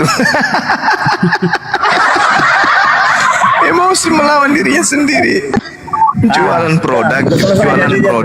Jadi ceritanya ini Bang Luga jualan produk, tapi produknya dia tidak kuasai. Kita lebih paham produk. Kan gue udah bilang sama lo, tidak ada kuasa, mukjizat, kebangkitan yang mendukung. Ada kan cuma ngomong, tapi kuasa dan kebangkitan nggak ada. Muhammad nggak bisa bangkit, Allah juga nggak kelihatan, semua serba nggak ada. Suster ngesot bisa. Apa suster ngesot itu apa? Suster ngesot itu apa? Suster ngesot itu setan apa manusia? Nggak, gua tanya dulu. Suster ngesot itu setan apa manusia? Tadinya manusia, lalu suster ngesot itu apa? Tadinya manusia bangkit dari kematian. Mana orangnya yang udah bangkit dari kematian? Coba lo bawa ke gua. Ada nggak? Ya sama kalau saya tanya mana Yesus, mana coba lo bawa orangnya? ke gua. Nah, mana Yesus, mana orangnya? Sama kan? Kan Yesus kan kejadian 2000 tahun yang lalu. Sekarang kan kejadian sekarang lo bilang suster ngesot. Mana suster ngesot sekarang? Suster ngesotnya itu lu kan suster ngesot itu bangkit kapan? Baru-baru ini bangkit. Yang mana orangnya? Tunjukin nama gua. Dia tunjukin nama gua. Lagi tamasya. Sama seperti Yesus. Mana Yesus? Mana? Nah, yang jadi masalah ini kapan dia jadi RT? Lu kan bilang kalau Yesus kan sudah naik ke surga. Gue bilang suster ngesot baru kemarin aku. Makanya gue tanya mana suster ngesot? Lu jangan asal ngomong tahu. Naik ke surga juga ada. Elia naik ke surga. Mana? Dia tanpa mengalami kematian. Tanpa mengalami kematian. Elia. Nabi lu aja nggak bisa bangkit. Kenapa jadi Henok? Apalagi Henok? Kenapa dia Henok? naik ke surga dia, naik ke langit. Yang naikin Henok ke surga itu Roh Kudus. Yang naikin Henok ke surga Roh Kudus. Yesus juga kamu bilang tadi kan dibangkitkan dari kematian. Ya sama dengan suster ngesot. Tapi jadi RT-nya kapan? Ayo, kapan jadi RT? Enggak, yang gue tanya mujizat lo apa? Loh kok jadi saya yang ditanya? Kan menurutmu Lu kan Yesus itu menceritakan, lu kan Yesus ingin kamu menyangkal ceritakan. penguasa. Begini, Kamu dengerin ya. mengatakan Yesus raja di atas segala raja. Lu Gimana mau jadi ingin raja? membantah penguasa. Jadi RT aja kagak pernah. Iya, mau jadi RT terserah lah, mau jadi apa kek. Tetapi kuasa apa yang lu tunjukin untuk membantah dia, kebangkitannya dia dari antara orang mati? Kuasa apa yang lu Kalau dia tunjukin? hanya bangkit dari kematian, kan ku bilang tadi banyak yang bangkit dari kematian. Suster Ngesot, Susana, si manis jembatan Ancol, si botak nyisir. Nah, Oke, itu semua. ada nggak pernah Susana naik ke surga? Gue tanya sama lo, Susana pernah naik ke surga nggak? Nggak ada yang menuhankan Susana, jadi tak ada hambanya yang menceritakan. Enggak, gue tanya, Susana naik ke surga nggak? Tidak ada pengikutnya, nggak ada penyembahnya Susana. Enggak, gue tanya. Suster Namanya Ngesot, Aki, namanya Suketi. itu orang-orang yang lo bilang itu ada nggak orang mereka naik ke surga? Ada nggak? Suketi. Yang namanya Nabi lu aja nggak mampu bangkit dari kematian, ngapain lu bawa-bawa Susana? Tapi dia pernah jadi raja, Bung. Tuhanmu nggak pernah jadi RT. Iya, mau jadi raja kek. Sebentar dulu, yang gua tanya, bisa nggak nabimu bangkit dari kematian? Itu dulu jawabnya. Yang bangkit dari kematian itu kan zombie, Susana. Enggak, gua tanya. Vampir. Enggak, gua Apalagi tanya Suster dulu. Ngesot, hantu Sebentar dulu. blau. Nah, Yang gua saya tanya, nggak selevel nabimu. mereka. Nabi saya itu Nabimu. selevel kematiannya para nabi. Sebentar. Nabimu bisa bangkit dari kematian nggak? Nabiku tidak bangkit dari kematian karena belum saatnya. Mereka masih ada di alam barzah, sama seperti Nabi Musa, Nabi Itu Daud, yang ngomong Nabi siapa? Sulaiman. Lo apa Tuhan? Itu Ya, yang ngomong lo apa Tuhan? Namanya orang kalau sudah ajal masuk ke alam barzah, alam maut, alam kematian. Dalilnya mana? Kalau sudah ajal, dalil, maut. Setiap dalil. yang bernyawa pasti Mana mengalami ucapan kematian. Mana Masuk ke alam ucapan barzah. Yesus kalau sudah ajal kembali ke alam barzah? Alasan karena kembali ke alam barzah, apa alasannya kembali? Ya bukan itu yang jadi permasalahan. Apa penyebabnya mati? Coba jawab. Apa penyebabnya? Poin-poin yang Anda jual tentang Yesus itu terbantahkan. Bangkit dari kematian, Suster Ngesot. Nah, hantu belau. Sekarang gua tanya. Jin dan Jun. Sekarang kan gua tanya sama lo. Itu tidak benar semuanya. Apa yang lo bilang itu bohong semuanya. Karena sama. Kalau tidak yang terbukti namanya dia Suster pernah dulu Ngesot jadi itu RT, cuma berarti film. bohong juga. Itu cuma film, ya. Yang lo ceritakan itu cuma film. Itu cuma di film Ya, terjadi. sama. Kalau Apa- memang apa itu bedanya terjadi di dengan nyata, raja di atas raja, tunjukkan tapi ada nggak orang yang ternyata bangkit dari kematian secara Katanya nyata? jadi Nggak ada RT kan? aja kagak. Gimana ceritanya? Raja di atas raja, jadi RT kagak pernah. Mana itu? Anda menjual sesuatu yang ketinggian, jadi RT nggak pernah, RW apalagi jadi kepala desa. Raja di atas raja itu namanya raja halu. Bang Luben ada aja. Udahlah bang. Iya, tetapi kan faktanya Yesus sudah naik ke surga. Lu di bumi sekarang, lu di bawah. Tolol, goblok. Iya tapi jadi RT aja kagak pernah. Kayak mana ceritanya? Lu kan di bumi lu ngomong. Iya makanya iya, di bumi lu kan dibilang, ngomong tuh di surga. Lu jangan ngomong di bawah. Aku Lu telah ngomongnya diberi di kuasa di bumi. Yang lu ngomongin ada di atas. Iya tapi dia mengatakan Yang aku diberi kuasa di bumi. Ngomongin ada di atas. Sementara tapi dia lu mengatakan yang ngomongin kepada aku telah diberi kuasa ada di bawah bumi. Iya. Ada di Makassar, lu manusia hina, manusia berdosa. Di bumi Lu udah dia manusia tidak hina pernah berdosa jadi lagi RT. lo. Ngajarin orang. Jadi RT aja Mujizat kagak nggak pernah ada. dia. Kau mujizat. Kepada aku telah diberi Iya, kuasa di mujizat lu bumi. nggak Jadi ada, RT Nabi lu kagak nggak bisa pernah. bangkit, tolol. Tapi Nabi lu nggak bisa bangkit dari kematian. Yesus bangkit dari kematian. Kepada aku telah Yesus diberi kuasa bangkit di dari bumi. kematian. Apa kuasa apa? Jadi RT aja Nggak kagak usah lu pernah. capek. Nggak usah lu capek ngomong ya. Nggak usah lu capek ngomong ya. Capek dia. Muhammad sudah mati dan dikubur. Sebentar dulu. Kita ngomong fakta aja. Kalau lu ngomong kan halusinasi lu semua ngomong. Faktanya Muhammad mati dikubur. Yesus mati dan bangkit naik ke surga duduk sebelah kanan Bapa. Itu fakta. Itu bukan halusinasi. Kalau lu mau nonton kuntilanak, lu nonton di TV, lu nonton film. Lu bawa halusinasi lagi di sini. Tidak, Anda mau menjual narasi apapun tentang Yesus, faktanya dia nggak pernah jadi RT. Itu masalahnya. Mana ceritanya? Ya memang nggak perlu jadi RT. Ngapain pula dia jadi RT? Yesus tidak perlu jadi RT. Ngapain dia di RT? mana dia? Raja di mana dia? Ya karena dia yang punya langit. Oh. Jadi RT aja. Karena dia yang punya langit, wajar dia jadi raja. Nggak boleh jadi. Kalau jadi RT itu cocoknya manusia biasa. Kalau dia kan Tuhan, wajar dia jadi Tuhan karena dia yang pencipta. Kalau RT kan ciptaan. Masya Allah. Ngapain Yesus jadi RT? Orang dia pencipta kok. Si goblok ini tolongnya kelewatan lu. Anda menjual manusia menjadi raja, tapi dia jadi RT aja kagak pernah. Gimana ceritanya? Itu halu namanya, Bang. Mana ada orang Tuhan jadi RT? Ngapain Tuhan jadi RT? Lah dia lu aja jadi kambing. Yang Kenapa nggak lo jadi kambing aja? Aduh, parah. Gimana ceritanya mau jadi Tuhan, jadi RT aja kagak pernah. Kan gue udah bilang, Yesus itu sudah di sorga, ngapain dia jadi RT di bumi? Kan dia katakan kepada aku telah diberi kuasa di bumi. Mana buktinya jadi RT aja kagak pernah. Kan dia sudah bangkit dari kematian, Buma. Dia sudah bangkit dari kematian, artinya dia udah bukan RT lagi, udah Tuhan. Paham kau? Bagaimana kuasa di bumi, mana ndak pernah jadi RT aja kagak, apalagi jadi Tuhan, ada-ada aja. Kan gue udah bilang membangkitkan orang mati itu levelnya jauh lebih tinggi dari RT. Tolol, goblok. Iya, dia jadi Tuhan tapi jadi RT aja kagak pernah. Ya kan gue udah bilang dia gimana itu ceritanya? adalah pencipta. Dia itu pencipta. Kenapa jadi lu suruh jadi RT? Memang lo cocoknya di neraka lo. Anda mengatakan dia jadi raja, bahkan jadi Tuhan, tapi jadi RT aja kagak pernah. Gimana ceritanya? Tidak perlu dia jadi RT, tolol, karena dia bisa membangkitkan orang mati. Nanti RT meninggal dia yang bangkitin.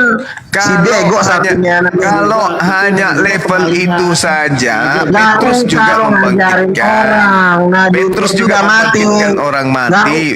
Bahkan Paulus pun membangkitkan orang mati katanya. Petrus membangkitkan orang mati. Sama levelnya berarti. Bentar, gue jawab, gue jangan lari. Gue sikta lo, jangan lari lo. Udah mati lo sekarang. Gimana? Petrus membangkitkan orang mati. Ya itu sama. Pakai kuasa siapa? Diam dulu lo, jawab dengan gua. Gue sikat lo. Petrus dan Paulus bangkitin orang mati pakai kuasa siapa? Jawab. Kuasa Tuhan dong. Sama seperti Yesus membangkitkan orang mati juga. Nah, Yesus membangkitkan orang mati sama. Dia diberi kuasa, Bapak, orang yang banyak yang berdiri di sini. Nah, lalu kemudian Lazarus, bangkitlah Lazarus. Makanya dikatakan kalau dia Anda jual sebagai Tuhan, sebagai raja atas segala raja, mana buktikan jadi RT aja kagak pernah. Dasar juling bindo.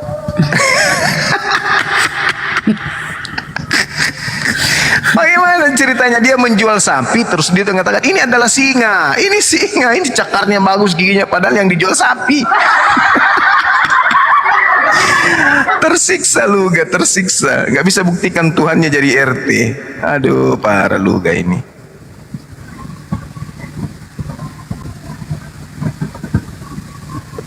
Apa ya otaknya oten itu, astagfirullahaladzim. Ngapain apa gimana? Keben, kayaknya keben. Barangkali dia emosi. Emosi dia. Aduh, gimana cara aku membodohi Bang Zuma ini ya? Gimana caranya ya? Gak bisa dia bodohi kita. Betul lagi nabi ini sekalian, jadi ada dua nabi. Semalam ada yang nanti saya jadi rasul lah. Bang Zuma ini rasul gini, pasti rasul. Siapa itu? Siapa? Kristen. Oh, sudah berapa kali ketemu Yesus katanya? Saya gimana sehalu. dalam mimpi dan dunia nyata dia juga pernah ketemu Yesus. Aduh, parah. Bindo toh barangkali bindo luka. Barangkali bukan bindo kapang. Japo. Ini agak sehat ini kepalanya nih, kebenaran. Selamat siang kebenaran. Selamat siang. Bagus ini. Ya, silakan. Saya izin dulu ya, ibadah sebentar ya, teman-teman. Lanjut dengan ada minta informasi. Saya ibadah dulu. Pergi kan? Asar. Enggak, sebentar aja, asar aja. Bentar. Silakan. Oke, siapapun di sini silakan, nggak masalah yang jawab ya. Saya mau bertanya kepada semua di sini yang Muslim. Ketika Anda mati hari ini, apakah Anda akan ke neraka atau ke surga? Itu aja pertanyaan saya. Aduh. Siapa yang mau jawab? Silakan jawab. Kalau kita mati itu ada namanya alam kubur. Kalau Anda hari ini mati, apakah ya Anda akan ke surga? Itu surga neraka itu nanti setelah semua dibangkitkan. Setelah kiamat kan. Jadi setelah Anda dibangkitkan, apakah Anda akan ke surga atau ke neraka? Ada penghakiman. Kalau Islam itu pasti masuk surga. Tetapi karena dia harus mempertanggungjawabkan dulu kesalahan-kesalahannya, dosanya ya. Dicuci lah dulu, misalnya ada penjahat ya, pemerkosa, pembunuh, itu harus mempertanggungjawabkan dosa-dosanya dulu. Setelah itu baru karena dimasukkan ke surga. Kenapa? Ya, maksud saya begini, kalau Anda mati hari ini dan di hari penghakiman nanti ketika Anda dibangkitkan, Anda masuk ke surga atau ke neraka dulu? Itu yang saya tanyakan. Ya, kalau kami tidak ada dosa, misalnya ada perhitungan hisab, kami banyak amalannya ya langsung masuk surga lah. Langsung masuk surga? Iya. Berarti langsung masuk surga. Penjahat, pembunuh, berarti kalau Bunda Rahma ini sekarang, tapi dia Islam. Berarti kalau Bunda Rahma ini sekarang kalau mati hari ini dan bangkit di hari penghakiman, berarti langsung masuk surga ya, nggak ke neraka dulu. Iya, perhitungan dulu. Bunda Rahma, boleh sedikit Bunda Rahma? Ya silakan. Kenapa? Jangan dulu. Kenapa? Suaramu nggak jelas kebenaran. Ya, ini jelas kan? Kalau orang Islam mati langsung masuk surga gitu. Iya, masa perhitungan, masa penghakiman tuh kalau di Kristen penghakiman. Nah, setelah dihitung amal kebaikannya banyak ya masuk surga langsung. Tapi kalau dosanya bergelimang dosa, ya dibersihkan dulu, bertanggung jawab dulu atas dosa-dosanya, dibersihkan di neraka dulu kan, sampai selesai itu masuk surga, akan kekal abadi di surga. Ya, oke. Kalau menurut Bang Pandi kayak mana? Bang Pandi, absen dia. Saya sedikit kepada kekristenan ya, kepada kebenaran. Yang jadi masalah ini Anda menuhankan Yesus loh. Sementara apa kata Yesus ya di Yohanes, dia berpesan kepada muridnya, pengikutnya. Pada hari kebangkitan kembali ya, aku akan duduk di atas tahta bersama ke-12 pengikutnya, 12 murid itu kan, akan menghakimi ke-12 suku Israel. Kalian tidak masuk hitungan, bro. Itu masalahnya di kalian. Coba baca itu Yohanes. Kata Yesus ya, kita lihat dulu ya Yohanes berapa tuh. Kata Yesus kepada dia akan duduk menghakimi ke-12 suku Israel. Takut salah data ya. Ini. Coba kau baca tuh. Coba kau buka Matius Matius 19. Coba baca Matius 19:28. Kata Yesus kepada mereka, aku berkata kepadamu, sesungguhnya pada waktu penciptaan kembali itu setelah kiamat kan, semua dibangkitkan. Ya, apabila anak manusia bersemayam di atas tahta kemuliaannya, kamu yang telah mengikut aku akan duduk juga di atas tahta ke-12, akan juga duduk di atas 12 tahta untuk menghakimi ke-12 suku Israel. Untuk menghakimi ke-12 suku Israel. Anda tidak ada di situ, entah Anda kemana, mungkin langsung ke neraka. Itu Yesus. Makanya Yesus berkata di Matius bahwa aku diutus hanya kepada domba yang hilang dari Bani Israel. Hanya loh, ada kata hanya. Kemudian di Kisah Para Rasul, Allah telah membangkitkan juru selamat bagi orang Israel. Jadi Anda ini nggak jelas nasibnya kemana. Gimana itu kalian itu? Nah, jangan Anda itu. Dan ini yang paling parah itu di Wahyu ya. Wahyu 21. Wahyu 21. Coba buka tuh Wahyu. Nah, ini Wahyu 21:12. Dan temboknya besar lagi tinggi dan pintu gerbangnya 12 buah. Di atas pintu gerbang itu dijaga oleh 12 malaikat. Dan di atas pintu gerbang itu tertulis 12 nama suku Israel. Jadi setiap pintu itu ada nama-nama suku Israel. Jadi kalau kalian masuk ditanya lah sama malaikat, lu siapa? Saya kebenaran. Oh, kebenaran? Aneh namamu ya. Kamu suka apa? Saya misalnya ke Batak. Batak? Enggak ada Batak. Di sini hanya coba kau lihat di atas ini, misalnya di atas pintu itu ya, suku Yehuda. Dia suku Yehuda, kau pindah lagi. Setelah kau keliling mencari untuk suku Batak, nggak ada. Akhirnya kau apa? Dilempar ke neraka. Itu nggak ada. Jadi Yesus itu akan menghakimi 12 suku Israel. Itu data loh. Di Wahyu 21:12, setiap pintu sudah tertulis ke 12 nama dari suku Israel. 12 pintu itu, di setiap pintu tertulis nama-nama suku Israel. Suku Batak, Manado, Tator, nggak ada tempat. Kau kan dilempar ke neraka atau ya misalnya kau cari si Paulus. Entahlah kau cari siapa tuh. Gak jelas tuh nasibmu, Bang. Halo? Ya. Kau kan mana kira-kira? Karena Yesus akan mengusir kau, nyahlah kau daripada aku tidak mengenal. Kata Yesus gitu di Matius. Begini, Rahma. Ketika Anda menyatakan jika amal Anda lebih banyak daripada dosa yang Anda lakukan, Anda mengatakan Jawab dulu. Saya sudah jawab. Ya, kan saya dulu bertanya tadi. Saya bertanya ke kau. Iya, kan saya tanya dulu. Kan? Yang duluan bertanya tadi siapa? Saya atau Anda? Bertanya. Kan bertanya. Kau belum menjawab apa-apa tuh. Sebentar saya bertanya ya. Jawab sebenarnya. Tadi kan saya dipersilakan untuk bertanya. Iya, sekarang silakan lanjut. Sebentar aku bertanya. Saya disuruh menjawab duluan. Jadi kan ya kan agak aneh sebenarnya. Oke. Jadi oke. Tadi Anda mengatakan bahwa jika amal Anda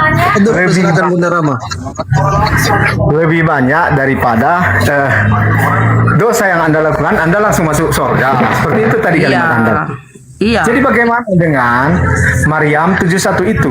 Bahwa tidak ada seorang pun di antara kamu yang tidak akan mendatanginya. Jadi yang mana yang betul? Mendatangi itu mendatangi, semua manusia akan mendatangi, tidak terkecuali siapapun.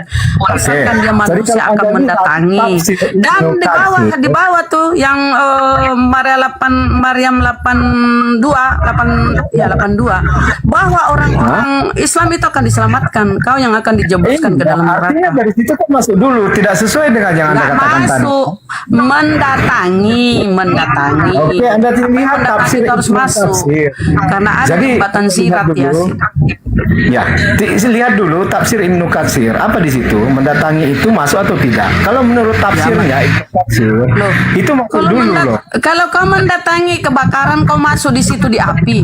Masuk kau ke api. Mendatangi lokasi kebakaran, apa kau masuk juga ikut ke api, bakar dirimu?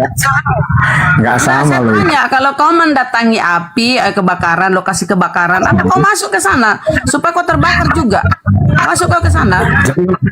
Jadi begini ya. Enggak, saya tafsir kau jangan jadi begini. Ketika kau mendatangi sebuah lokasi kebakaran, misalnya nih kebenaran mendatangi lokasi kebakaran itu, apa kau masuk juga pandang dirimu dalam? Masuk kau? Beda itu. Anda membuat suatu analogi yang tidak sama. Ya kan mendatangi bukan memasuki. Mendatangi itu ya kamu situ cuma nengok kan, lihat, diperlihatkan ini kebakarannya parah bener nih semua hal. Sebenarnya kalau kamu masuk ikut kebakar gitu, kepanggang. Kalau mendatangi biasa sekarang ini Anda mendatangi kota Jakarta, apakah Anda tidak tiba di kota Jakarta itu atau Anda melihat dari luarnya aja? Lah, beda ini kan lokasi. Kok beda? Kan lokasi juga Jakarta. Lah, Jakarta misalnya lokasi saya itu. mendatangi sebuah tempat, saya tidak. Nah, Ini apakah kan Anda lokasi tidak masuk ke kota, dalamnya? luas pengertiannya. Iya, Kalau apakah neraka Anda tidak kan masuk sebuah ke tempat tempat. itu?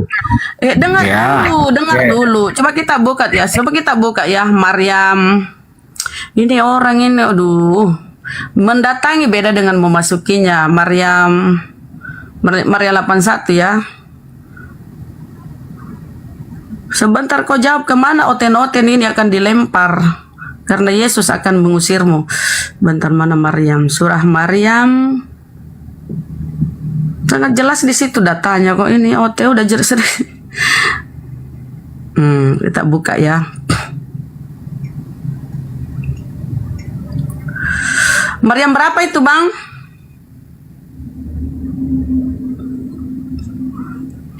Woi, kebenaran. Maryam berapa? Oh, si Al-Quran Maryam. itu Maryam itu satu silakan lihat. Alkitab Anda tahu, Al-Quran kok enggak sih? Iya, kita kan bukan tahfiz Al-Quran. Gimana sih kau ini? Kau kalau ku suruh baca satu perikop, bisa kau hafal satu perikop? Mereka akan mendatangi, bukan memasuki. Bedakan itu. Pakai akalmu dulu. Makanya aku bilang orang-orang Kristen ini. Pertanyaan untuk Anda, ketika Anda mendatangi kota Jakarta, apakah Anda tidak memasuki kota Jakarta? Lah, ini kan sebuah tempat terkhusus ini, terkhusus. Bukan secara Jakarta terbagi berapa? Jakarta terbagi berapa? Ada Jabodetabek, ada Jabodetabek ada banyak kan?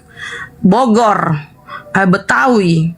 Itu kan saya datang ke Jakarta belum tentu saya ke Betawi kemana, kan terbagi-bagi di sana. Nah, kalau neraka itu sebuah tempat lokasi. Ya, jadi misalnya saya mendatangi kolam renang itu, misalnya kolam renang ya, mendatangi permandian. Apakah saya akan masuk ke sana? Belum tentu saya masuk mandi kan, berenang sama itu kok. Kenapa otakmu nggak nyambung ya?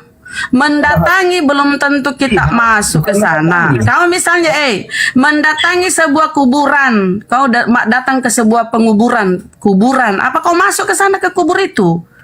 Bahasa Apa kau mendatangi. masuk ke kubur itu kalau kau mendatangi Lokasi pemakaman itu yang biasa ada iya, ya. mendatangi kuburan itu ya sama aja kan lokasi, belum tentu kau masuk tuh. Kecuali kau masuk. Itu tadi analoginya itu. Kalau kau mendatangi sebuah kebakaran, sulit kali orang-orang Kristen paham ya. Biasa mendatangi lokasi kebakaran itu yang biasa, bukan mendatangi kebakaran. Gak ada kalimat seperti itu. Yang penting saya sudah jelaskan. Di situ kan setiap manusia akan mendatangi, bukan memasuki, mendatangi. Ya kita akan melewati jembatan Sirat namanya. Kita akan di situ, jadi kita diperlihatkan neraka gini. Kasir di situ Udah dijelasin. Dan orang-orang Islam itu akan diselamatkan, tapi orang kafir, orang akan dijebloskan. Kalian akan dijebloskan. Masuk dulu baru diselamatkan kan gitu Bunda Rahma. Nggak ada masuk di situ. Ini kenapa kok nggak bisa bahasa Kalau Indonesia mendatangi baik itu sih? kan masuk dulu. Nah, nggak ada di situ masuk. Ini analoginya tadi. Ketika ada kebakaran di sebuah lokasi kebakaran nih, penasaran aku mau ke sana ya. Aku mendatangi ke sana. Kau mendatangi ke sana kan? Kau datang ke sana tengok nih lokasi kebakarannya, parahnya gimana? Apa kau masuk ke sana? Apa kau menyebur ke dalam api? Tidak masuk ke apinya. Pakai ini otakmu kemana ini otakmu ini? Susah kali kau paham ya. Sekarang saya bertanya balik ya. Kau terima atau enggak itu urusanmu? Berarti yang Anda terangkan tadi, Anda tidak sesuai dengan isi Al-Quran ya. Kalau Anda langsung masuk surga gitu. Loh kok gimana? Ya, Anda kan langsung masuk. Mempunyai dosa-dosa itu, dengar. Yang mempunyai dosa-dosa itu ya harus mempertanggungjawabkan dosanya dulu. Jadi bagaimana? Apakah ada manusia yang tidak berdosa? Semua kan berdosa. Artinya Ya makanya kita mohon ampunan kepada Allah. Kalau kita melakukan dosa, kita mohon ampunan kepada Allah. Kita mohon ampun. Ya silakan, Daeng. Ya, apa masalahnya lagi nih orang kibinirin? Kenapa lagi dia mencet lagi? Itu surah Maryam. Semua akan Surah orang Maryam. mendatangi, katanya masuk katanya.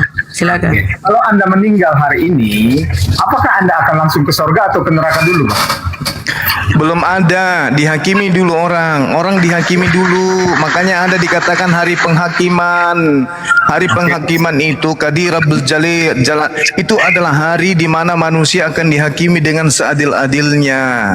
Nanti setelah ditetapkan kemudian ini ke neraka, ini ke surga, lanjutkan perjalanan, semua orang akan mendatangi neraka itu. Setelah kita mendatangi neraka, orang-orang kafir ditetapkan tinggal di sana, orang-orang beriman melanjutkan perjalanan menuju ke surga. Gitu. Anda masuk dulu ke neraka ya. Baru Anda dikeluarkan dari neraka, saya berdiam di situ. Mendatangi dan memasuki itu beda. Coba sekali-sekali. Ya, jadi apa yang Anda lihat dari ayat Maryam 71 itu? Mendatangi itu tidak masuk ke dalamnya. Beda mendatangi dengan masuk, beda. Tanyakan, menurut Anda, mendatangi di dalam Maryam 71 itu, Anda tidak masuk ke dalam neraka itu? Tidak masuk ke neraka, yang tinggal di dalam masuk ke neraka itu orang-orang kafir kayak Anda. Kalau Anda nggak bertobat. Ketika Anda mengatakan mendatangi itu tidak masuk, itu artinya hanya melihat kan? Ya betul, makanya di Al-Quran itu dikatakan waburrisatil jahimu liman yara, dan neraka diperlihatkan dengan jelas kepada setiap orang yang memiliki mata, memiliki penglihatan. Berarti diperlihatkan. Ya, oke, setuju. Jadi tafsir Ibnu Katsir itu salah ya. Kalau tadi saya lihat di tafsir Ibnu Katsir bahwa itu mendatangi itu memasukinya. Mendatangi dengan memasuki itu beda. Ini Al-Quran mengatakan waburrisatil jahimu liman yara, dan neraka diperlihatkan dengan jelas kepada setiap orang yang melihat. Jadi kalau saya lihat, saya mengatakan kalau di tafsir Ibnu Katsir sendiri di situ mengatakan itu memasuki itu, mendatangi itu juga masuk ke dalamnya. Berarti itu salah. Masuk ke kalau misalnya Anda menggunakan tafsir itu, masuk ke dalam neraka dengan disiksa di neraka itu beda. Masuk ke dalam rumah sakit dengan menjadi pasien rumah sakit itu beda. Ya, pahami dulu. Iya. Nah, sekarang yang disiksa di sana kata Allah adalah orang-orang yang melampaui batas. Fa amma man tagha wa atharal hayatad dunya, yang lebih mengutamakan kehidupannya ketika di dunia nois. Fa innal jahima hiyal ma'wa, maka sungguh neraka lah tempat tinggalnya. Nah, lalu apa kata Allah? Wa amma man khafa maqama rabbih wa nahal nafsa 'anil hawa, dan adapun orang-orang yang takut kepada kebesaran Tuhannya dan menahan diri dari keinginan hawa nafsunya, fa innal jannata hiyal ma'wa, maka sungguh surga lah tempat tinggalnya. Semua orang mendatangi. Kristen, ateis, semua keturunan Adam mendatangi, melihat neraka itu, betapa ngerinya neraka itu. Oh, ini siksaan orang-orang yang akan tinggal di dalam. Habis itu orang-orang yang beriman, makanya dalam surah Maryam 71-72, summa nunajjil ladzina taqau, kemudian kami akan menyelamatkan orang-orang yang takut kepada Tuhannya, yang bertakwa kepada Tuhannya. Wa nazarus zalimin fiha jithiyah, dan membiarkan orang-orang zalim di dalam neraka berlutut kekal dia. Begitu, Bung. Jadi semua orang di sini ada kata Rabbi. Rabbi itu berarti merujuk kepada semua makhluk, semua manusia. Lain cerita kalau di situ menggunakan kata ilah. Ini menggunakan kata Rabb, berarti semuanya. Mau Islam, mau Kristen, mau Hindu, mau Buddha, semua akan mendatangi neraka. Semua akan melihat neraka. Ngerinya neraka itu akan kita lihat. Makanya begitu masuk ke surga, umat Islam itu bersyukur sekali. Sama seperti orang yang merasakan lapar, nikmatnya kenyang, nikmatnya makanan itu pada saat kita lapar. Coba kalau Anda kenyang, dikasih makanan yang paling enak, apakah Anda selera? Tidak. Begitulah orang yang diperlihatkan neraka, kengerian neraka itu diperlihatkan. Begitu mereka masuk surga, maka nikmat surga itu sangat-sangat berasa. Gitu. Karena Allah bercerita tentang neraka nih, Allah bercerita tentang surga. Di kehidupan kita sekarang nih, Islam Kristen diceritakan ada tempat kebinasaan, ada tempat kehidupan. Tapi Tuhan ingin memperlihatkan, ini loh yang kumaksud neraka itu. Tapi kembali, bukan kamu orang benar, kamu adalah orang bertakwa, kamu di surga, kamu cuma diperlihatkan ini loh tempat mereka. Itu yang diterangkan Al-Quran. Wa im minkum illa wariduha kana ala rabbika hatmam maqdiyan. Seperti itu, Bung. Summa nunajjil ladzina taqau, tetapi orang-orang yang beriman kemudian diselamatkan, melanjutkan perjalanan menuju titian akhir, yaitu jannah. Begitu. Sama di Markus 9 nomor 59. Apakah Anda ingin mengatakan bahwa semua orang di situ masuk neraka? Anda mau mengakui bahwa Kristen semuanya masuk neraka? Tentu tidak. Tunggu dulu, jangan ke Alkitab dulu, kita ke Al-Quran dulu. Bukan takut, tapi gini, biar pembahasannya nggak melebar dulu, jadi satu-satu poin kan. Kalau nanti kita ke Markus pun silakan, nggak masalah. Gitu. Jadi begini, tadi Anda mengatakan yang pertama mendatangi itu bukan memasuki, lalu Anda mengatakan mendatangi tapi tidak disiksa, memasuki tapi tidak. Jadi saya lihat dari sini bahasa Anda nggak konsisten loh menyatakan sesuatu. Akal Anda yang nggak nyampe, bukan nggak konsisten. Bukan. Tadi pertama Anda mengatakan mendatangi itu tidak memasuki, hanya melihat. Yang kedua, mendatangi, memasuki tapi tidak disiksa. Ya, Anda kan menggunakan tafsir, aku bilang kan? Anda kan menggunakan tafsir. Jadi yang dikatakan di tafsir itu memasuki tapi ada nggak siksaan bagi orang yang benar? Ada nggak? Nggak ada disebutkan. Enggak, saya tanya dulu. Ada nggak siksaan bagi orang yang benar? Yang ada di situ hanya memasuki dikatakan. Iya, memasuki, makanya nggak ada siksaan. Berbeda disiksa atau tidak disiksa itu tidak ada disebutkan. Iya, makanya saya katakan Al-Qur'annya mengatakan bahwasanya setiap yang punya mata akan melihat neraka itu. Kan tadi saya sudah jelaskan ayatnya. Dari mana Anda mengatakan itu tidak disiksa? Dari mana? Di mana ayat? Di Al-Quran itu tidak disiksa. Wa burrisatil jahimu liman yara, dan neraka diperlihatkan dengan jelas kepada setiap manusia yang memiliki mata. Fa amma man tagha, maka adapun orang yang melampaui batas, wa atharal hayatad dunya, dan lebih mengutamakan kehidupan dunia, fa innal jahima hiyal ma'wa, maka sungguh nerakalah tempat tinggalnya. Sungguh nerakalah tempat tinggalnya. Nah, yang lain bagaimana? Yang punya mata tapi mereka beriman kepada Allah, melihat neraka tapi melihat neraka tapi mereka beriman. Apa kata Allah? Wa amma man khafa maqama rabbih wa nahal nafsa 'anil hawa, dan adapun orang-orang yang takut kepada kebesaran Tuhannya dan menahan diri dari hawa nafsunya, fa innal jannata hiyal ma'wa, maka sungguh surgalah tempat tinggalnya. Jadi tadi semua yang melihat neraka, tetapi di antara mereka ada orang yang beriman, fa innal jannata hiyal ma'wa, maka sungguh mereka yang melihat neraka dengan matanya tapi mereka adalah orang yang bertakwa, maka surgalah tempat tinggalnya. Berarti mereka digiring ke surga. Nah, tinggal di situ. Berbeda dengan orang kafir, dikatakan fa innal jahima hiyal ma'wa. Orang kafir di neraka lah tempat tinggalnya. Ini kan hanya sekedar diperlihatkan saja, hanya sekedar melihat untuk membuktikan bahwa neraka itu benar-benar ngeri. Ya, artinya begini ya Bang Juma, ketika Anda dihakimi, Anda masuk dulu ke dalam, baru setelah itu diselamatkan. Menurut Maryam 71, betul kan? Iya, betul. Yang jadi masalah ini Anda yang tidak diselamatkan tapi menetap di sana. Wa nazaruz zalimina fiha jithiya. Anda yang zalim di dalam neraka dalam keadaan berlutut, hidup kekal. Ya, itu kalau menurut Al-Quran, orang Islam dan yang lainnya masuk dulu ke neraka, baru orang Islam yang bertakwa itu diangkat ke. Ya, karena mereka orang Islam itu sudah memiliki warisan, harta warisan berupa jannah firdaus. Mereka harus menemukan. Setidaknya kita berdua bekas mantan narapidana neraka ya Bang Juma. Oh, itu pikiran.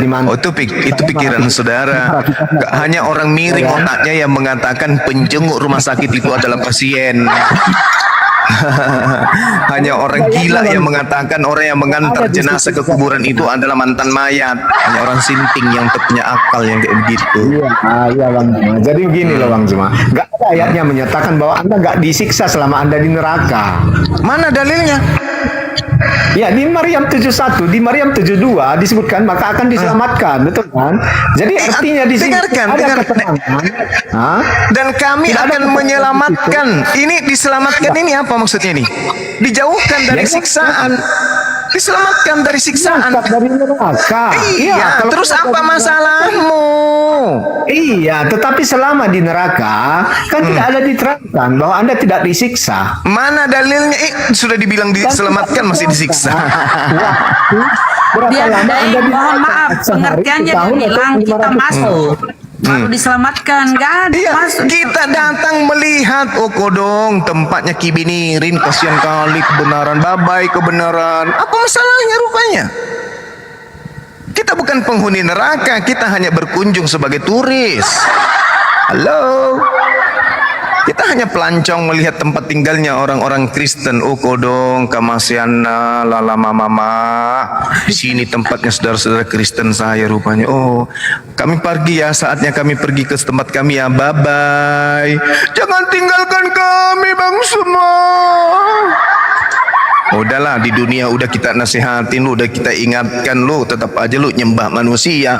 Rasain deh. Kita diselamatkan. Summa nunajjil ladzina taqau. Kemudian kami akan menyelamatkan orang-orang yang bertakwa. Asik, men. Ya betul. Masalah itu Anda. Wa nazaruz zalimina fiha jithiya. Dan kami biarkan orang-orang zalim di dalam neraka dalam keadaan berlutut. Ya, oke, Bang. Artinya di antara ayat 71 dan 72 memang betul Anda dikatakan diselamatkan di ayat 72 ya, menyelamatkan orang-orang yang bertakwa dan membiarkan orang-orang zalim di dalam keadaan berlutut. Oke? Iya. Jadi kalau saya lihat dari sini nggak ada keterangan apakah Anda tidak disiksa di neraka. Anda hanya dikatakan la haula wala quwata illa billah. Tempatnya neraka itu adalah tempat tinggal. Orang yang disiksa adalah yang empunya tempat tinggal. Kami hanya turis, hanya pelancong, hanya tamasya. Meskipun Anda turis, jadi artinya kan Anda menikmati suasana neraka juga di situ ketika Anda melancong ke neraka. Ya, kami hanya melihat sama ketika kami datang, sama ketika kami datang melihat kebakaran, melihat kebanjiran, melihat bencana alam di suatu tempat, bukan berarti kami kena bencana di sana. Kami hanya melihat, oh kodong, oh kasihan kali lah orang-orang ini ya. Itu Anda datang setelah bencananya berhenti kan. Kalau pas banjir bandang Anda datang, apa Anda tidak hanyut juga? Oh, kami nggak mau datang. Bukan begitu kaidahnya. Wa in minkum illa wariduha, itu maunya Anda. Harusnya Anda itu jangan pikirkan kami yang diberi kemudian kunci keselamatan. Kenapa Anda pikirkan diri Anda? Wa nazaruz zalimina. Kenapa Anda tidak memikirkan diri Anda? Kenapa Anda memikirkan sama kami yang diselamatkan ini? Kenapa Anda mikirkan Anda yang dibiarkan kekal di situ? Iya. Maksud saya begini, menurut iman Anda sendiri pun, Anda masuk neraka baru diselamatkan. Kalau dibandingkan dengan kekristenan sendiri, jadi siapa yang percaya kepada Yesus, itu memang sudah masuk surga. Begitu itu yang saya bandingkan. Bagaimana percaya Yesus itu? Kalau percaya Yesus, tidak mungkin menyembah Yesus. Yohanes 17 nomor 8. Segala firman yang engkau berikan kepada aku telah aku sampaikan kepada mereka dan mereka telah menerimanya dan mereka percaya bahwa aku adalah rasul. Ayo. Bagaimana? Anda di mana? Belum lagi Matius 7, orang-orang Kristen dilemparkan ke api neraka. Gimana ceritanya?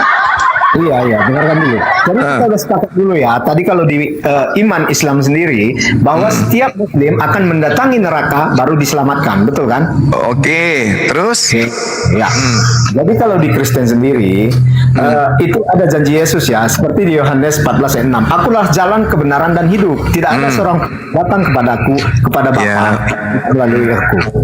Jadi ya, kalau dia kebenaran, Bung, kalau dia kebenaran dia nggak boleh disalib. Bagaimana itu? Saya hanya meniru janji Yesus dulu. Kalau soal itu nanti, kalau Yesus itu Anda imani sebagai kebenaran, maka Yesus haram hukumnya disalib. Gak boleh. Silakan kalau menurut Anda itu hakam. Oh tidak, bukan itu dalil di dalam Bible. Orang yang benar yang mengajarkan kebenaran tidak boleh disalib. Nah, gimana tuh? Saya hanya ingin mendapatkan janji dulu. Jadi Kalau kalau soal kalian percaya atau tidak, itu tidak masalah kan seperti itu. Masalahnya ini jangan Anda menjual kepompong. Ini sudah terbukti bahwa orang yang benar mengajarkan kebenaran tak boleh disalib. Dengan demikian ketika Anda beriman Yesus itu adalah jalan kebenaran, maka tidak boleh Anda kemudian beriman kepada penyaliban, karena orang benar itu tidak boleh dibunuh. Iya, itu mungkin di iman itu Oh ya. tidak bisa. Ini di dalam kitabnya orang Yahudi menerangkan itu. Saya kasih contoh. Saya dulu. Mazmur 37 nomor 39. Orang yang benar. Oke? Orang yang benar. Kenapa orang benar? Orang-orang benar diselamatkan oleh Allah, oleh Tuhan. Tuhan adalah tempat perlindungan mereka pada waktu kesesakan.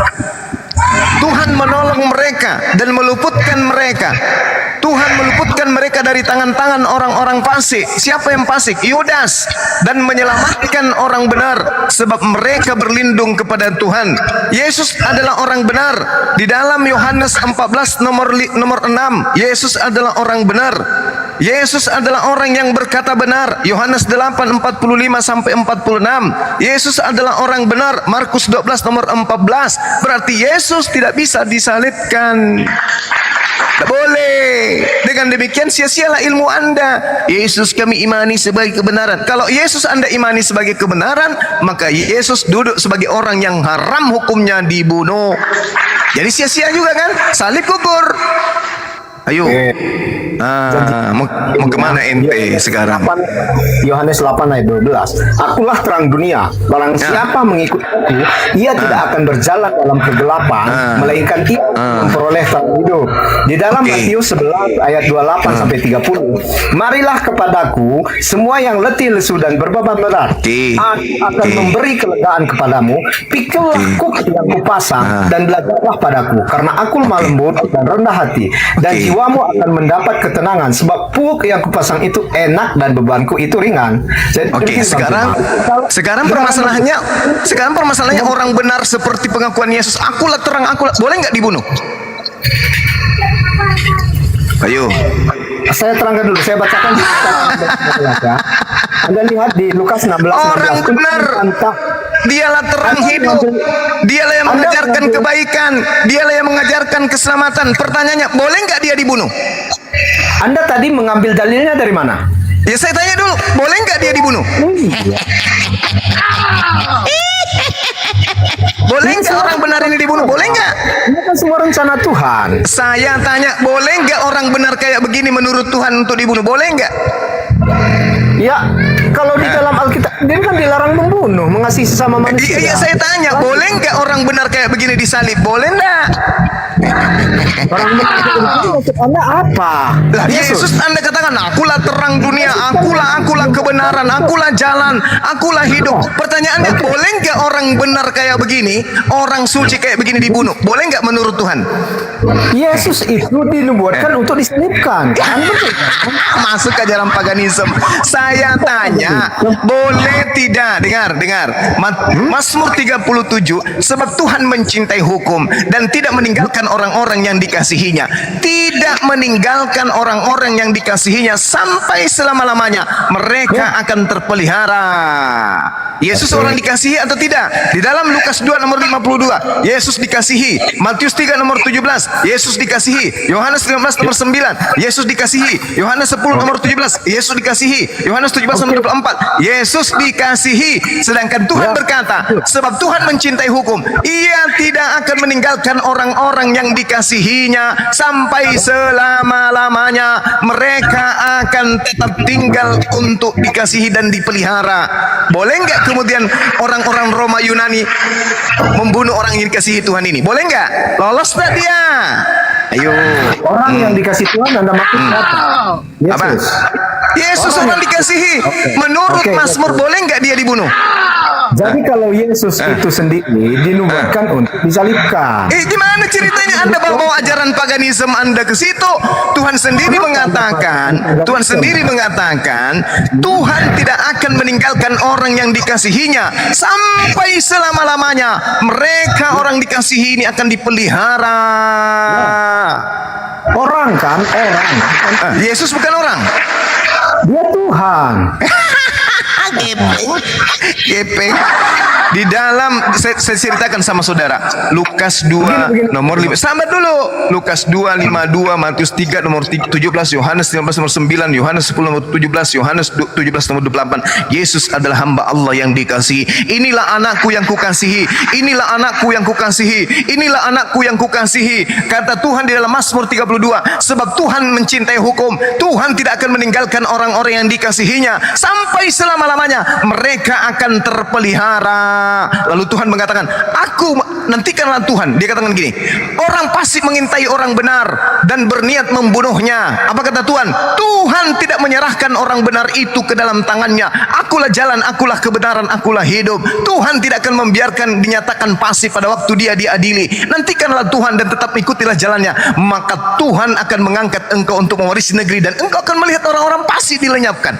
Aku melihat orang fasik yang gagah dan sombong, tetapi tidak lagi hari ini. Ketika aku lewat, lenyaplah dia orang fasik itu. Aku mencari tetap tidak ditemukan lagi. Perhatikanlah orang yang tulus dan lihatlah orang yang jujur. Sebab orang yang suka damai akan ada masa depan. Tetapi pendurhaka akan dibinasakan bersama-sama dengan orang-orang fasik akan dilenyapkan. Orang-orang benar diselamatkan oleh Tuhan. Akulah kebenaran. Orang-orang benar akan diselamatkan. Akulah kebenaran. Tuhan adalah tempat perlindungan mereka yang melakukan kebenaran waktu dalam kesesakan. Akulah kebenaran dan hidup. Tak ada seorang pun yang sampai kepada Bapa tanpa melalui aku. Apakah menurut Tuhan? Karena Yesus mengatakan dalam Lukas 24 nomor 44, akan tergenapi apa yang tertulis tentang aku di dalam kitab Mazmur. Mazmur 37, Tuhan menyelamatkan orang-orang yang dikasihi dari kesesakan. Sekarang pertanyaan saya, apakah Yesus yang dikatakan, inilah anakku kasihi, kepadanya aku berkenan, dengarkanlah dia. Lukas 2 nomor 52, Matius 3 nomor 17, Yohanes 15 nomor 9, Yohanes 10 nomor 13, Yohanes 17 nomor 24. Yesus dikasihi. Bolehkah dibunuh orang yang dikasihi Tuhan? Jawab.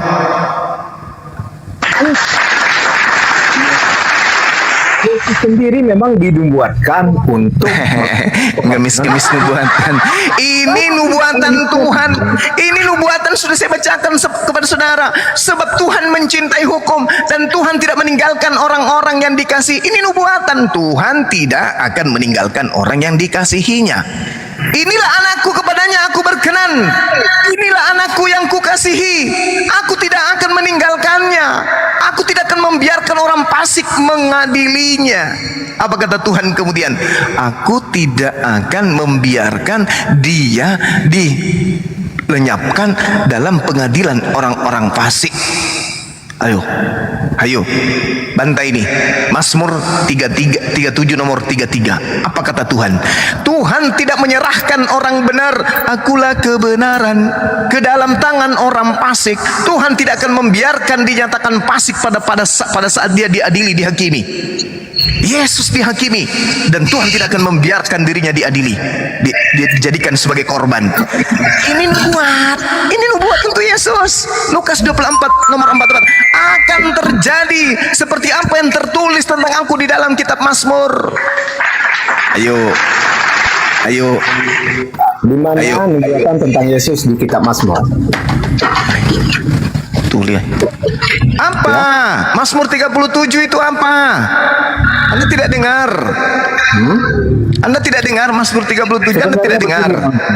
Ketika Anda mengatakan bahwa Allah akan melindungi Yesus dari kematian, itu seperti sama ketika iblis mengatakan kepada Yesus, loncatlah ke bawah, karena para malaikat tidak akan membiarkan kakimu terantuk. Jadi perkataan Anda saat ini sama seperti ketika iblis itu mengatakan seperti itu. Sekarang permasalahannya adalah apakah penyaliban ini keinginan Tuhan atau keinginan setan? Ayo, bantu saya. Penyaliban itu memang jalan Tuhan untuk menyelamatkan di mana dalilnya Tuhan menginginkan orang yang dikasihi dibunuh? Di mana dalilnya? Tunjukkan ke saya. Di mana apakah penyaliban terhadap Yesus itu adalah kehendak Tuhan atau kehendak setan? Ayo. Ya, itu kehendak Tuhan. Mana dalilnya? Tunjukkan. Tunjukkan dalilnya. Tuhan yang menghendaki pembunuhan terhadap orang benar. Tunjukkan. Mana? Mana? Aku sudah memberikan kepadamu. Yesus dalam Lukas 24 nomor 44 akan terjadi sesuai dengan tertulis, akan tergenapi sesuai dengan yang tertulis tentang aku dalam kitab Mazmur. Oke, apa yang ada dalam kitab Mazmur? Sebab Tuhan mencintai hukum dan Tuhan tidak meninggalkan orang-orang yang dikasihinya sampai selama-lamanya. Jadi yang teriak di atas tiang salib, Eli Eli lama sekali kenapa kau meninggalkan aku, itu bukan Yesus. Sebab Tuhan mencintai hukum dan Tuhan tidak meninggalkan orang-orang yang dikasihinya. Ini nubuat. Dan Yesus memang tidak pernah memanggil Tuhan dengan panggilan Eli. Dia selalu manggil Abba, Abba, Abba. Eli nggak pernah Yesus sebutkan. Jadi yang di atas tiang salib itu, Eli, Eli, kenapa lama sekali? Itu bukanlah Yesus. Gitu Bang. Walaupun menurut aku sampai berlumut, bahkan berlendir sekalipun, tidak bisa dibantah bahwa Yesus itu memang seorang juru selamat. Ya Dan juru Tuhan selamat itu kok sendiri yang juru selamat kok dibunuh? Justru karena dia adalah juru selamat, maka dia kemudian dikasihi oleh Tuhan.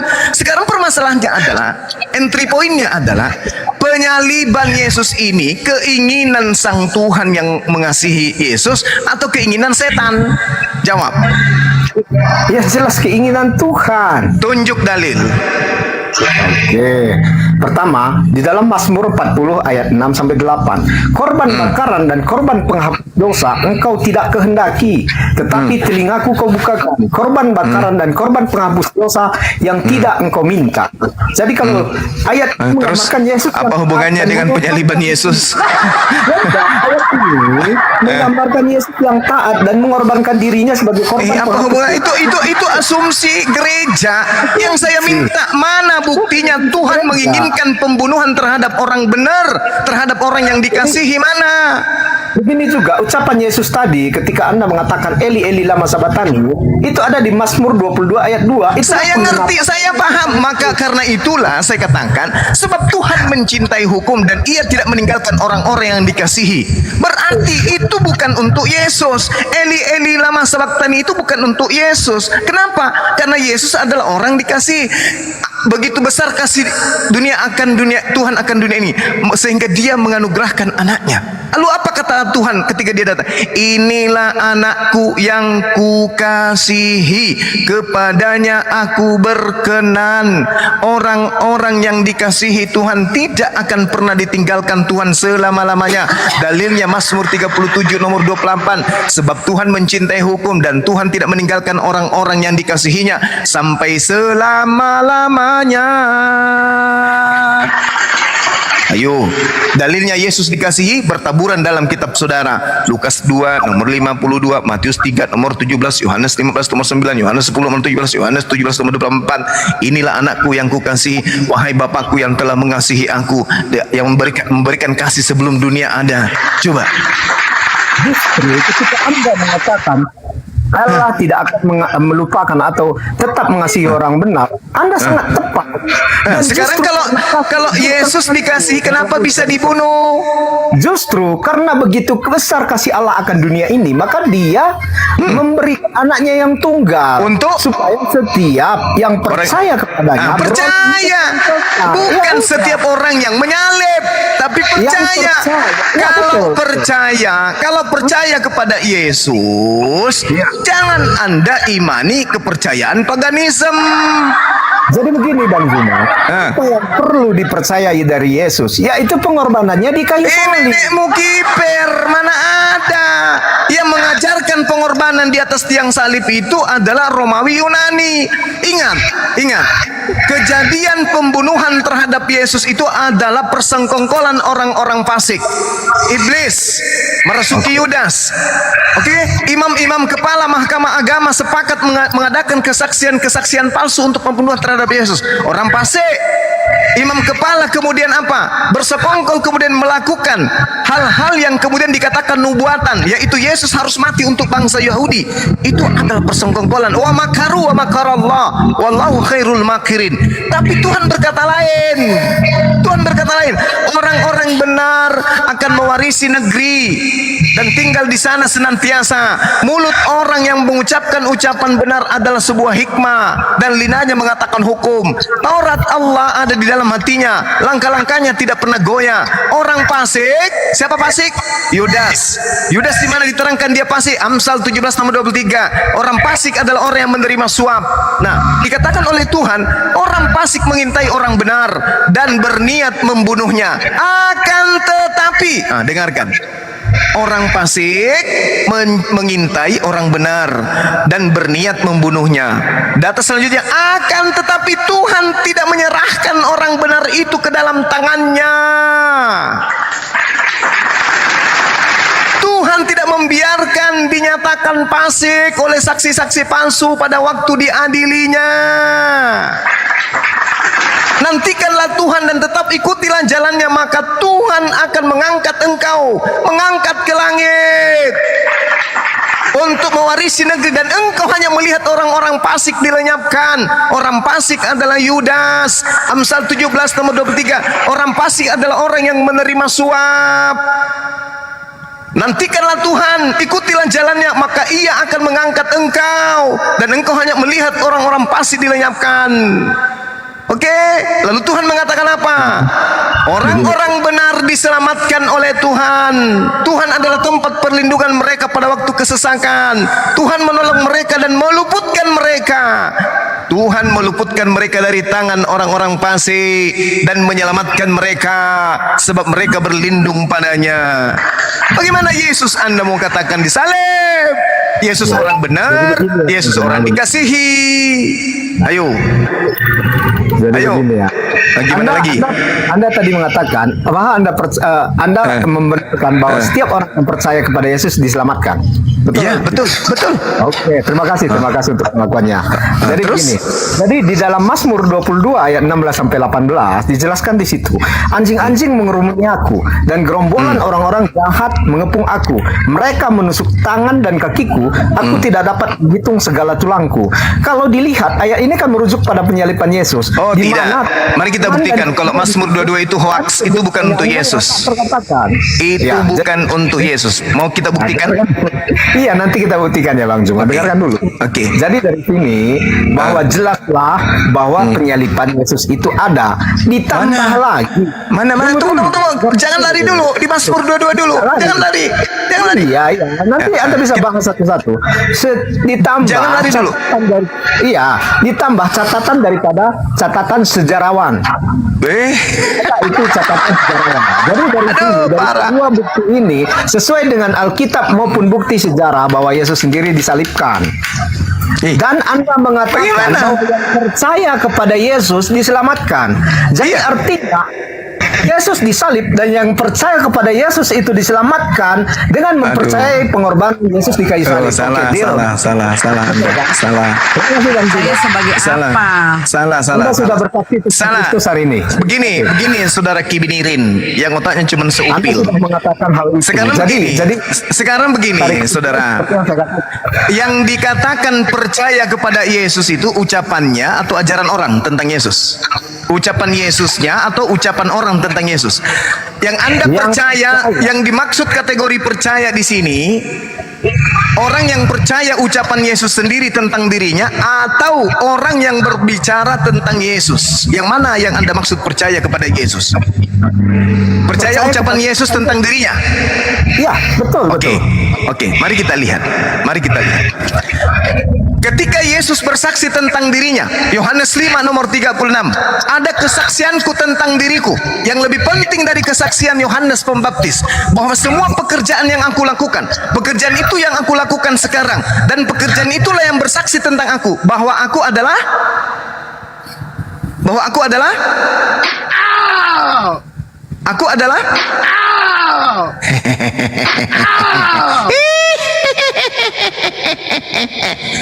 percaya kepada Yesus adalah percaya kepada ucapan Yesus tentang siapa dirinya. Sementara Kristen yang dimaksud percaya kepada Yesus adalah percaya kepada Roma Yunani yang menceritakan tentang Yesus. Na'udzubillah tsumma na'udzubillah, begitu tululnya dirimu. Percaya kepada Yesus maksudnya adalah percaya dengan ucapan Yesus tentang dirinya. Semua pekerjaan yang aku lakukan, pekerjaan inilah yang bersaksi tentang aku, bahwa Bapa yang telah apostelo, mengutus aku. Ayo, percaya kepada Yesus berarti percaya Yesus adalah rasul. Kena kau. Ayo. Menurut Yesus, dengar, menurut Yesus dirinya adalah utusan Tuhan atau Tuhan? Tuhan. Kisah Para Rasul 22 nomor 8, ketika Paulus mencoba ngibul, siapakah engkau? Apakah engkau Tuhan? Jawab Yesus, akulah Yesus, manusia yang berasal dari Nazaret. Akulah Yesus, manusia. Bukan dikatakan akulah Yesus, Tuhan dari langit, tapi dia akulah Yesus, manusia dari kota Nazaret. Ayo, ayo, belajar untuk menjadi waras, jangan gila permanen. Ya, oke. Saya mengatakan tadi bahwa ucapan Yesus tentang yang dipercayai dari Yesus itu adalah tentang ucapannya, betul kan? Ucapannya, ucapannya, ya, betul. Nah, Yesus mengajarkan menyembah dirinya atau menyembah kepada Bapa yang di surga? Ya. Yesus dari mulutnya memerintahkan menyembah kepada Bapa yang di surga, Bapa yang di langit, Tuhan yang di langit, atau menyembah kepada dirinya? Jawab. Dari mulutnya. Dengarkan dulu ucapannya. Dari mulutnya, saya minta Anda jujur. Dari mulut Yesus memerintahkan menyembah kepada hakikat yang ada di langit atau hakikat yang ada pada dirinya? Dengarkan dulu. Sekarang giliran saya, Das. Zuza kan? Zuza kan? Dengarkan dulu, Bang. Iya, dengarkan dulu, Bang. Dengarkan. Jangan Anda kejang ketika saya membacakan ya. Enggak, Anda ngibulnya berlebihan. Masakan tadi Yohanes 5 nomor 36, dan pekerjaan-pekerjaan ini yang bersaksi tentang aku, bahwa engkaulah yang telah mengutus aku. Anda mengatakan aku Tuhan. Dari mana ilmunya? Ayo. Oke, ini biar saya terangkan, terlepas dari Yesus Tuhan atau tidak. Loh, saya terangkan bukan ini. Terlepas Tuhan. Ini pengakuan Yesusnya dia Tuhan atau utusan Tuhan. Jadi kita sepakat tadi, siapa yang percaya kepada ucapan Yesus diselamatkan. Iya. Sekarang Yesus makanya saya katakan kepada saudara, Yesus mempersaksikan dirinya sebagai utusan Tuhan atau sebagai Tuhan? Jawab. Dia sebagai utusan Tuhan. Nah, sebagai utusan Tuhan. Percaya enggak kalau dia utusan Tuhan? Percaya. Kenapa Anda Tuhankan? Kenapa Anda Tuhankan? Jangan ke situ dulu. Kenapa Jadi kita Anda Tuhankan kalau Anda percaya dia adalah utusan Tuhan? Kenapa Anda Tuhankan? Jangan melebar dulu, Bang Zuma. Tidak bisa. Ini harus dikunci di situ, Bu. Kenapa Anda Tuhankan kalau Anda percaya Yesus utusan Tuhan? Karena Tuhan kita selesai. Dengar. Tuhan mengatakan di dalam kitabnya orang Yahudi, Yesaya 63 nomor 9, di dalam segala kesesakan bukan seorang utusan, melainkan Tuhan itu sendirilah yang menyelamatkan mereka. Sekarang Anda percaya enggak bahwa Yesus itu hanya utusan? Saya percaya Yesus itu Lalu utusan. kenapa Anda menuhankan? Sementara Tuhan mengatakan bukan utusan yang adalah Tuhan, yang Tuhan adalah aku yang mengutus. Ya, Di dalam Yesaya 63 nomor 9. Kenapa Anda menuhankan utusan? Tunggu dulu, biar saya terangkan dulu ya. Ini dari dalil loh. Berarti Anda tidak percaya kepada Yesus. Sudah selesai. Ya, tadi kita katakan bahwa kita Kalau percaya, kenapa Anda tuhankan? Ya, kenapa Anda takut ketika saya mau membacakan tentang dalil sendiri? Pertanyaan saya, kenapa Anda mengaku dia utusan tapi Anda tuhankan? Ya, biar saya berikan alasannya kenapa saya menuhankan dia. Saya membacakan dari dalil. Pertama, dari Yohanes 14 ayat 6, akulah jalan dan kebenaran dan hidup. Tidak ada seorang pun yang datang kepada Bapa kalau tidak melalui aku. Kalau di sini ini menegaskan bahwa hanya melalui Yesus seseorang dapat mencapai keselamatan dan berhubungan dengan Allah Bapa. Kenapa? Di situ dia sebagai utusan atau bukan? Ya, oke, dia sebagai utusan. Utusan. Oke. Kenapa Anda Tuhan kan? Tunggu dulu. Jadi apa? Kenapa Yesus mengatakan seperti itu? Jadi di sini di Yohanes 6 ayat 53 sampai 54 kata Yesus kepada mereka, "Aku berkata kepadamu, sesungguhnya jika kamu tidak makan daging anak manusia dan meminum darahnya, kamu tidak mempunyai hidup di dalam kamu. Barang siapa makan dagingku dan minum darahku, ia mempunyai hidup kekal dan aku akan membangkitkannya pada hari yang terakhir." Jadi Nah, sekarang makan darah dan makan daging dan minum darah di situ maksudnya apa? Nah, itu percaya akan pengorbanan Yesus di kayu salib. Oh, salah. Gak ada hubungannya tuh, gak ada. Yang dimaksud daging dan darah itu adalah ketaatan kepada perintah Tuhan yang datang kepada Yesus. Itu yang betul. Oke. Makanya Yesus mengatakan, dengar. Makanya Yesus mengatakan, apabila engkau percaya kepada-Aku, maka engkau juga akan melakukan pekerjaan-pekerjaan yang Aku lakukan. Iya. Aku mengenal pengikutku, aku mengenal dombaku mendengarkan aku dan mengikuti aku. Itulah yang dimaksud daging dan darahnya, bukan mati di atas tiang salib. Kan ada hubungannya itu. Makanya tadi sepanjang kita berdiskusi berbicara mengenai Yesus adalah orang dikasihi, Yesus adalah orang benar, dia adalah jalan kebenaran dan hidup. Tidak boleh kemudian Yesus orang benar ini dibunuh. Tidak bisa ada kekuatan di atas muka bumi yang membunuh Yesus. Kenapa? Karena Tuhan yang mengutusnya tidak akan pernah membiarkan dirinya teraniaya. Itu nubuatan untuk Yesus, bukan malah dibunuh. Nubuatan dibunuh itu hanya muncul di gereja. Kalau Anda ingin tahu pastinya kenapa Yesus ingin dibunuh, karena orang-orang Yahudi pada masa itu takut bangsanya dirampas oleh bangsa Romawi yang menjajah pada saat itu. Bukan karena dosa waris. Itu hanya akal-akalan Romawi Yunani saja. Oke, sampai di sini Anda paham? Belum? Begini ya Bang Zuma. Silakan. Kepada Anda tadi, yang pertama itu Yesus mengatakan bahwa kalau tidak melalui Dia kepada Bapa, itu poin yang pertama. Anda percaya ini atau tidak? Saya percaya dia melalui Yesus. Di sini yang dimaksud melalui tujuan atau jalan? Jalan. Berarti kalau Yesus adalah jalan, berarti harus mengikuti apa yang dititahkan, apa yang diperintahkan Yesus. Itu jalan yang ditunjukkan Yesus adalah perintah-perintahnya. Makanya dalam Yohanes 12 nomor 48, barang siapa yang menolak Aku, dia sudah ada hakimnya, yaitu firman, perkataan yang pernah Aku katakan kepada mereka. Perkataan itulah yang nanti akan menjadi hakimnya di akhir zaman. Berarti jalan yang dimaksud Yesus di sini adalah titah-titahnya, perintah-perintahnya, ajaran yang keluar dari mulutnya. Bukan yang keluar dari gereja, tapi dari mulut Yesus. Ya, betul. Nah, Jadi, betul. Nah, sabar. Adakah firman-firman yang keluar dari mulut Yesus yang bisa mengantarkan orang menjadi penyembahnya? Adakah? Kita nggak usah melangkah. Tidak ada.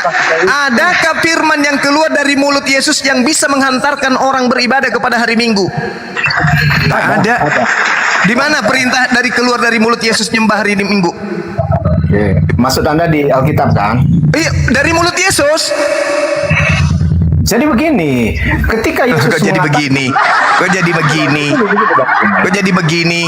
Ada ucapan Yesus bahwa setelah dia naik ke surga, dia akan menurunkan Roh Kudus, dan Roh Kudus itu yang akan mengajarkan dan mengingatkan kembali segala sesuatu kepada murid-muridnya. Nah, mengingatkan segala sesuatu berarti mengingatkan sesuatu yang sudah pernah sekali diucapkan. Untuk diucapkan kedua kali. Tolong ucapan pertama kalinya ibadah hari Minggu mana? Ya, silakan. Oke. Pada hari Minggu ku ikut pendeta ke gereja. Mana dalilnya? Ingat. Yang menjadi tolak ukur penghakiman Yesus adalah ucapan yang pernah diucapkan. Kalau dia tidak pernah mengucapkan ibadah hari Minggu, maka nerakalah tempat Anda. Itu nggak ada juga ucapannya seperti itu, Bang Juma. Ada, Matius 7. Ada. Matius 7 nomor 15 sampai nomor 23. Ketawa saya panjang, tapi disingkat aja karena saya buat saya. Karena Anda sudah mulai mengenal kebenaran Bang Zuma. Tapi Anda Jangan salah, saudaraku, jangan salah. Oke, ini yang pertama ya. Dalam kitab Ibrani 10 ayat 25. Ibrani itu ucapan siapa? Bahwa Yesus mengatakan akan menirukan Roh Kudus. Ibrani yang Anda baca itu ucapan siapa?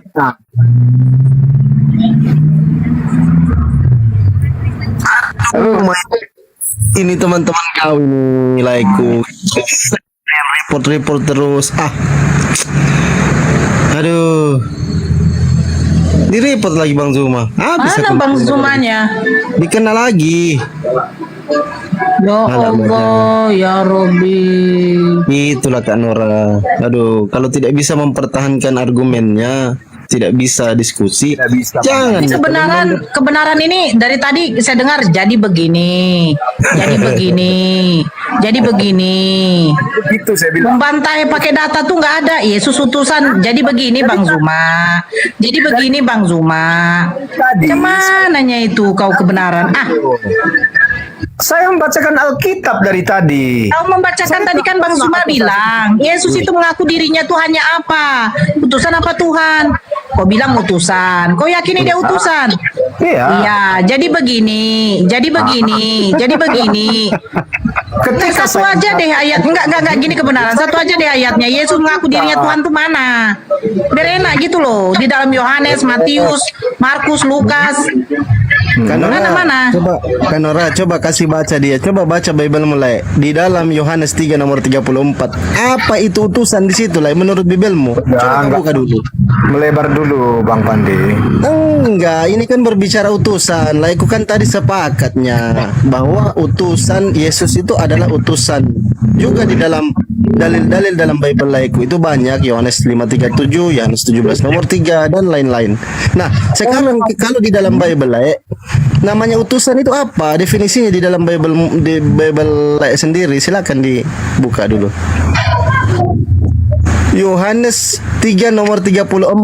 Apa itu utusan di situ lah? Coba lah bacakan dulu. Camananya? Jadi begini. Itu aja jadi begini. Tadi Zuma juga sudah mengakui bahwa siapa yang percaya kepada Yesus akan memperoleh keselamatan. Iya, percaya Yesus sebagai apa? Itu loh, poinnya di situ loh. Percaya Yesus sebagai apa? Sebagai Mesias. Ya, Mesias itu berarti utusan kan? Iya betul. Nah, kenapa Anda tuhankan? Orang yang menuhankan Yesus itu sudah keluar dari kaidah pengajaran Yesus. Yesus Yohanes 17 nomor 8. Semua firman yang aku ucapkan kepada mereka telah aku sampaikan dan mereka semua telah menerimanya dan mereka percaya bahwa aku adalah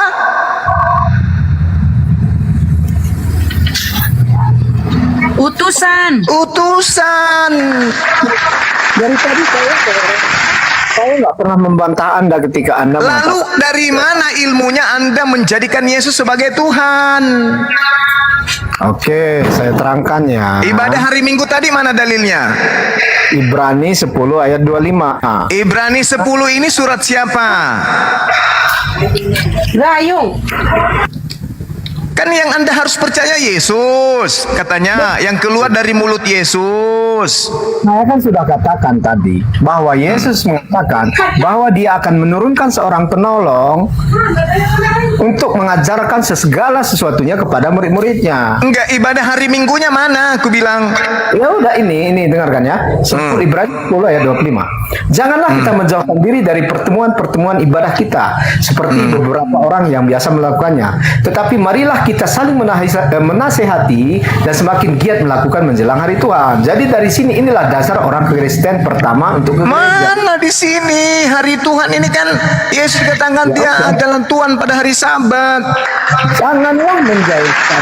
Mana hari Minggunya aku minta? Minggunya aku minta mana?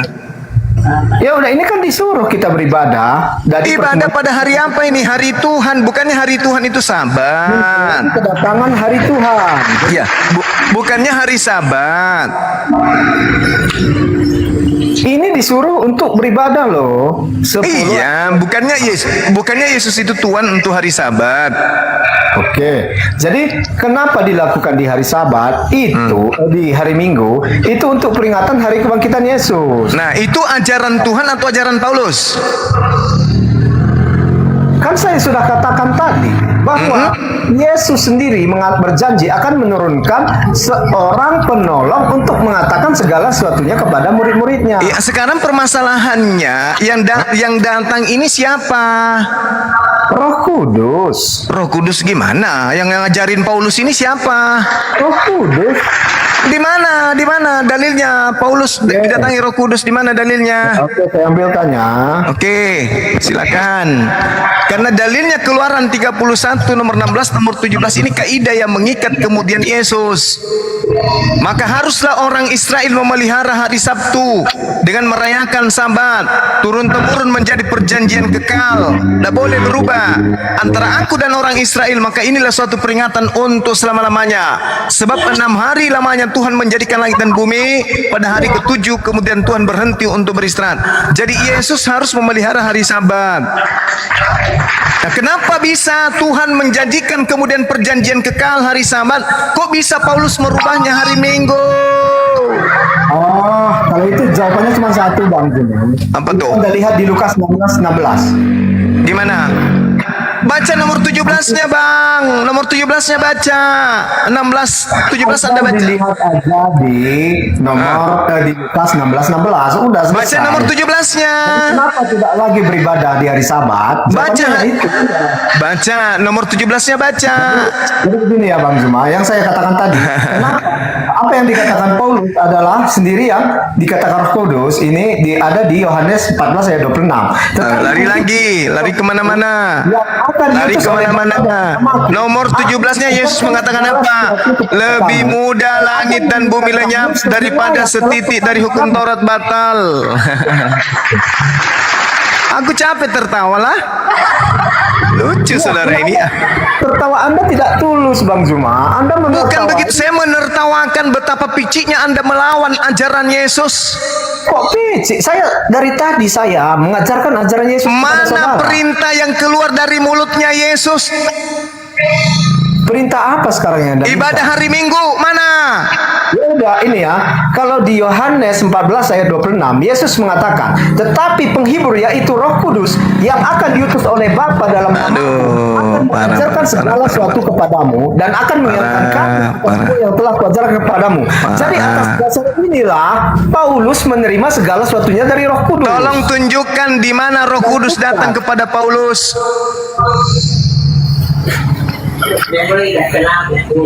Oke, Anda minta diajari lagi ya. Oke, saya ambil lagi dalilnya ya. Berarti Anda ini setuju kan bahwa Roh Kudus diutus untuk mengajarkan segala sesuatu kepada murid-muridnya. Oke? Oke. Nah, tunjukkan mana. Jadi kalau saya bisa menunjukkan di mana? Ya mana? Tunjukkan dalilnya.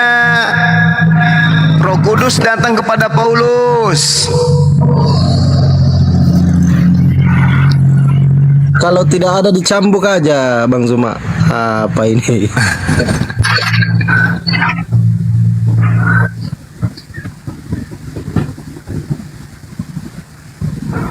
Jadi siap saya tunjukkan. Kita ambil kesimpulan aja dari diskusi ini lah, Bang Zuma. Iya, silakan. Tunjukkan. Oke. Di sini Anda bisa lihat di Kisah Para Rasul 9 ayat 17. Lalu Ananias pergi dan masuk ke dalam rumah itu. Ia meletakkan tangannya di atas Paulus dan berkata, Saudara Saulus, Tuhan Yesus yang menampakkan diri kepadamu di jalan yang kau lalui telah mengutus aku kepadamu, supaya engkau kembali dan melihat. Aduh, payah. Oke, deal kan? Rasul kita para Apa rasul yang deal? Apa yang deal? Apa yang deal? Tanya, di mana dalilnya bahwa Paulus dilingkupi oleh Roh Kudus? Betul kan? Yang Mana? Oke. Mana dalilnya? Kisah para Rasul 9 ayat 17. Lalu Ananias pergi dan masuk ke rumah itu. Ia meletakkan tangannya ke atas Paulus dan berkata, "Saudara Saulus, Tuhan Yesus yang menampakkan diri kepadamu di jalan yang kau lalui telah mengutus aku kepadamu supaya engkau kembali melihat dan penuh dengan." Jadi Ananias ini Roh Kudus. Oh, mama bahwa dia mengatakan bahwa Paulus di sini penuh dengan Roh Kudus. Jadi sudah ada dalilnya. Maksudnya yang diutus kan Roh Kudus. Nah, kenapa yang datang Ananias? Ananias ini siapa lagi? Sementara Yesus berkata di dalam pengakuannya dalam kitabmu sendiri, ya ditulis oleh Yohanes sendiri, saudara-saudara yang kekasih, janganlah percaya akan setiap roh, tetapi ujilah roh-roh itu apakah ia berasal dari Allah, sebab banyak nabi-nabi palsu yang muncul dan pergi ke seluruh dunia. Apa yang Anda minta sudah saya tunjukkan, bukan? Mana buktinya? Yang datang kepada Paulus itu Ananias, bukan Roh Kudus. Roh Kudus itu dinyatakan kepada Paulus melalui Ananias. Loh, melalui Ananias pula. Siapa pula ini Ananias? Siapa yang meramalkan? Siapa yang menubuatkan Ananias? Ananias ini siapa? Beginilah Bang Zuma, kalau dalam berdiskusi itu hendaknya fair dan jujur. Saya minta Roh Kudusnya datang kepada Yesus. Ini yang datang Ananias. Anda tadi meminta dalilnya di mana dinyatakan bahwa Paulus dilingkupi oleh Roh Kudus. Tidak, saya minta Roh Kudus datang kepada Paulus. Mana dalilnya? Ternyata yang datang Ananias.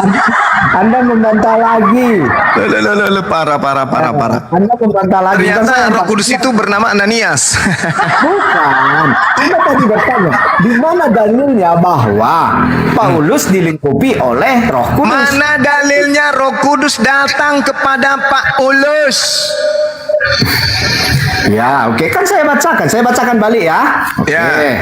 Nah, lalu Ananias pergi dan masuk ke rumah itu. Ia meletakkan tangannya ke atas Paulus dan berkata, "Saudara Saulus." Oke.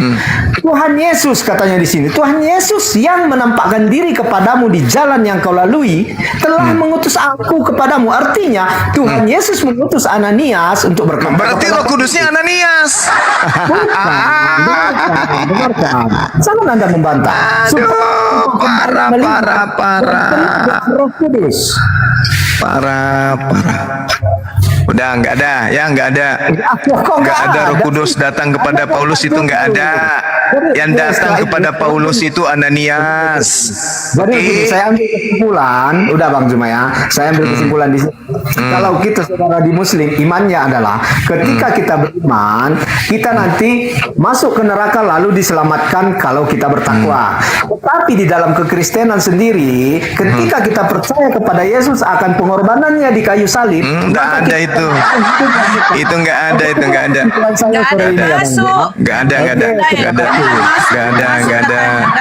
Anda percaya atau tidak hal ini? Itu nggak ada. Itu omong kosong, bullshit. Di mana Yesus menjamin orang-orang menyembahnya masuk surga? Mana jaminannya? Mana?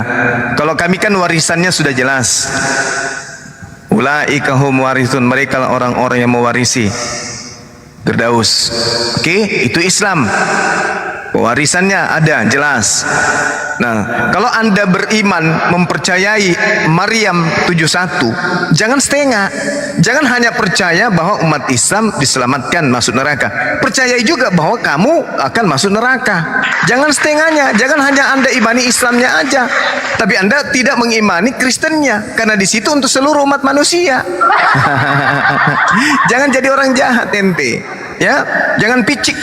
Kalau Anda mengatakan umat Islam masuk ke neraka, mendatangi neraka, Anda juga wajib menerima dalil itu bahwa Kristen tinggal menetap selama-lamanya di neraka. Jangan picik ente.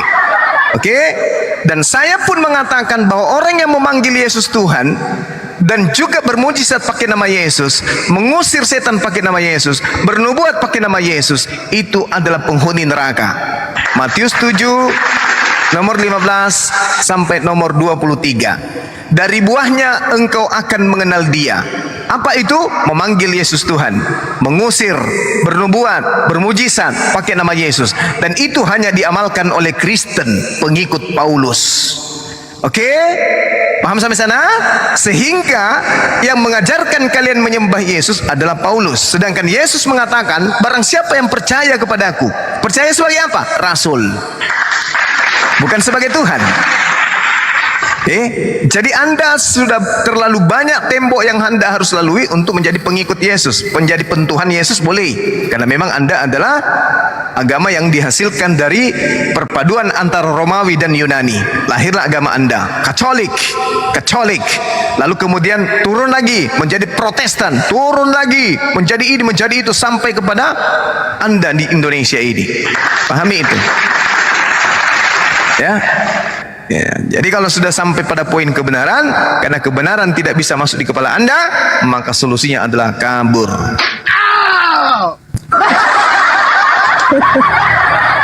Oke, teman-teman. Maunya diganti namanya, jangan kebenaran. Namanya jadi begini. Jadi begini. Iya. Ya, benar juga ya. Jadi begini. Tapi masalahnya akun saya 2, mate. Wah, bajingan juga ini. Nanti kan bangkit juga itu, Bang. Lagi turun dalam kerajaan maut kan? Iya, betul. Saya banding dari ACC. Ya Bang Zuma, saya boleh izin minta di follow sama teman-teman akun keempat ini, akun silakan. Akun saya juga di follow teman-teman yang ini. Silakan. Saya follow tapi belum di follow back. Yang mana? Ini Usti. Iya Bang. Oke.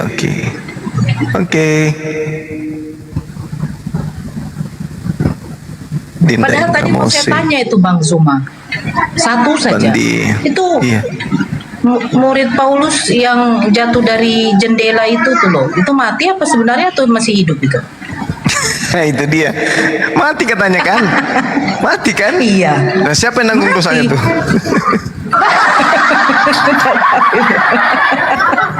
Astagfirullah. Masya Allah.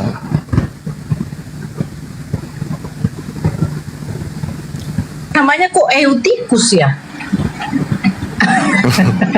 Belau.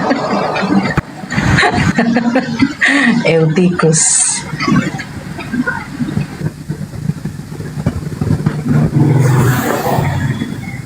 Oke, ada lagi tamu di bawah, diangkat aja.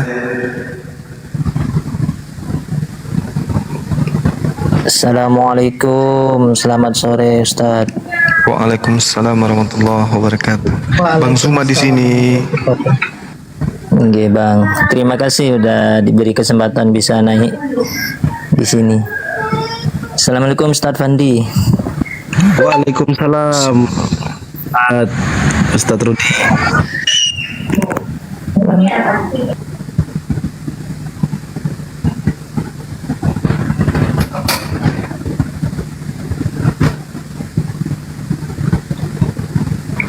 Ya, mungkin kita akhiri saja Bang Zuma. Insya Allah jam 11 malam kita bakal live lagi bersama Bang Sadli. Oke, sahabat-sahabat, kita rehat dulu ya. Yap.